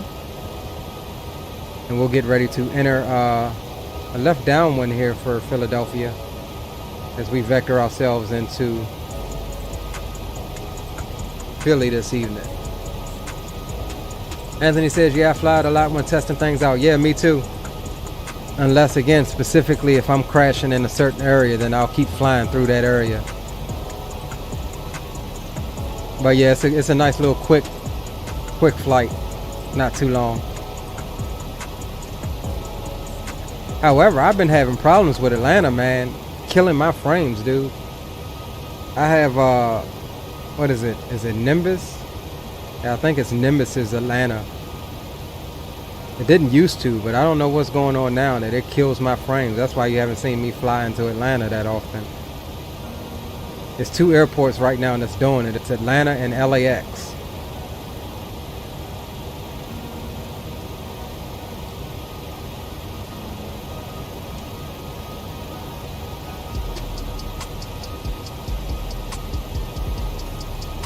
All right, my friends, we should have, yeah, we got Philadelphia right out here off our left side, 10 o'clock, 9:30, 10 o'clock. And we'll be looping around, coming across the port here. Got downtown Philadelphia out there. And that will be on our right side as we come in. This is pretty much the same approach that Chief Sim Pilot came into Philly the other day. So we'll see if we can do as good as him on that arrival into Philly.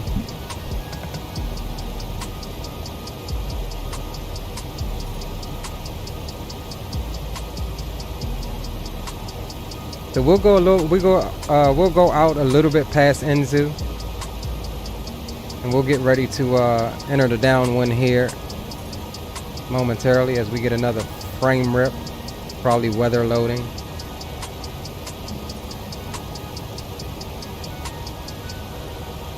And you see we do have traffic departing, climbing out from Philly.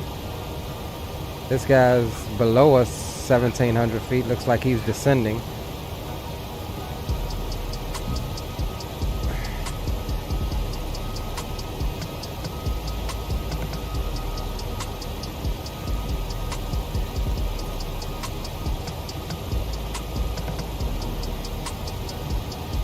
Alright, we getting some lights come on. It's getting later in the evening here in Philly. Get those lights start popping on. And something is trying to load, and every time it does, it like freaking tanks my frames.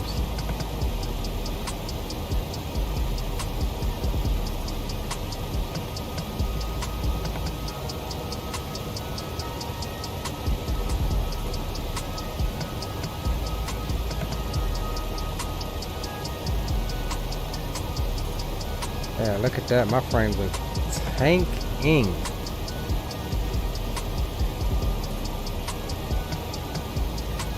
Alright, looks like we got a guy on final approach here, 900 feet below us.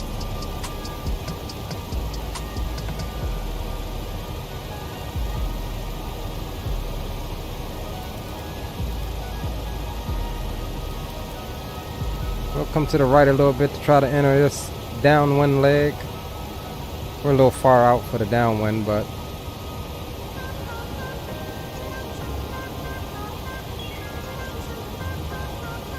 Anthony says, I fixed mine by just reinstalling it. What are you talking about, Atlanta? Are you running the Nimbus scenery for Atlanta?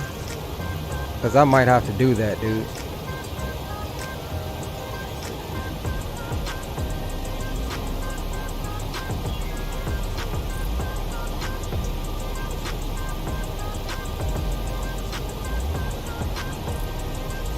I just might have to do that.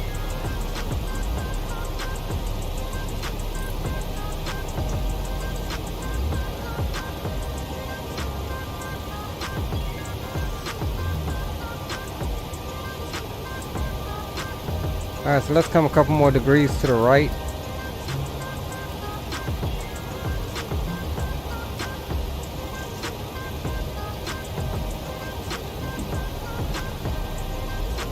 And we'll get ready to plug into our FMS to go direct to, what is it? Izu or something? Inzu. Once we are abeam of it. And that should bring us in on a nice 45 degree angle to enter and capture the localizer for 27 right. Yeah, he says Nimbus scenery. Okay. Yeah, I'll try that, dude. I'll have to take it out and reinstall it. Because for some reason it's killing, it's just absolutely killing my frames. As soon as I load in, no matter what plane, it's just like, kills it.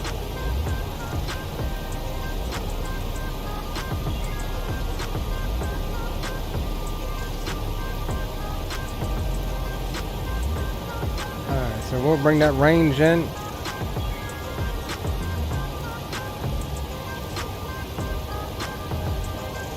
We'll bring the speed on back to 210.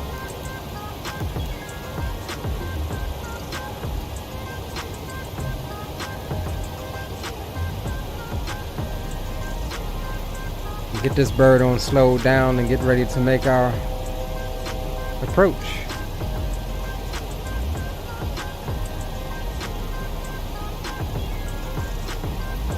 And we'll increase that vertical speed just a little bit.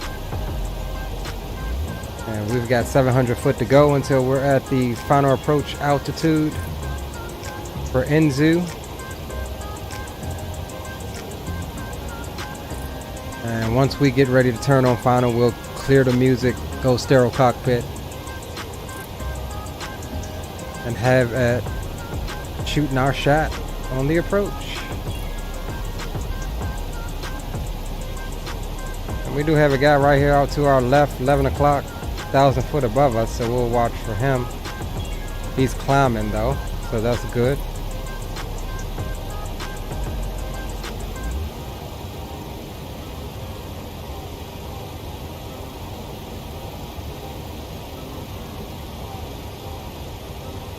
Alright, so we'll pop out flaps 1.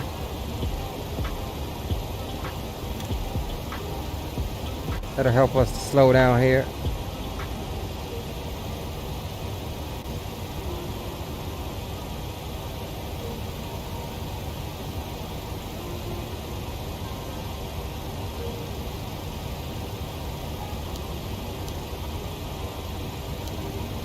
And we'll go direct to Inu. Engage LNAV. We are at 3,000 feet. And we will bring our speed on back to 180 knots. And we'll jump back down in here and get our perf data. So we'll rock flaps 30, 130 knots on the approach. So we'll plug that in.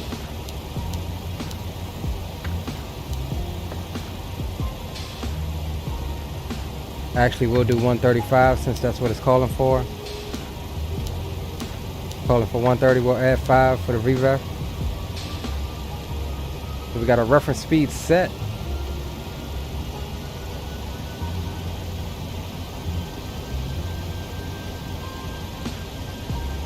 And look at that sunset. Beautiful, guys.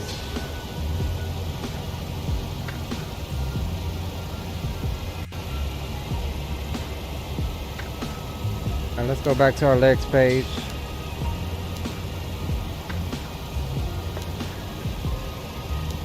Execute that again. Give us more of a direct 2. And we can actually engage Vorlock as we await on the localizer to come in.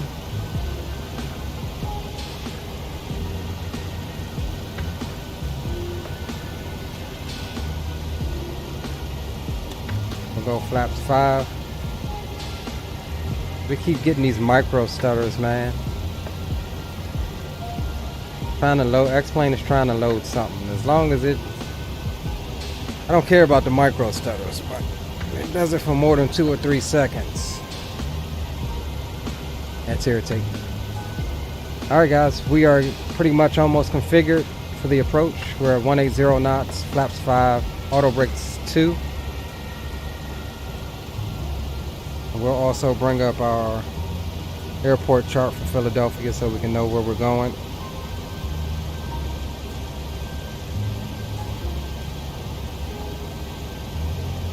So all the way to the end of 27 right, Cargo City. We'll park down there with the rest of the cargos.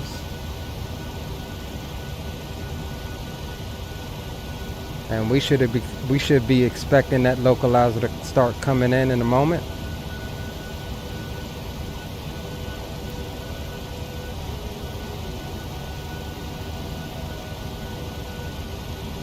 Anthony says, I'll be taking off when you'll be landing. Roger that.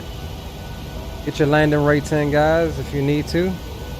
And we have visual on the airport out there in front of us.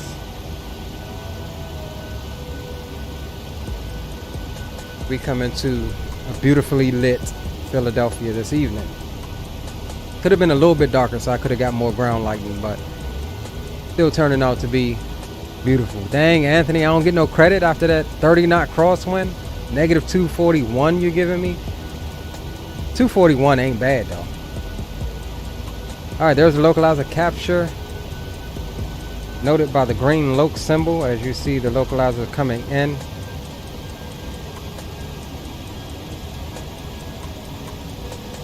And we'll wait on that glass slope to start coming on in before we drop the gear.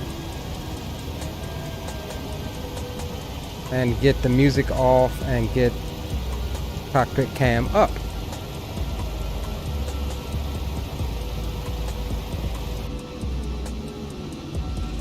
Highways are starting to light up out here, going into the latter part of the evening. And we've got downtown Philadelphia out here at our 2 o'clock.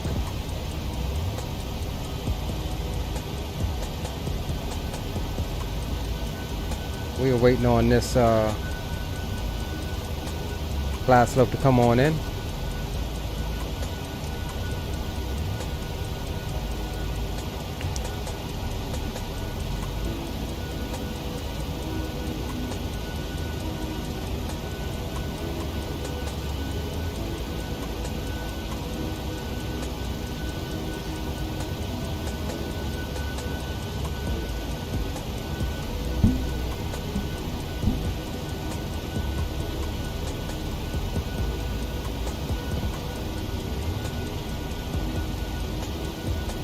We were both off center on that crosswind. Do you use Ultra Weather XP. No, I use Active Sky, dude, if I'm not using X Enviro.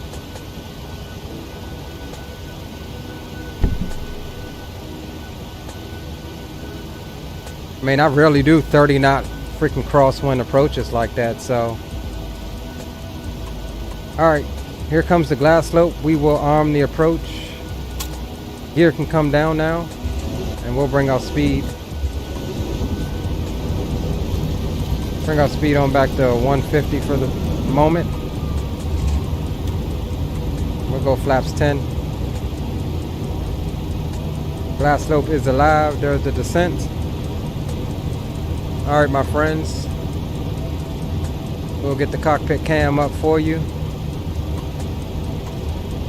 And we will get rid of the tunes.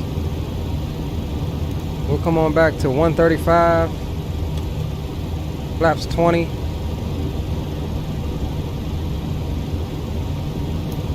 Taxi lights in, logo lights can come on.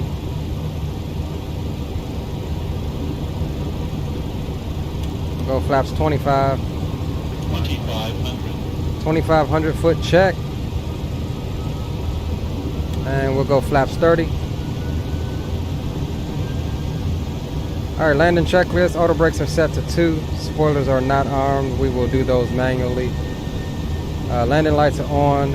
Wing lights are on. Speed is set. Alright, we're good to go.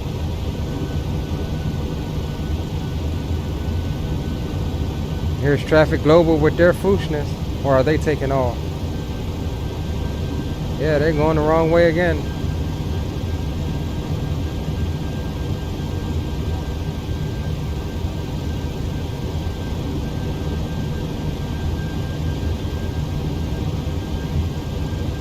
Hold on, guys. Give me 1 second. Let me just make sure that my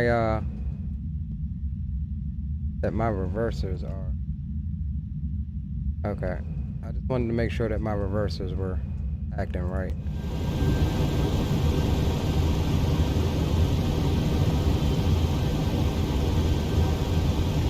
All right, guys. In a minute, we will take over. Get up our airport chart.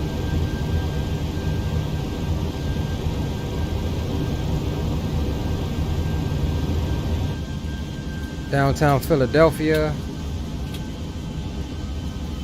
The bridge.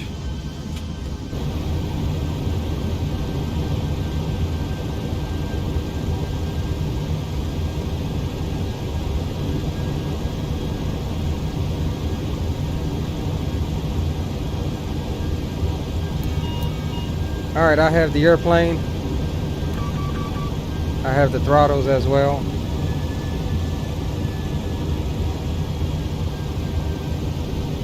There's that aircraft carrier that Chief was talking about. Helicopter taking off. 2 white, 2 red on the poppy lights. We're looking good on the descent. We're all visual now. 1,000 foot check.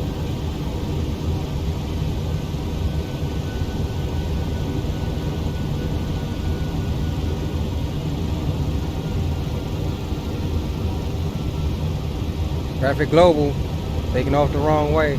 I just need to go and edit my files so that they don't do that. X-plane problem, not Traffic Global. When the winds are calm, that's what you get. Alright, still 2 white, 2 red on the poppy lights, 135 right on VREF.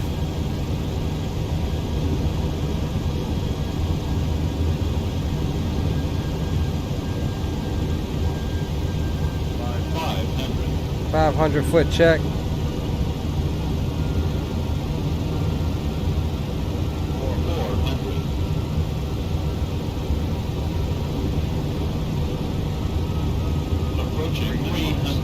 Landing. We're at minimums. Minimums 200. Slightly low, but we're good. Light slope. Light slope. Light slope. We're trying to grease that touchdown zone this time. Light slope. Light slope. Come on, Traffic Global.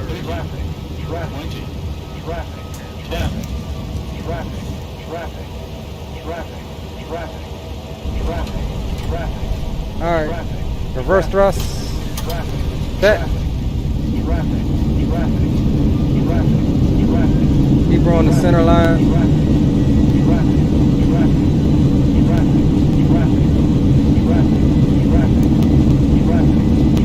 There's 60 knots manual braking. And we will exit here. Yes, we know.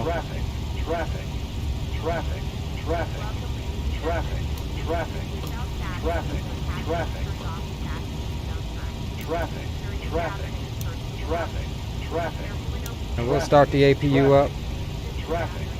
Ladies and gentlemen, welcome to Philadelphia, the city of brotherly love. And we'll taxi on down here to Cargo City.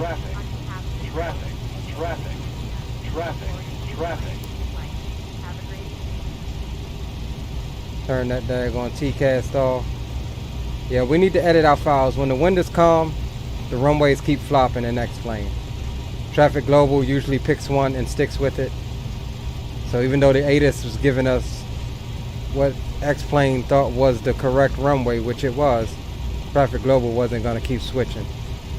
Especially if these planes were already on approach.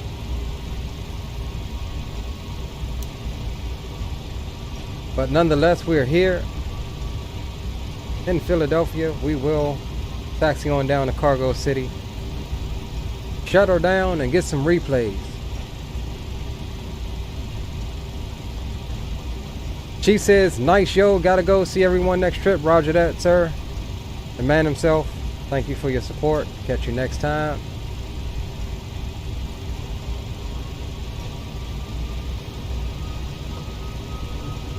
Finally, after all this time, guys, we have made it to Philadelphia. We'll get on down here to the cargo area down here at the end. Grab us some nice replays coming into Philly.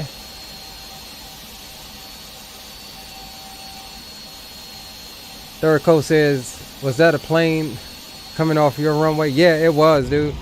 Like I was explaining, the traffic program that I use, Traffic Global, which provides the air traffic. If the winds are calm, X-Plane has a tendency to keep swapping the active runways instead of using one specific runway, which is not a problem in the sense of human players. But when you pair that up with a third-party add-on such as Traffic Global, whatever's already on approach, they tend to stick with that runway. And so that is why they were coming in on the opposite, because maybe a short while ago the other end of the runway was active because the X-plane swapping it over, and those planes were already on approach. So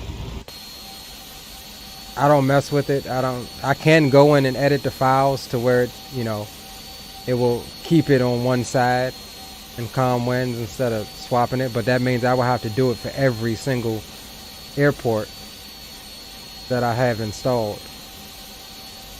Alright, so this is obviously the FedEx side. We're not going to bother with looking for the UPS side. We're going to get down here to an area here.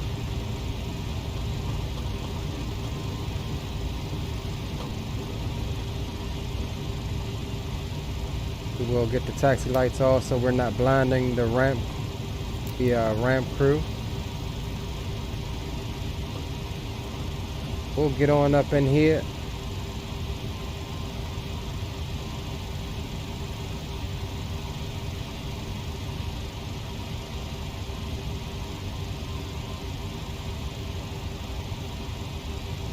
All right. Let's see. There we go.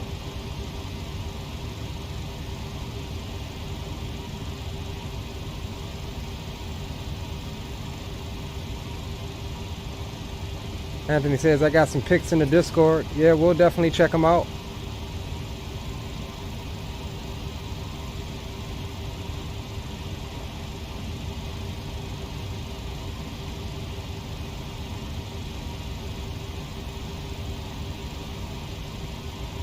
Alright. Pop the brakes. Brakes are on. Let's jump on to the APU gens. APU bleed can come on. And go ahead and shut down 1 and 2.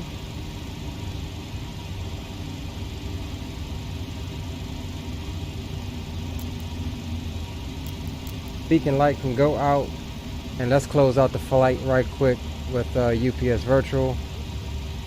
File that PyRep.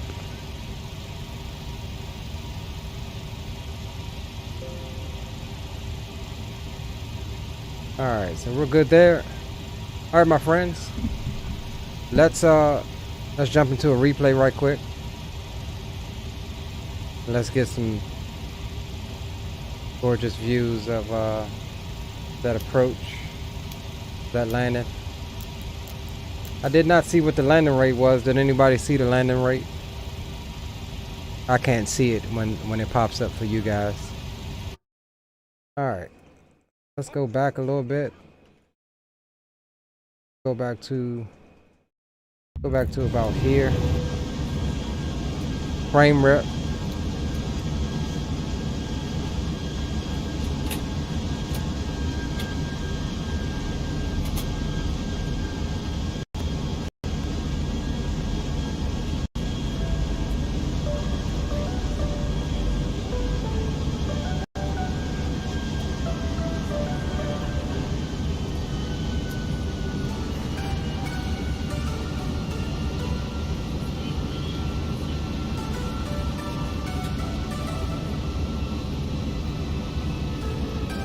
We'll check it out from the wing view first. Of course, we will get our runway views.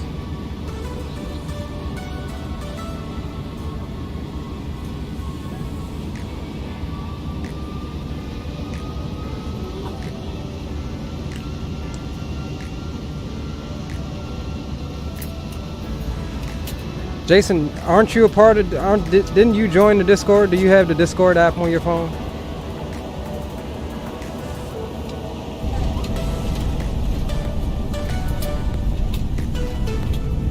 Yep, there's the spoilers.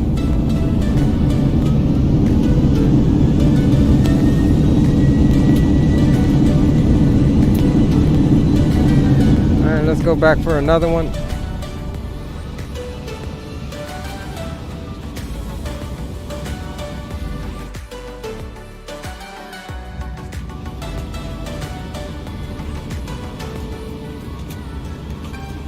I gotta figure out, I gotta adjust my water settings. I shouldn't do that.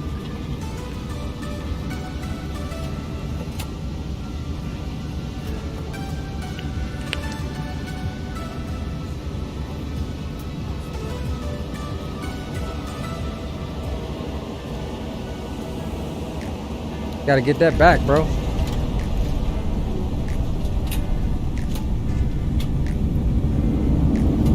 Alright, of course, let's grab one from the tower view.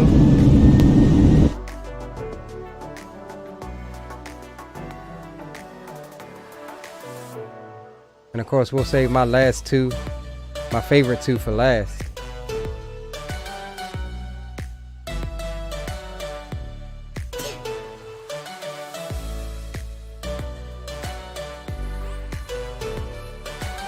Lincoln Financial Field there in the background.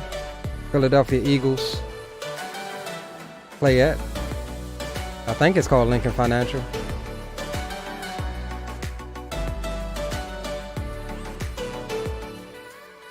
No float really on this one, guys. Look at that nice soft touchdown. Couldn't ask for a better landing after getting started with a bunch of trouble.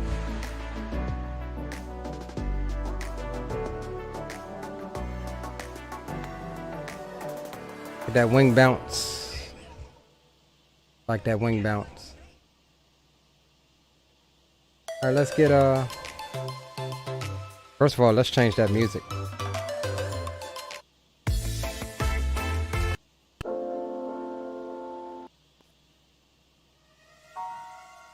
Alright, here we go.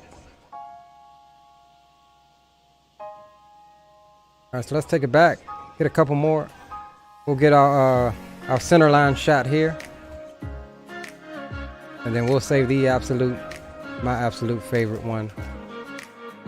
For last, let's change the camera view.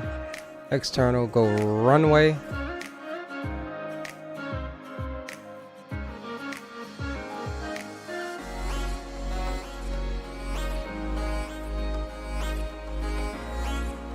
This is my second to first favorite shot. Slightly off center line, there's a drift back to center line.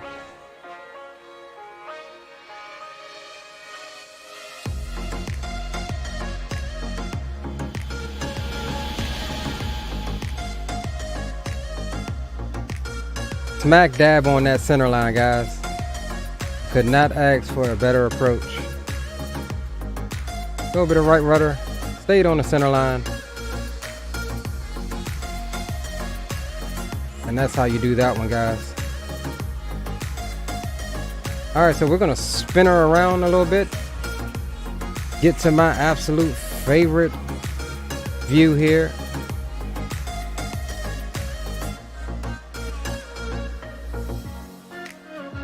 And that is one just sitting on the side of the runway here.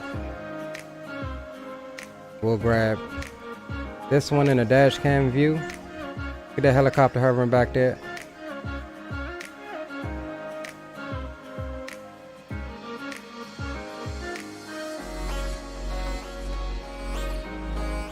And we'll pause that there for 1 microsecond. And get my all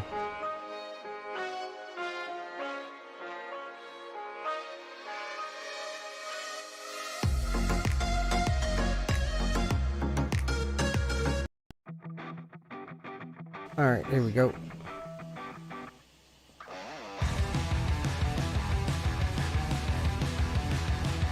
All right, my friends, this is the moment where I will leave you. As always, you know what that comment means. Thank you to everyone that showed up and showed out. And until next time, y'all make sure that y'all do something that you're passionate about. And sky's the limit. Let's fly it together. Till next time, Leo Sticks is out. See ya.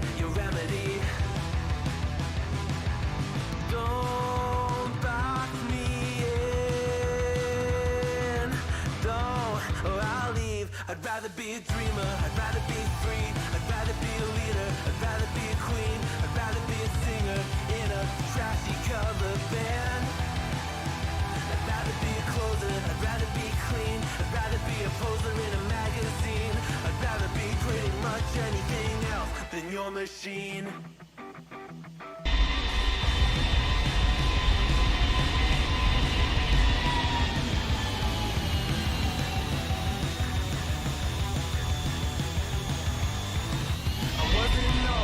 Just a single shade, a palette full of gray and reverie.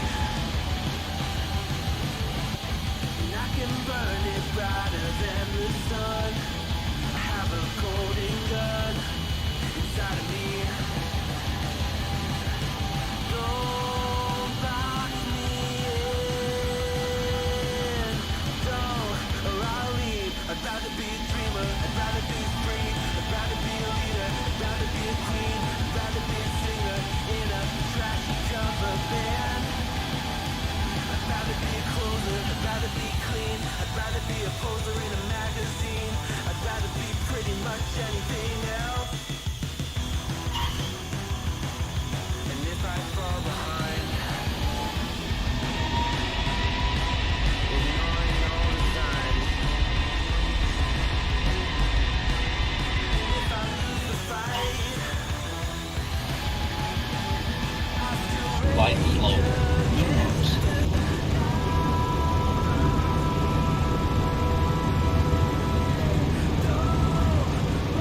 Numerals 200. Light slow. Light slow. Light slow. Light slow. Light slow.